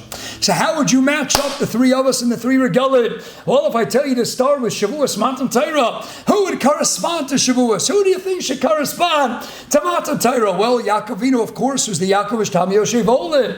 Yaakov Avinu was the quintessential masmid, writes the Maral, and Tiferes Yisrael, he was the paradigmatic masmid who can learn for 14 years straight without sleeping for a second. Yaakov Avinu is the Amanat Torah, as the Maral himself tells us in his Der Chaim commentary on Perkei Avos and Perkei Mishnah Beis, already based in the Zohar, Chodesh, and Chukas, Peidal, and Amanalef. Yaakov is the Amanat Torah. If Yaakov is the Amanat Torah, shouldn't he correspond to Shavuos? No, he's the Yontiv of Sukkos. Ulemekaneu asa Sukkos, that's Yaakov and the Yontiv of Sukkos. So it's not Yaakov, baby, it should be Avram Avinu. After all, who's the first one to keep all the Taryag mitzvahs before the Torah was even given? Kedushim Pebeis Aman Aleph. Yuma Chalches Beis Avram Avinu Kiyim Eskol Torah Kodim Shenina. So shouldn't Avram Avinu be Shavuos? No, he's going to get Pesach. Lechem Ugos Matzos writes the Torah in Or Chaim Hilchos Rosh Chodesh Siman Tov Yadzayin in the name of his brother. Writes the Vilna Gaon Ader Yom Adur Tzliso Parshas Bolak. 3 regalim and 3 avos. Avram Avinu is Pesach, and Yaakov Avinu is Sukkos. So who do you think is Shavuos? Yitzchak Avinu is Shavuos. Klal Yisrael, what's Pshat? Ma Pesha HaDevorim. Yitzchak is Shavuos. What's going on over here? What do we know about Yitzchak? Yitzchak was sacrifice. Yitzchak was Akedas Yitzchak. You want to get married to Hashem, and mandates first and foremost an act of sacrifice, an act of Krisas Abris, an act of what are you willing to give up? Nasev and Ishma captures the essence of the Galus of Klal Yisrael. Megillah Layam Razeh Shabbos Pechesem and Aleph. And this was the secret. We willing to give up Tanugi Olam Hazeh, willing to give up this world and to give it up to be Ovid HaKadosh Baruch Hu. Hashem says, in that case, I'm going to give you my most prized possession, the Torah Kadosh, and I'm going to give you a piece of myself in the process. Who taught the world sacrifice? Yitzchak Avinu. Yitzchak is Shavuos because Shavuos is the marriage. It's not about the Torah. If it had been about the Torah itself, it would have been Yaakov, it would have been Avram Avinu, who kept all Torah before it was given, or he's the one who commenced Tkufas Torah. Sanhedrin Tzadi Zayin and Aleph, Avodah Zarah Tesem and Aleph. He starts the Tkufas Torah. Pesach is Avram. Sukkos is Yaakov Avinu. And who is Shavuos? Writes the Torah in Or Chaim Taf Yud Zayin Ochos Rosh Chodesh. Writes the Vilna Gaon, writes the Shlo's father named Bracha, the Shem Shmuel and others. Yitzchak is Shavuos. Why would Yitzchak be Shavuos? Because Yitzchak taught the world sacrifice. Interesting, by the way, Avram Avinu had Sarah as his wife, but he also had Pilegesh or Tzadian, exactly what status Hagar was, Keturah as well. But what? He had another wife. Besides Sarah, he also had a union with Hagar. Yaakov Avinu was married to Rachel, his Ikar Aker Sabayis, but also married to Leah, and ultimately Bilhah and Zilpah as well. Yitzchak, the only one of the others who was married to one, and exclusively one wife, Avram, Sarah and Hagar, Yaakov and Rachel, Leah. Yitzchak was Ach Varak Rivka. Yitzchak is Shavuos. What Shavuos? Hashem Yisparach is the exclusive chassan of the Jewish people, and we are the exclusive kala. That's the marriage, that's Matan Torah. And that's our greatest day in the history of the world. We go to Tainus, Chavav Amar Beis, and the Mishnah tells us, Amar Shingam Li'al Hayom Tom Yisrael, Akechamisha Asamav Kiyom Kippurit. These are the greatest Yomim Tovim. These are the greatest Yomim Tovim. What's going on? This is a great Yom Tov. Tu B'Av. How many people know about Tu B'Av? Is a great Yom Tov? Yes, the Gemara says. And Tainus Laman and Beis, the Shvatim got married to one another. Asher ben Yom was able to get married. It's a day of marriage. So maybe because Yom Kippur is in the same breath, Yom Kippur is also a day of marriage. And you bet it is. The sealant of the marriage that took place Shavuos. We didn't get the Torah, but when did we fix the problem of Shviras Haluchos? Yom Kippur time. Tainus Chavav Beis Yom Chasanosa Yom Simchas Libo. Yom Chasanosa is Matan Torah. That was the day of the Chasana. Yom Kippur we actually got to the Torah of the Luchos Shnius.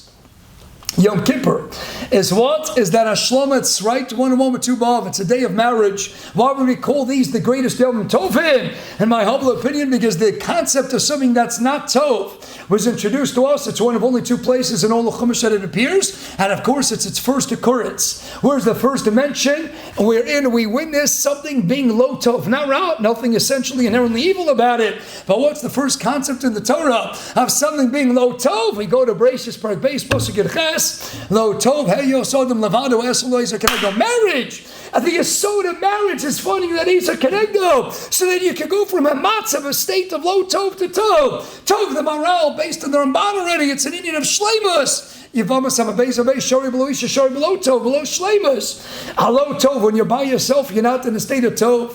When you get married, Tu B'Av, Chamisha B'Av. Yom Kippur, we finished the marriage that began Shavuos time. We lost the Torah with Shviras Haluchas Aidei Chet HaEgel, and we got it back with the Tshuva of Yom Kippur. The Luchashnias, I'll look at that beautiful diak in the terminology, the wording of Rosh Gamliel in the Mishnah Tainis Chavav, the Hoyu Yom Tovim Yisrael. These were the greatest Yom Tovim. Why? Because it's a Yom Tov of getting married. A Yom Tov where we went from a matzah of something that was low Tov to being a Yom, that's Tov B'etzem. We get married to other people, the Shvatim, everyone can get married to one another. That's Chamisha B'Av. And then you have Yom Kippur getting married to HaKadosh Baruch Hu. Those are the two in the same line, in the same breath. That's what it means. A Yom Tov, a day of Shleimus. That's when we go ahead and get married to HaKadosh Baruch Hu Kaviyachol. That will make sense. When we turn our attention to Elazar's and Rabbi Yeshua's machlokes, Rabbi Elazar, Rabbi Yeshua, twice in Shas, we have the Gemara Be'at Tesvavam and Beis, and Psachim Samachesem and Beis. And the Gemara tells us that when it comes to all the Moedim, you can go in to decide what Elazar says from the school of Beis Shammai, and you can go in and make the Yontif Kulul Hashem or Kulul Lachem. And we ask in Rabbi Yeshua every Yontif, Chalkeo divided up, Chatzil Hashem and Chatzil Lachem. Half is for you, and half is for God. That's in fact why we call it a Yontif. All right, it's the Vilna Gaon, Peninim Yeshulchan Agro Pashas Re'eh. If you lost me until now, because I was speaking a little bit faster than I usually do, perhaps, what is a Yom Tiv? A Yom Tiv is, what type of bracha is this? A Yom Tiv, you should have a good day. We wish people a good Yom Tiv, have a good day. What's going on over here? Why is it labeled a Yom Tiv? Right, the Vilna Gaon, because we espouse the opinion of Rabbi Yeshua. We divide every Yom Tiv. Chalkei, split it up. Chatzil Hashem and Chatzil Lachem. Okay, let's do just that. Writes the Vilna Gaon. Explains the Gra. Gorgeous. Listen to this. Kishmak Gematria. Lachem is Lam and Chof Mem. 30, 20, and 40. It's Gematria 90. What's Chatzil Lachem? What's half of 90? 45. Put that in your front pocket. And then we have La Hashem. What's La Hashem? Yud Kei Vav Kei 26. Juxtaposed to the prefix of Alam and 30. 26 and 30 is 56. What's half of 56? 28. 28 is half of La Hashem. Put that in your other pocket. Bring the two together. Why do we call Yom Tif a Yom Tif? Writes the Vilna Gaon. Because we champion the opinion of Rabbi Yeshua. I split it up. Half Lachem and half Lashem. Half Lachem 90 is 45. Half Lashem 56 is 28. 45 and 28 is Gematria 73. But the Yuk exactly yielding the Gematria 73 as Yom Tov is a Yom Tif. Yom Tif Gematria 73. And now we go back to the Gemara, and with this, my dear friends, we finish. Because what do we do? Come Shavuos time, HaKol Modim, the Gemara continues, and Be'at Tesvavim Sachem Samaches, HaKol Modim Nebatzeres Bin Anami Lachem. Everybody agrees on Atzeres and Shavuos, we also need Lachem. That means even Rabbi Elazar told us, every Yom Tov Pesach and Sukkot, you want to make it for you, you want to make it for God, the choice is yours, up to your discretion. All of a sudden, along comes Shavuos, and what Shavuos? Shavuos is, let's split it up, half for me and half for you. Why are we splitting it up? Isn't Shavuos a Mamat and Torah? Isn't Shavuos, my dear friends, Mother Rabbi side? We stay up all night learning. Pesach, we're eating a lot. And Sukkot, we're eating a lot. What's Shavuos all about? You know what Shavuos is? It's the marriage between us and HaKadosh Baruch Hu. Amela, you know why? You know why Atzeres, everybody agrees you got to split it?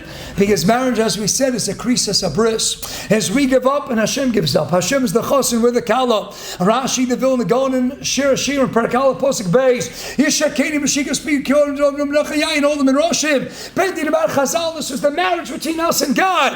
And that's why we celebrate. How do you celebrate a marriage? We give up, Hashem gives up. The chosin gives up, as does the kala. It's a merging, it's a synthesis that ensues when you have a mice of a krisis, a bris. This was about the Dama bris, the Sefer bris, the Orana bris. It's about entering an eternal covenantal relationship, Ayadeh.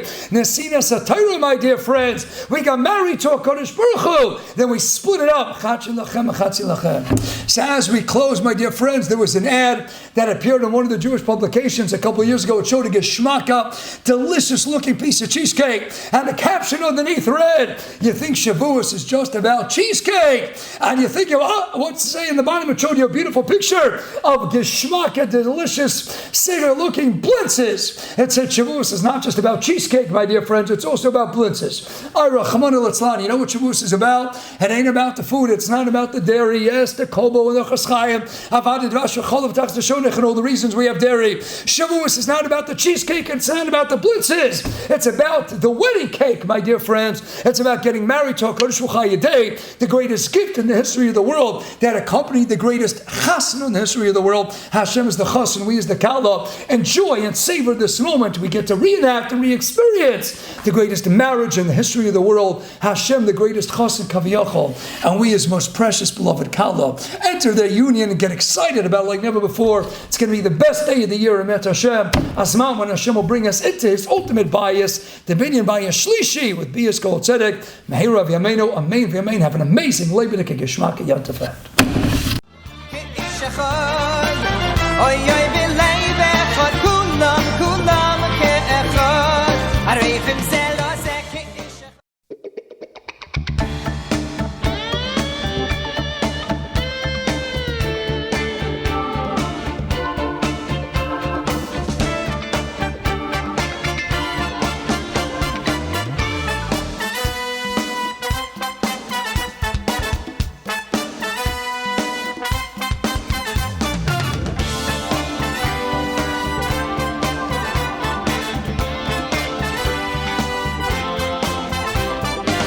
Vayichan Sham Yisrael neged hahar, oy kulanu ke'echad, echad. Vayichan Sham Yisrael neged hahar, oy kulanu ke'echad. Vayichan Sham Yisrael neged hahar, oy kulanu ke'echad, echad. Vayichan Sham Yisrael neged hahar, oy kulanu ke'echad, ke'ish echad, oy b'lei b'echad. Vayichan Sham Yisrael neged hahar, ke'ish echad, oy b'lei b'echad, kulam echad. Vayichan Sham Yisrael neged hahar, oy kulanu ke'echad. Hey everybody, this is Rabbi David Foreman. I want to welcome you to this virtual event and say hello to all of you folks out there in TV land, as they used to say when I was a kid. I hope you're doing well in whatever state you find yourselves, at home, in quarantine, or out and about. I wanted to talk with you about some hidden dimensions of this time of year that we find ourselves in particular, Sfiras HaOmer. And I want to begin by calling your attention to a kind of strange anomaly in how Sfiras HaOmer itself is described. Sfiras shows up in Vayikra 23 as part of Parshas HaMoedim, and inasmuch as it is part of Parshas HaMoedim, it kind of seems singularly out of place, because let's face it, the Omer isn't really a Moed, right? The rest of Parshas HaMoedim is all about these holidays. You've got Pesach, you've got Shavuos, you've got Rosh Hashanah, you've got Yom Kippur, you've got Sukkot, and then you have this digression. The Omer, it just keeps on going on, and you hear a little bit about Leket, Shikha, Peah, and just this very long explanation of Sfiras HaOmer. And the question is, what is it even doing, interrupting the Parshas HaMoedim? It seems like it should just be somewhere else in Sefer Vayikra, this strange korban out of barley that's matir chadash, that allows us to eat from the new grain, the crops of the year. What's its meaning, and what is it doing in the Parshas HaMoedim? And I think a clue to its meaning actually comes from the fact that it does exist in the Parsha of the Moedim. And I want to suggest a kind of what I think is an interesting theory to you. It's kind of based upon the following. What if the Omer, this 49-day period in between Yetzias Mitzrayim and Shavuos, is in some way a moed of sorts on its own? a 49-day moed, as strange as it might sound. What is a moed, after all? It's a holiday.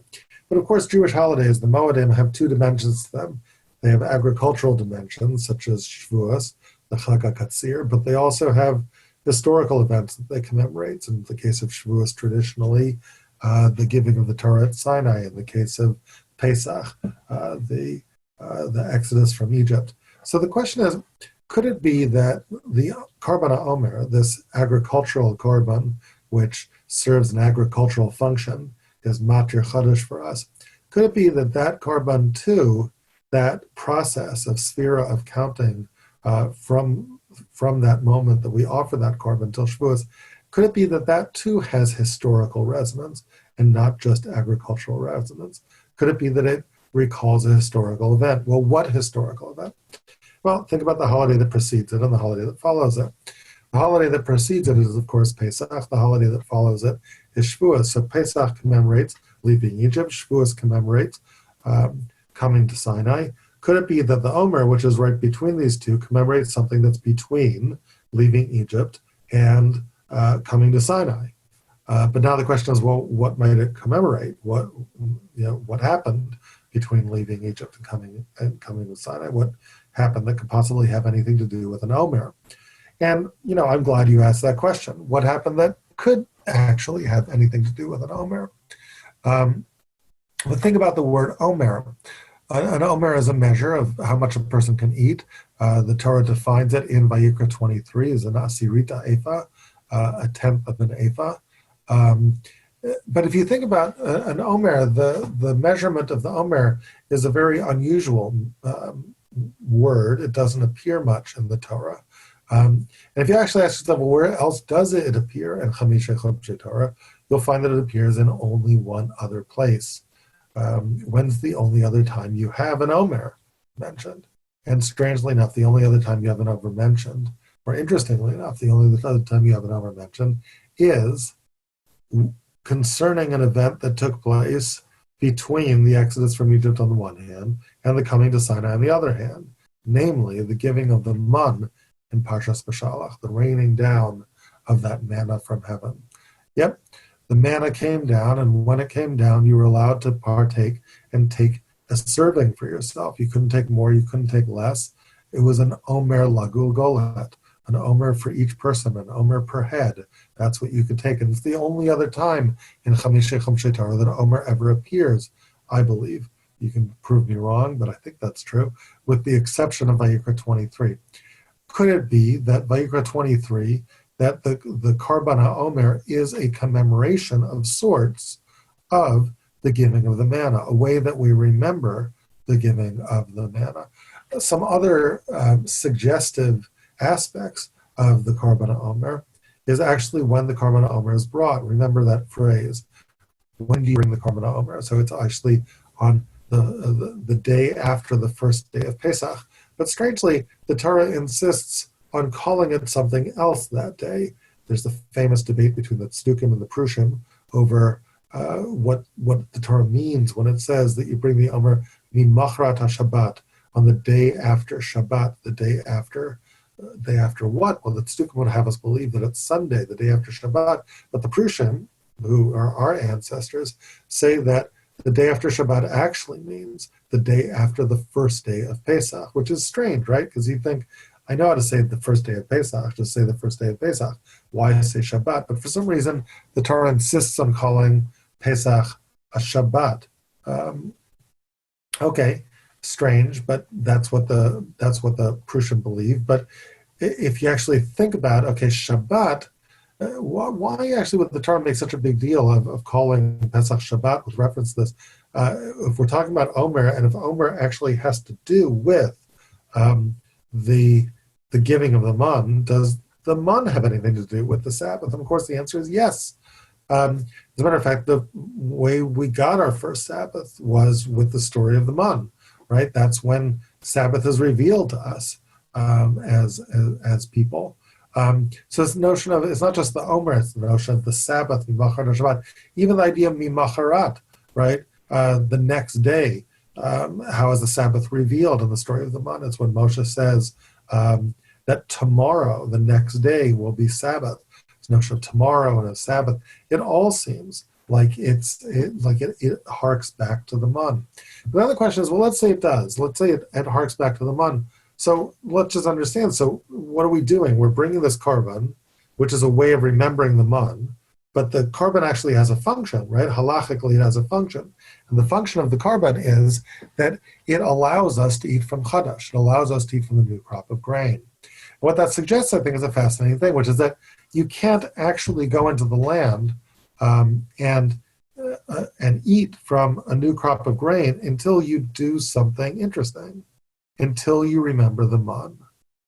Why would you have to remember the mun? You have to remember that God fed us in the desert, right, before you eat from the new grain. How is it that we understand that, right? What does one have to do with the other? And I think that actually comes into sharper focus when we notice one other text that the story of Sfiras HaOmer reminds us of. The story of the mun is a text that it reminds us of in the past, but it turns out that there's also a text that it foreshadows in the future. Yep, Vayikra 23, the story of Sfiras HaOmer, foreshadows another text which hasn't yet come to pass when Vayikra 23 is written. And that text is Yoshua chapter 5. I want to take you into Yoshua chapter 5, show you what's happening there. It's the moment after the splitting of the Yarden. People are coming into the land. And what's interesting is if you think about when we got the mun also happened right after the splitting of a great body of water. It's the splitting of the sea. And then just shortly thereafter, the same parsha, in Parshas Beshalach, we hear about the onset of the mun. Turns out that after the splitting of the Yarden, a parallel kind of event in coming into the land, right? The moment we leave Egypt, we get the splitting of one great body of water. When we come into the land, we get the splitting of this other body of water, the Yarden. And then we get Yoshua 5. Right before the conquest of Yericho, the people circumcise themselves. And then something interesting happens. Let me share my screen with you and see if I can show it with you. Let me share my screen with you and see if I can show you what I'm talking about. So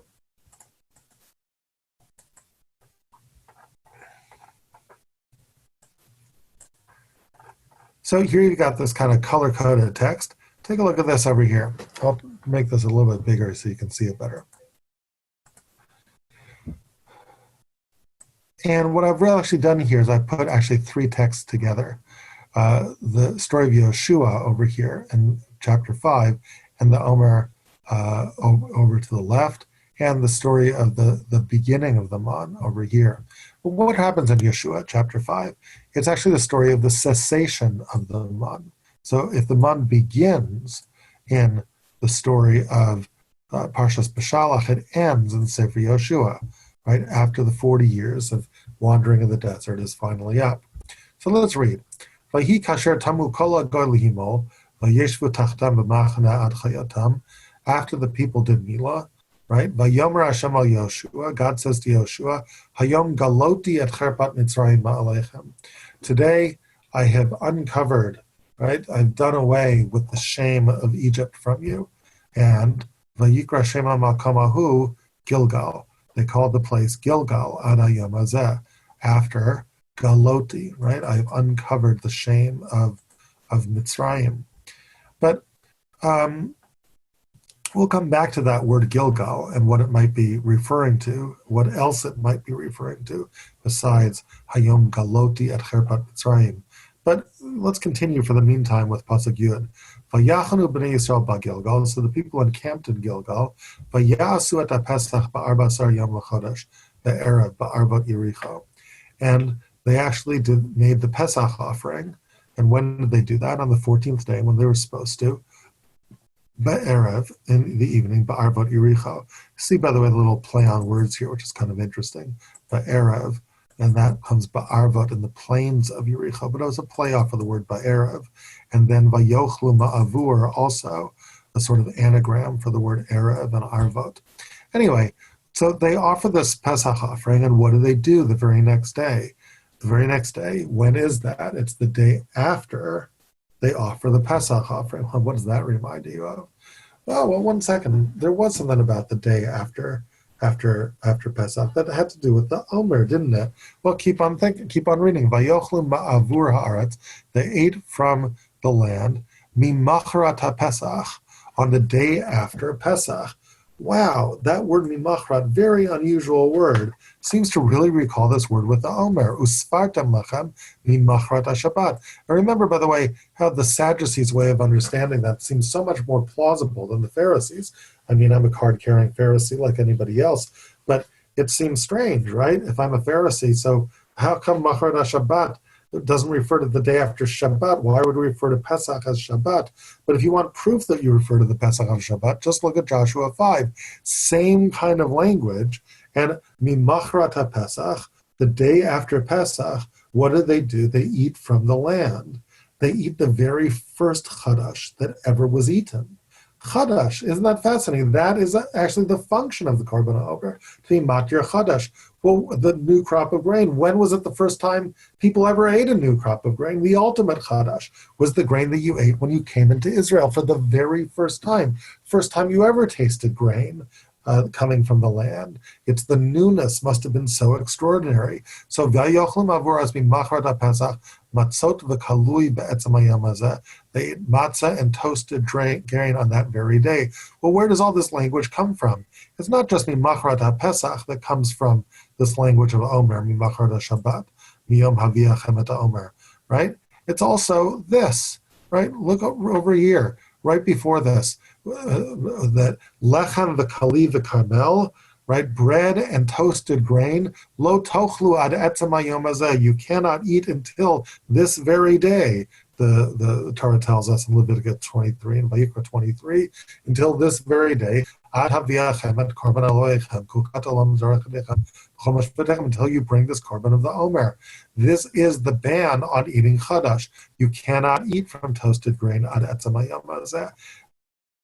That is the language to describe the very first eating of chadash, when on the day after Pesach they ate toasted grain be'etzem hayom hazeh. And what happened the very next day? A yishbot, and there's that language. Isn't that interesting? Shavuos, right? The great Sabbath of the manna which brings us to Sabbath, which introduces us to the concept of Sabbath. Vayishbot haman milacharat. The man itself took a Sabbath, mi macharat, the very day after this, right? There was no more manna. Oh, fascinating.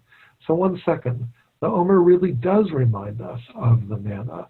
It reminds us of the onset of the manna, but it also foreshadows the cessation of the manna, the very first time we ate from new grain. And seemingly what the meaning of the Omer is, this hidden dimension of the Omer, is that in every year after that, when you mimic what the people did when they come into the land, when you eat from this grain for the very first time, you too have to do what these people did the very first time they ate chadash, the very first chadash of all. You have to do what they did, which is remember the man. You see, the people who ate from chadash the very first time when they came into the land, they couldn't help but remember the man. It's what they ate for breakfast yesterday. It's what they ate the day before. It's what they'd eaten for the last 40 years. And what I would argue is that what allows them to eat from the new grain is their memory of the man, which is to say, it's not okay to eat from the new grain of the land until you remember how God fed you in the desert. Why? The answer is, when God gave you the man, and it's interesting, you see it even in the language of God giving the man. When they look at the man and they don't even know what it is, they say, Manhu, what is it? So Moshe has an answer, and the answer is, Hu halechem asher natan lecha Hashem. It's the bread that God gave you. God made bread rain from the sky.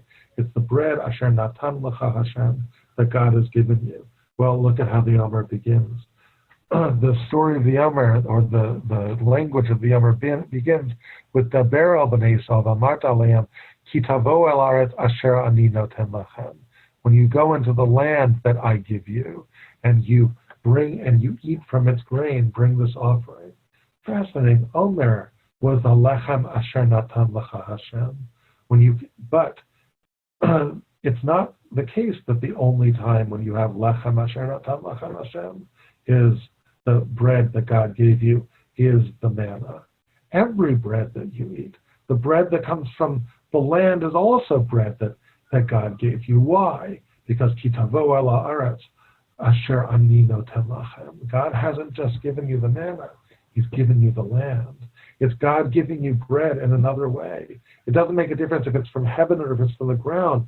It's just a little different, right? When it comes from heaven, God unilaterally gives you bread out of the sky. But there's also bread that's not unilateral. There's bread that you have to work for, that you mix your labor with. But when you do it, you're actually working in partnership with God. God is giving you the land, right? And through that land, right, out of that land is coming this bread. And you can't be in a position to eat from that new crop of bread, to taste its deliciousness, without understanding the most basic case, understanding that God is the one who gives you bread. He gave you the bread even when there isn't any land, which means that it's not really the land that's providing you. It's not like you just say, well, the land's really providing me. I just don't know whether it's going to rain. That's what I look for God for. It's no. The land is just the vehicle. The provider is God. God is providing the land, and through that, he's giving, instead of through the heavens, he's giving you the land, the bread, he's giving you the land through the earth. That's what we remember with the Omer, right? And the Omer is there to burn that into our memory, bring an Omer's worth as a way of remembering that. Remember, of course, that the manna was something that once we had it, God insisted on putting it together in the ark, right? Ubnei Yisrael achlu et aman 40 shana abam al eretz noshavet, right? And right before that, 10 shana malo ha'omer, put it right near the Edut, right? What becomes the 10 Commandments in the Holy Ark. V'anachotel lifnei Hashem, and leave it before God. L'mishmeret l'dorotechem, forever. You have to remember that. Whenever you look at the two luchot, right? You've got to look at the manna also that was there, and to remember that God gave you this. Another way of our remembering the man, right, is every time when we bring the Karban HaOmer, we remember the way God fed us in the desert, allowing us to bring that kind of recognition to what otherwise would just seem like, well, I was a good farmer and things just worked out and the land just provided for me. Now, it wasn't really the land that provided for you. The land was a vehicle. God provided you through the land. The same way he makes manna for you, he made this bread for you, and he gave it to you through the land. Once you understand that by remembering both the onset of the Omer, the onset of the man, and its cessation in Yoshua, right? It is then that you can finally eat from the new crop of grain. So I wish you a very good conclusion of your Sfirat Omer as you get ready to offer your own Shtei Lechem, your own double portion of bread, in recognition of the double portion of bread of manna that we once got from heaven. We offer our Shtei Lechem in Shavuot, in the culmination of Omer, to complete the cycle and saying, God, we've come into the land. Thank you very much. Here's 2 loaves back for you.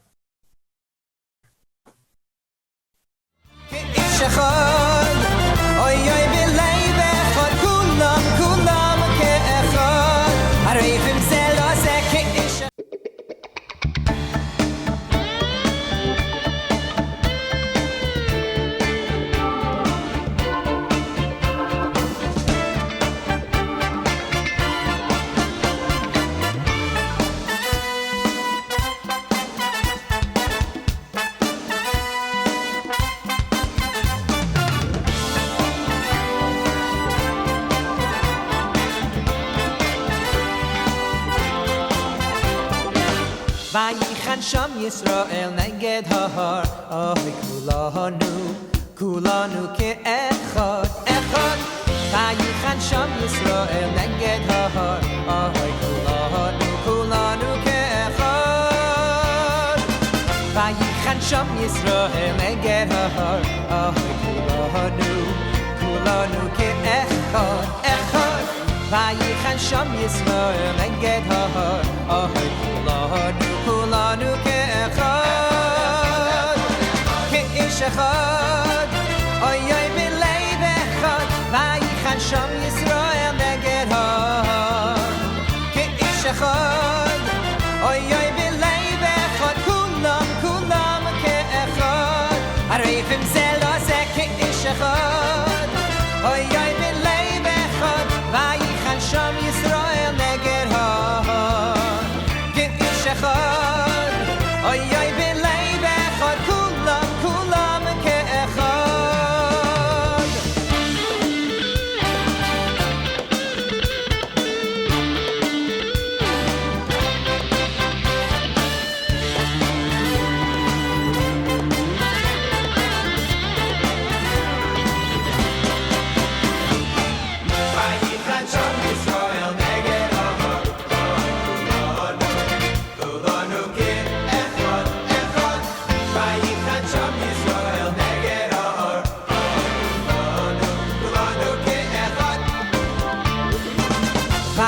Vayichan Sham Yisrael neged ha'oy kulanu ke'echad echad Vayichan Sham Yisrael neged ha'oy kulanu ke'echad ke'ish echad oy oy b'leiv echad Vayichan Sham Yisrael neged ha'oy ke'ish echad oy oy b'leiv echad kulam ke'echad Asay v'rashi zot ke'ish echad oy oy b'leiv echad Vayichan Sham Yisrael neged ha'oy ke'ish echad oy oy b'leiv echad kulam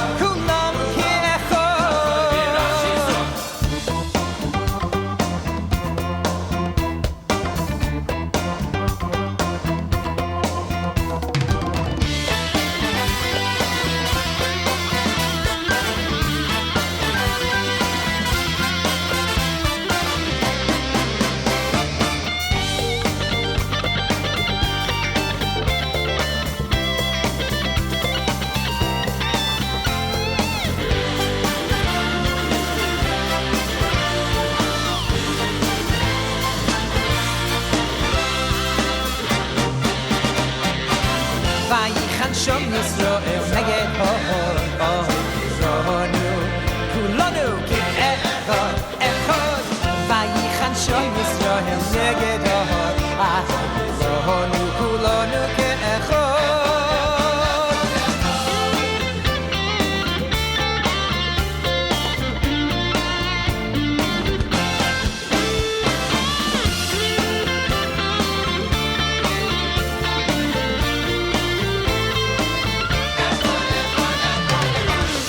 echad oy oy b'leiv echad Vayichan Sham Yisrael neged ha'oy ke'ish echad oy oy b'leiv echad kulam ke'echad harevim zelo zeh ke'ish echad oy oy b'leiv echad Vayichan Sham Yisrael neged ha'oy ke'ish echad oy oy b'leiv echad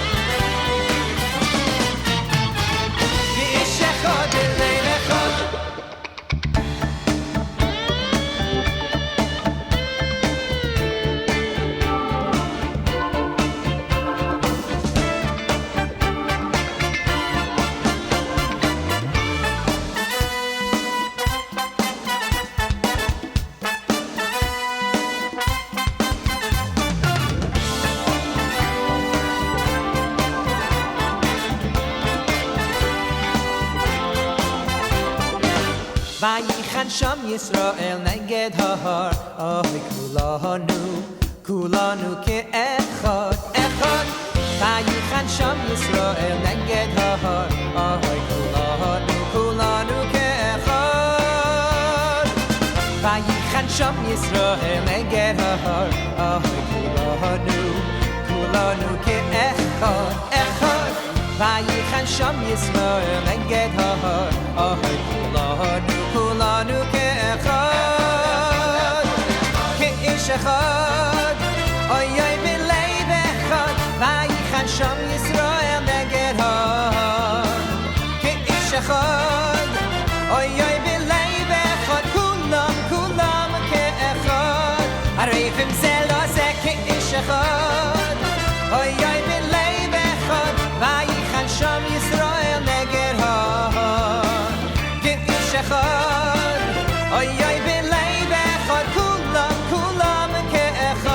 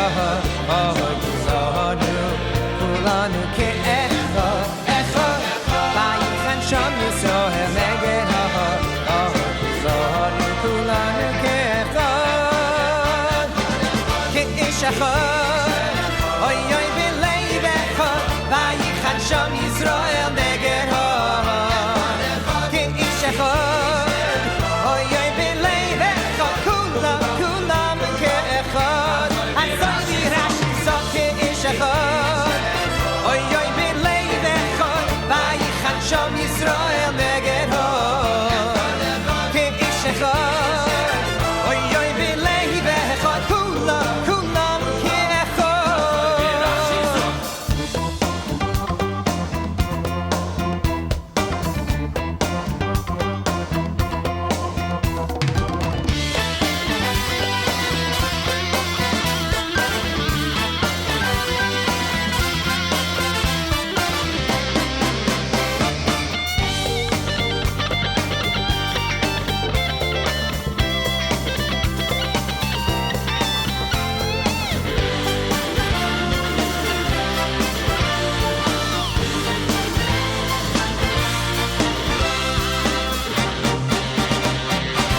Vayichan Sham Yisrael neged ho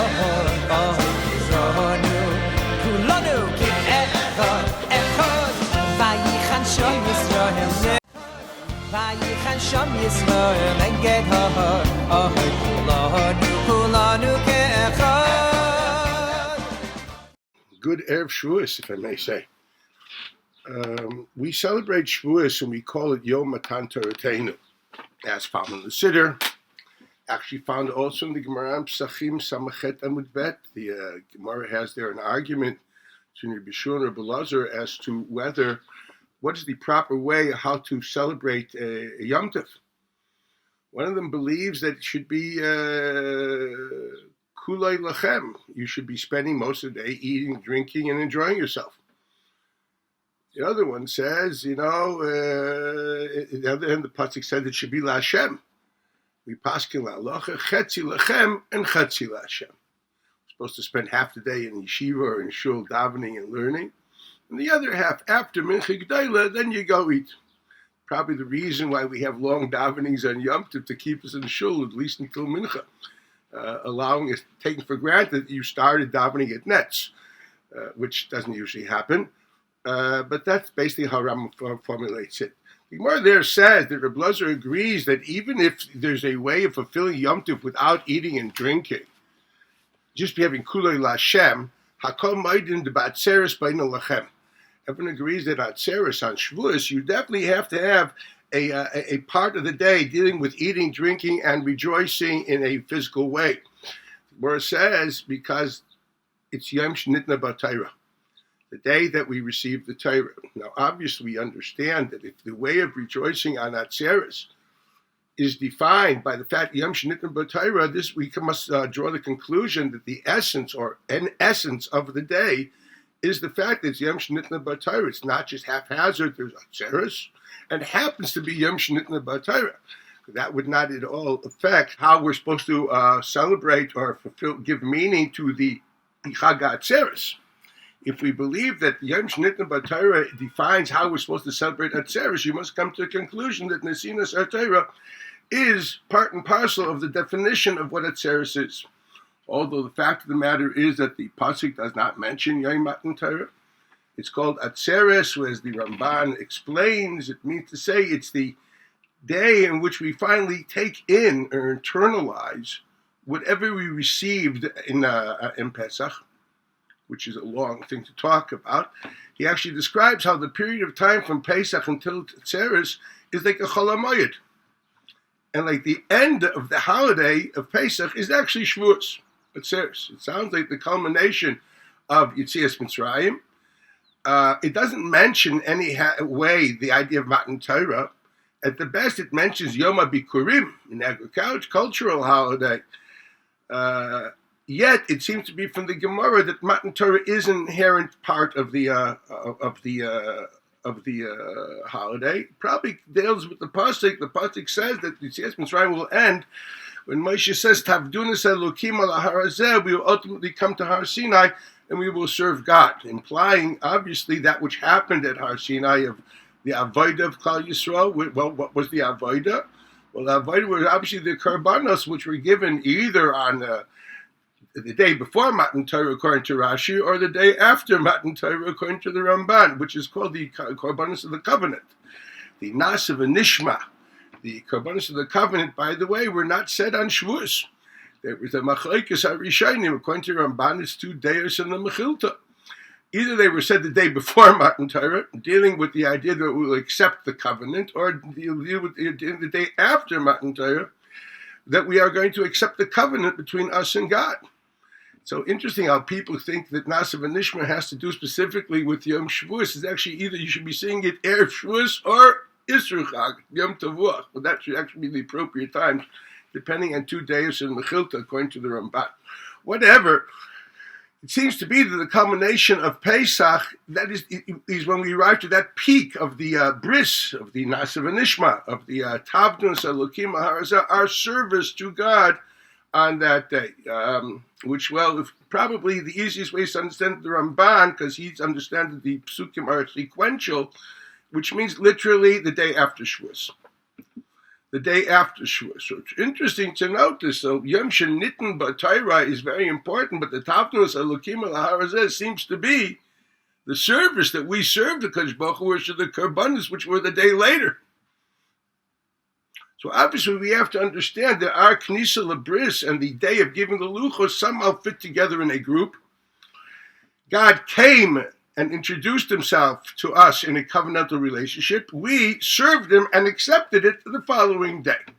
So that process of those 2 days seems to be with the culmination of the Geula process. The Ramban actually writes this. When the Ramban writes in his Hagdama to Shmais that we finally became redeemed when we had the Hashras Shechina, which we had at Matan Torah, and then finally afterwards when we built the Mishkan, which we had a mobile Sinai unit, constantly bringing Sinai with us to wherever we went, which was the Mishkan. So we do see clearly that is the Hashras Shechina in context of that covenant, which is the Seif HaGeula, that the ultimately being redeemed, and that gives man his station and his relationship with the Kadosh Baruch Hu. This seems to be obvious. Well, here is where the question rises, and it's a major question. Let's face it, the Torah that we received on Shavuos, we actually never got. Moses came down the mountain, and he saw us already celebrating around the golden calf. We actually engaged in paganism literally 39 days after we heard that we're not supposed to, from the mouth of God himself. And Moses sees that and he breaks the tablets. And we know what Rashi says in the name of Midrash. He basically broke the marriage contract. Well, it means it's a marriage which didn't work. It was never actually realized. It didn't come into being. I mean, yeah, the chassan came to the chuppah, and the kala was there, but by the time they came home, she was already with someone else. Why would anybody celebrate that? God, it's a marriage which didn't work. What actually happened afterwards that Moshe went up and prayed a lot, and we did tshuva, and finally, Baruch Hashem, on Yom Kippur, we finally got a second chance. The Gemara says that why is the two most happiest days, Mishnah says in times, during the Second Temple period were Tu B'Av and Yom Kippurim. Why Yom Kippurim? Because that's called Yom Chasunaso, Yom Simchat Libo. It's our marriage. So if you want to talk about a covenantal relationship and a marriage, the marriage that worked and is still working, thank God, is the marriage of Yom Kippur. I don't see anybody, saying Hakol Moedim de Yom Kippurim Be'inun Lachem. We don't exactly eat on Yom Kippur. What's the story?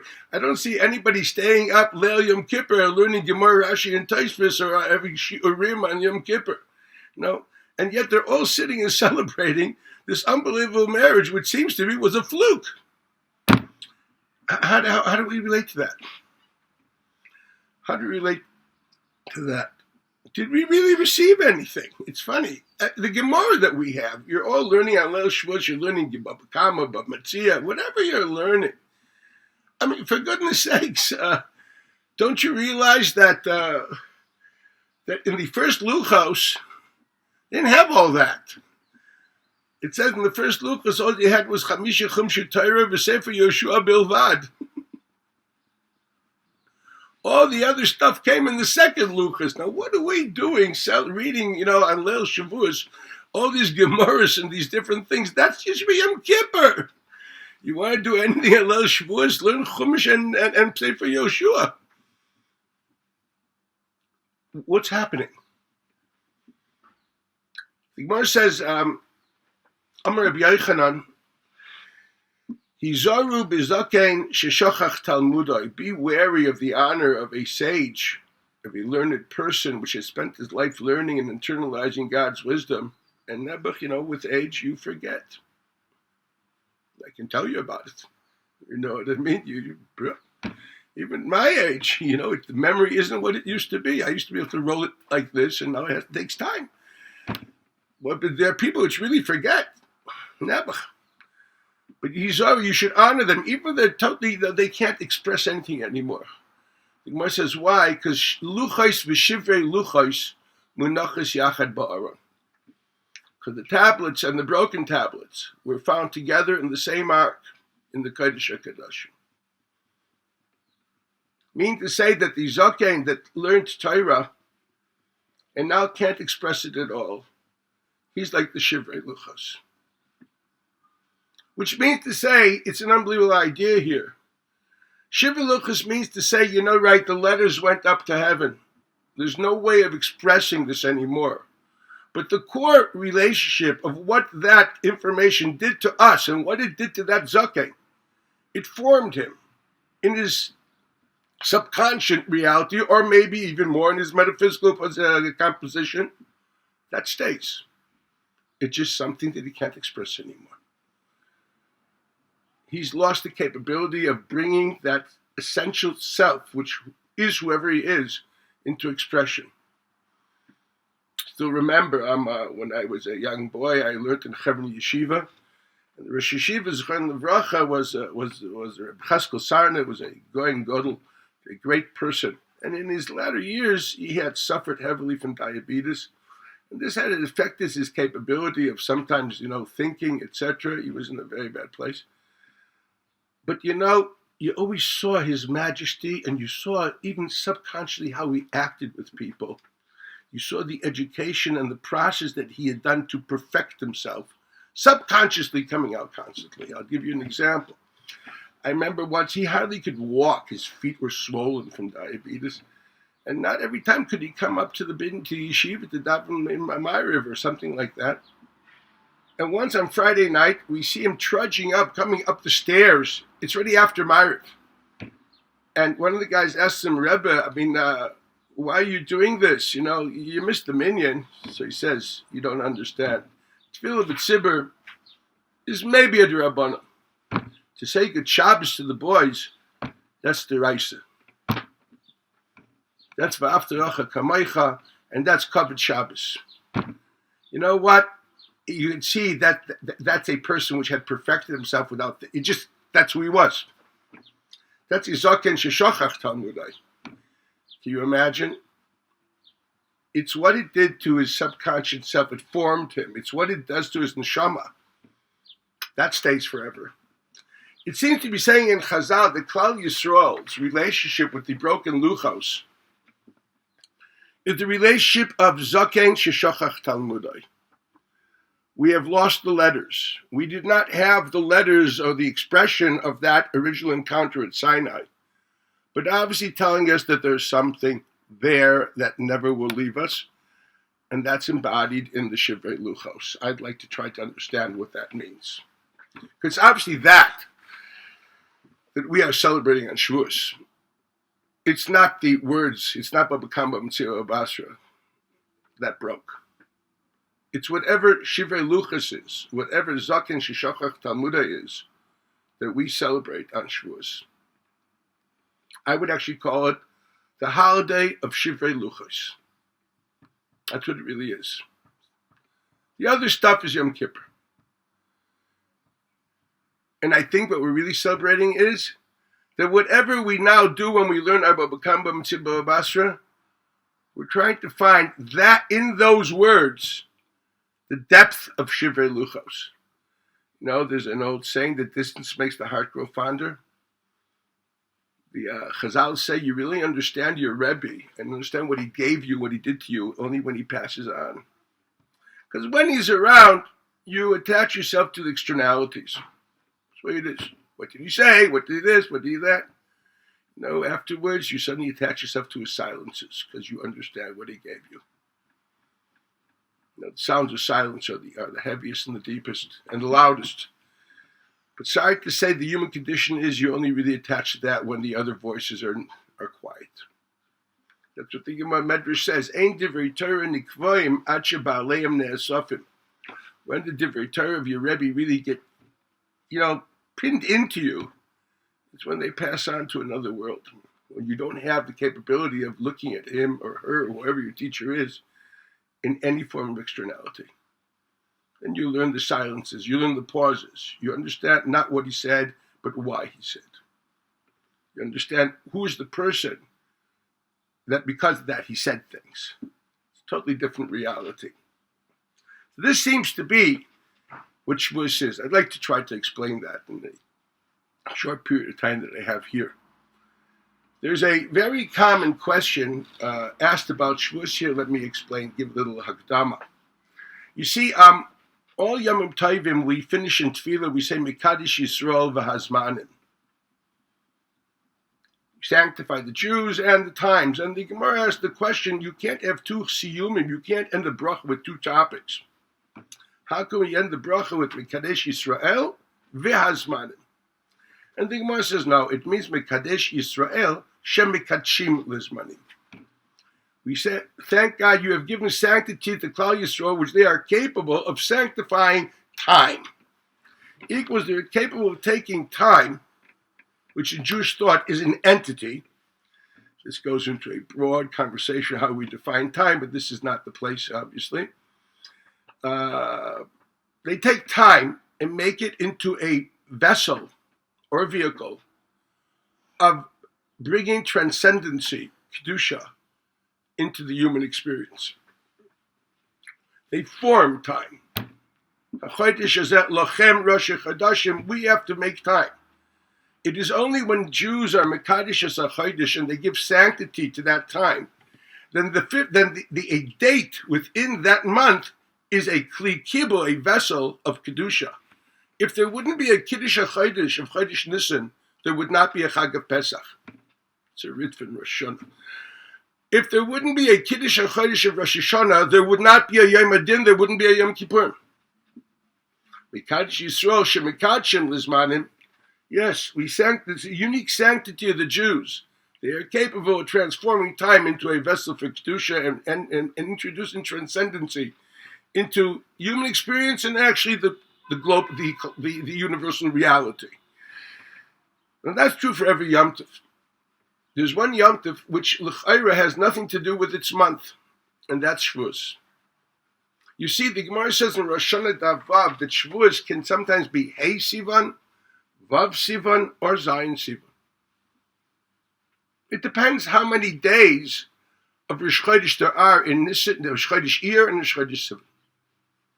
Because Shavuos does not depend on the date, and it doesn't depend on Chodesh Sivan.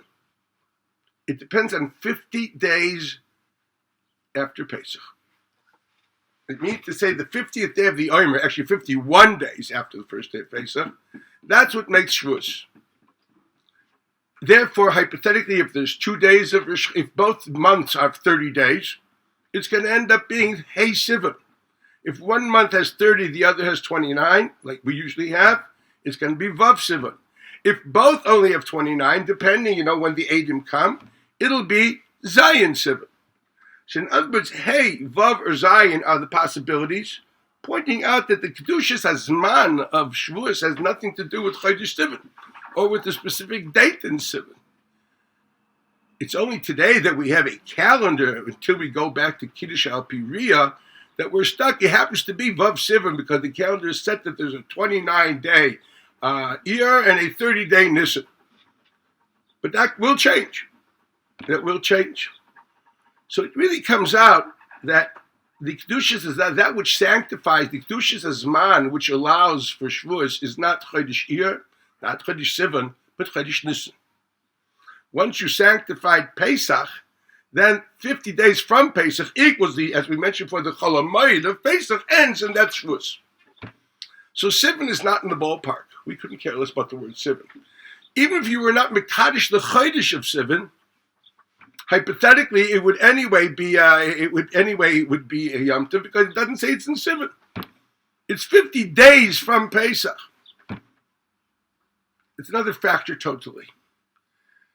If that's the case, as I said before, Vav Sivan doesn't mean anything as far as Atzeres is concerned. Now, if we take for granted that Matan Torah is inherently part and parcel of what Atzeres is, then it must be that Matan Torah also is not defined by Vav Sivan, but it's defined by literally, as I said before, the 50th day of Shviras HaOmer. So, just as Atzeres is 50th day of Shviras HaOmer, if Matan Torah is inherently part of the identity of Atzeres, that means we look at Atzeres not as Sivan, not as Vav Sivan, but as the 50th day of Shviras HaOmer. It equals 51 days from leaving Egypt, because we count the next day. Well, we have a problem. This is a problem which the Kadmonim asked the Magen Avram, brings it the name of the Ramami Pano, Menachem Azariah Fano. He was a great Kabbalist, very important books. One famous book is the Asorim Amoros, quoted quite a few times in Magen Avram.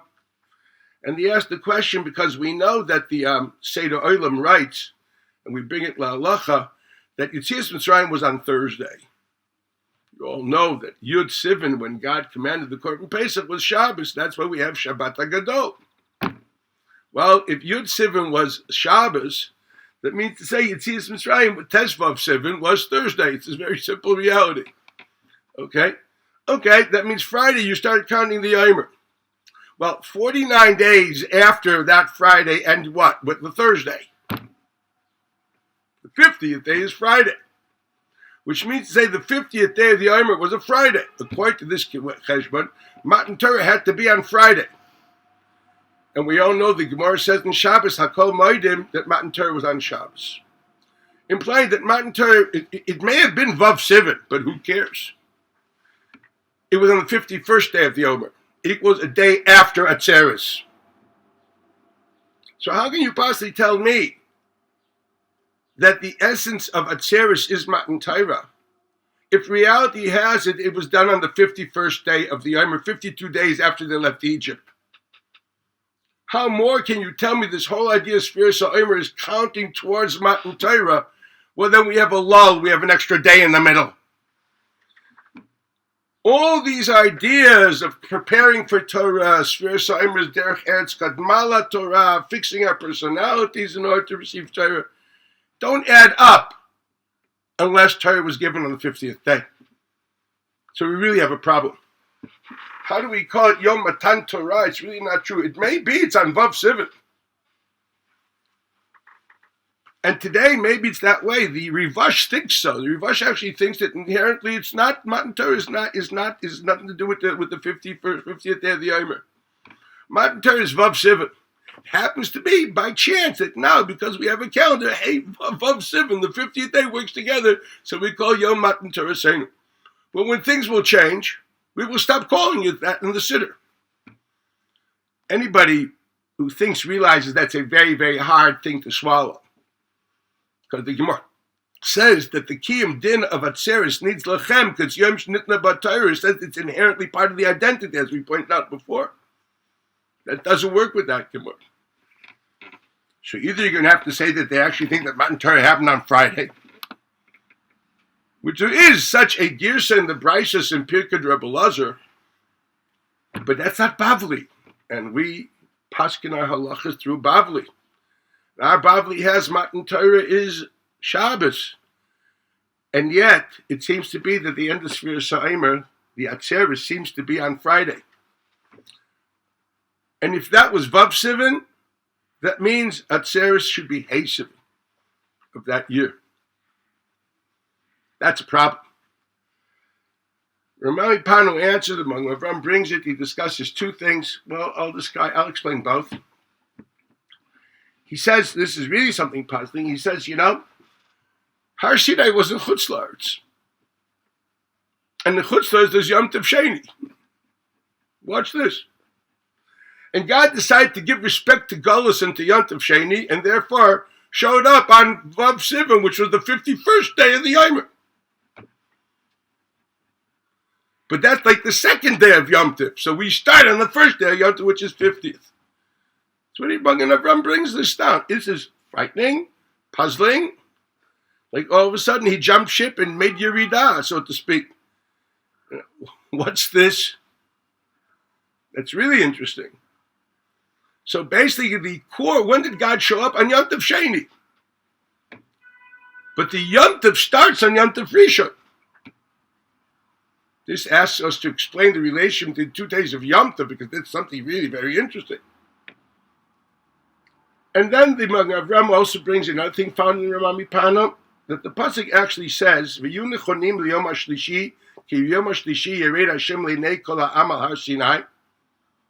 That God was actually supposed to show up on the 50th day of the Sphira, Hey Sivan. But the Gemara says that Moshe said pshat in what HaKadosh Baruch Hu said, made a limud, a alfusa, with one of the Yud Gimel Midas Shatar in the Dreshes Bem, and figured that when God said these words, we have to interpret it as saying that we will not see him, or we will not have it, until a day later. And he added a day, and the Gemara says, HaKadosh Baruch Hu, hiskim l'daitoi. Now, what does this mean? So what did God really mean when he said Yom HaShlishi? Did he mean Hey Sivan, the 50th day of the Yomer, or did he mean Vav Sivan? And Moses figured it out, because he intelligently knows how to read the Chumash. What is the relationship between Pshat and Drash?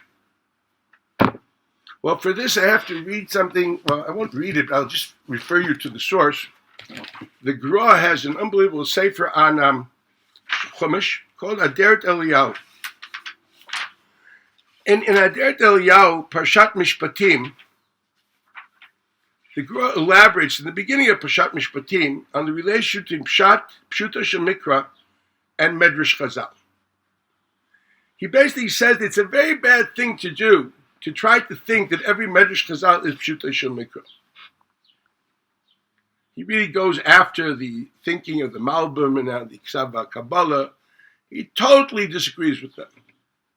He believes that Pshuta Shemikra is an independent reality, and it's what he calls the emes of Torah. And then there's the drash, which is the practical way of applying it. And we're not going to go here and explain so why do we have to know this? He says, so therefore it's very important to know Pshuto Shemikra, because that's the emes of Torah. I'll give an example. By an Eved, it says that the Eved, if he doesn't want to leave his Adon, so we do Ritzia, we bore a hole near his ear, and it says, the Pasuk says, Vavadola Olam. And Chazal say it doesn't really mean forever, it means until Yovel, till Jubilee year. So the Torah says he is an Eved La'olam. Just the Jubilee year takes him out of that. But he actually is an Eved La'olam. That's what Meir Simcha writes in Meshech Chochmah. Another example. Ayin tachas ayin, yad tachas yad, regel tachas regel. Yet Chazal tell us in Baba Bakama you pay money. But the truth is you actually owe him an eye for an eye. And that's what the Rambam says. Where do we learn this money? Because the pasuk says, Lo tikhu kofer lenefesh rotzeach. Yata lokech kofer lenefesh rotzeach, vata lokech kofer leroshe evarim she'enam chozrim. What you're paying is not damages. No one cannot give money for an eye. It doesn't have a market value. I'm sorry. It's priceless. You're actually redeeming your eye, and that we should pluck it out by paying money. It's kofir. Rambam Paskins it le'alacha. That's what the Rambam says, that if you are moide in Bezdin, that you plucked out someone's eye, you don't have to pay. It's like knas. A regular din of mammon, of course you have to pay. You can't be mechayiv al pi atzmacha with a hidah of chavala. The emes of Torah is eye for eye. Practical application is redeem the eye with money. The emes of Torah is avodah la'olam. Practical application is yovel. Let me explain what this means in a deeper way. You see, when you first start learning, you look at Mishnah as these weird stories of people fighting over finding some kind of a piece of clothes in the street. You learn the first Mishnah of Mitzvah. And you figure people were poor, so I found a jacket. No, I found a jacket. It seems like people are fighting over clothes. As a child, it was quite perturbing. They must have been very poor. That's my reaction to it. After a while, I grew up and I said, no. This is just a metaphor. It's really a way of telling me that Mammon HaMutal B'Safek Yachlaiku. If we have money in question between two people that claim it, Yachlaiku. Why did they choose this example? Obviously, it was common at the time. But once you understand the depth of it, you realize, forget the example. That's just the external shell. It's the idea. You grow up a little more, and you learn a lot more. You realize all of a sudden that this idea of Mammon HaMutal B'Safek Yachlaiku is not just a rule. It has conceptual underpinnings. It has a whole world of thought behind it, which you can thus extrapolate to other situations and create new laws. You grow up even bigger, and you realize that there's also meta-halachic principles behind it. You grow up even more, and you understand the philosophical underpinnings and ultimately the metaphysical interpretation of what this means. The more you grow, the more you realize whatever you know is just a mashal to something deeper and more profounder. That's what the Pasuk says. And also, the Chazal, the Torah is called Mashal HaKadmoni.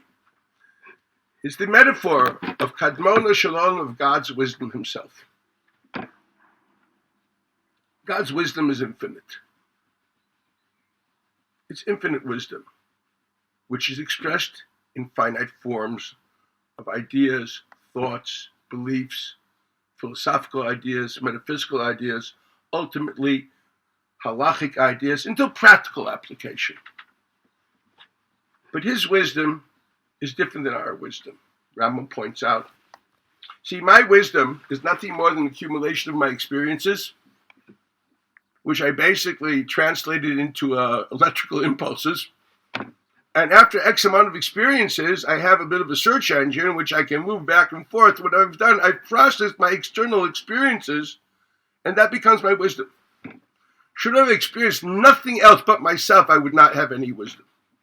Wisdom is nothing more. I'm like a bee hovering between the flowers, taking it in, and basically extracting from it ideas, and that's what I have. Goodness sakes, God had wisdom before he created anything. So he didn't exactly experience anything. The only thing he could experience was himself. So the wisdom of God is not the wisdom of man, which is nothing more than extracting ideas from experiences. The wisdom of God is an expression of the infinite self of God. My wisdom is not an expression of me. It's an expression of my trials and tribulations, my experiences.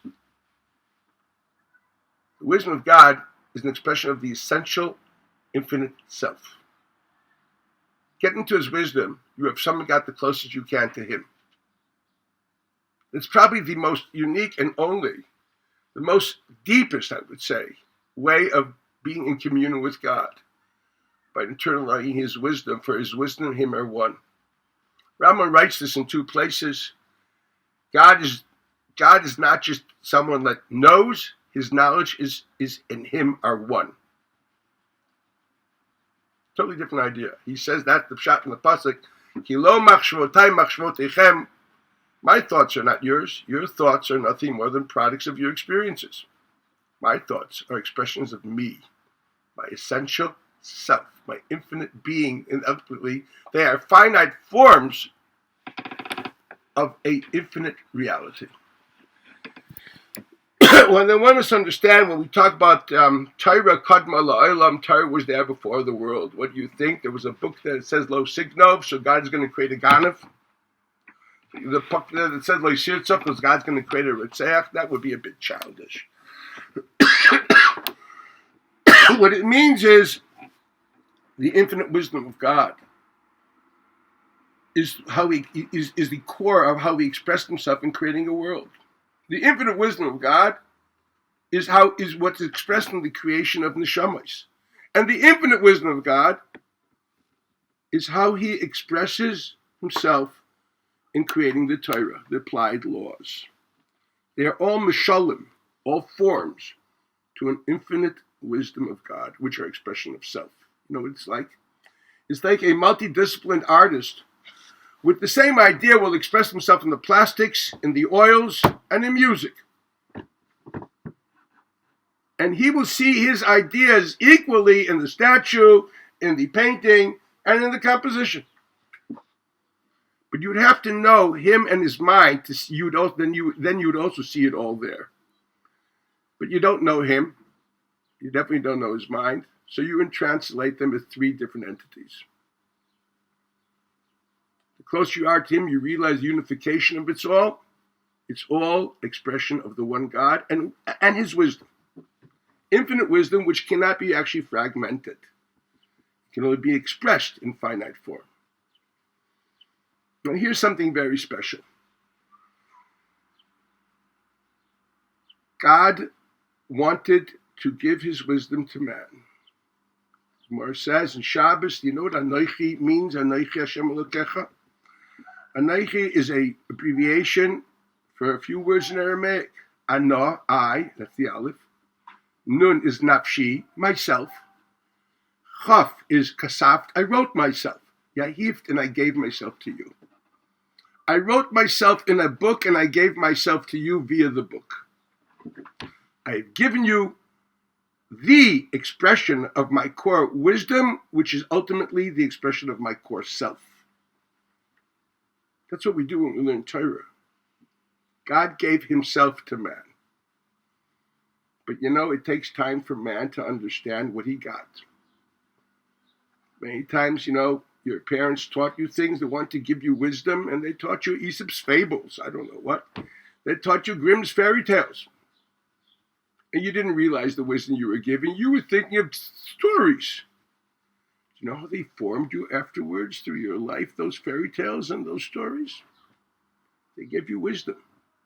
And subconsciously, they formed you. You really think that marriage is giving flowers and diamonds? They're only there as much as they're expressions of the core relationship that man has given himself to wife and wife has given herself to man.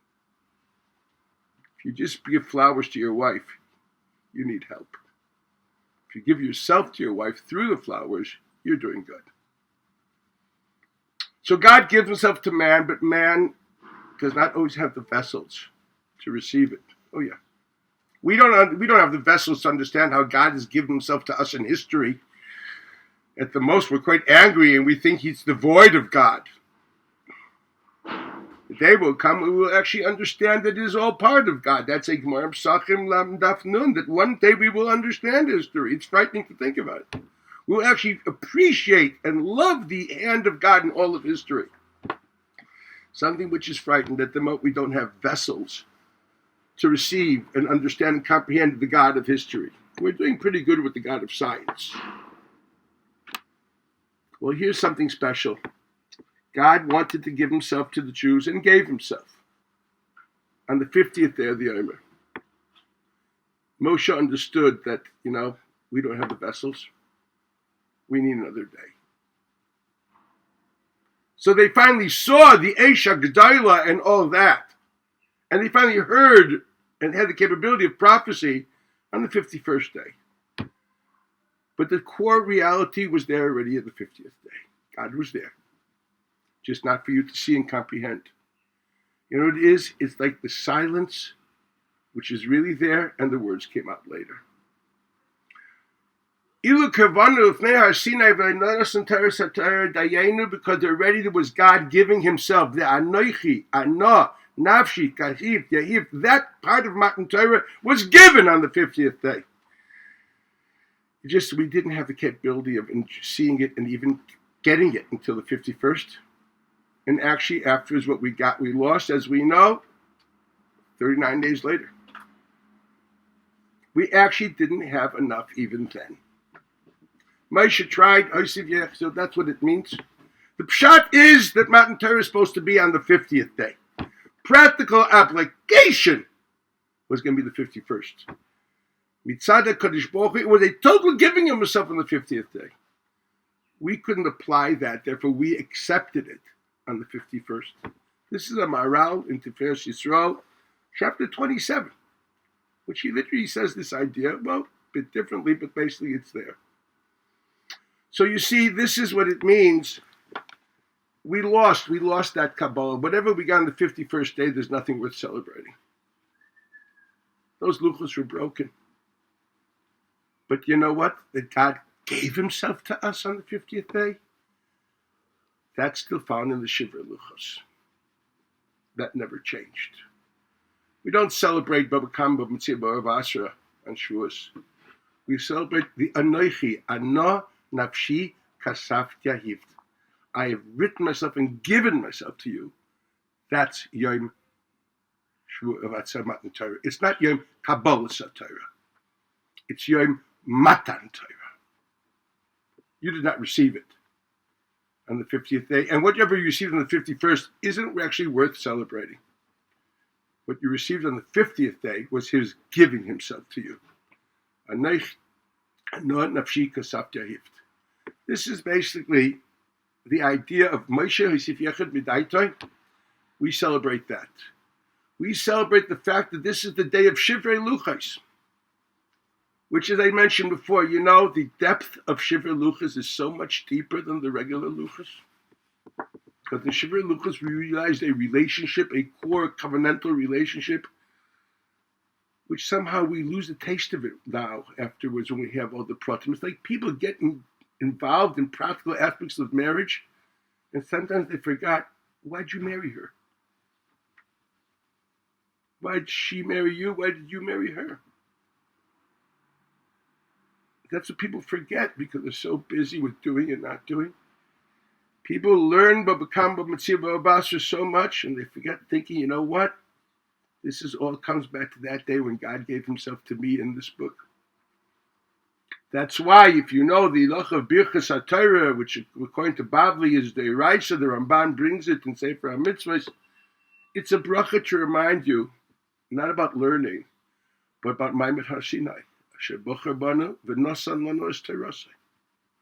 Always remember, he gave himself to you. That's what this Shavuos is. I want to hope and pray that we will somehow connect to what Shavuos really is. And whatever we do on that day, focus on the fact of Anoichi, Ana, Nafshi, Kasaf, Yahift. Have a great day.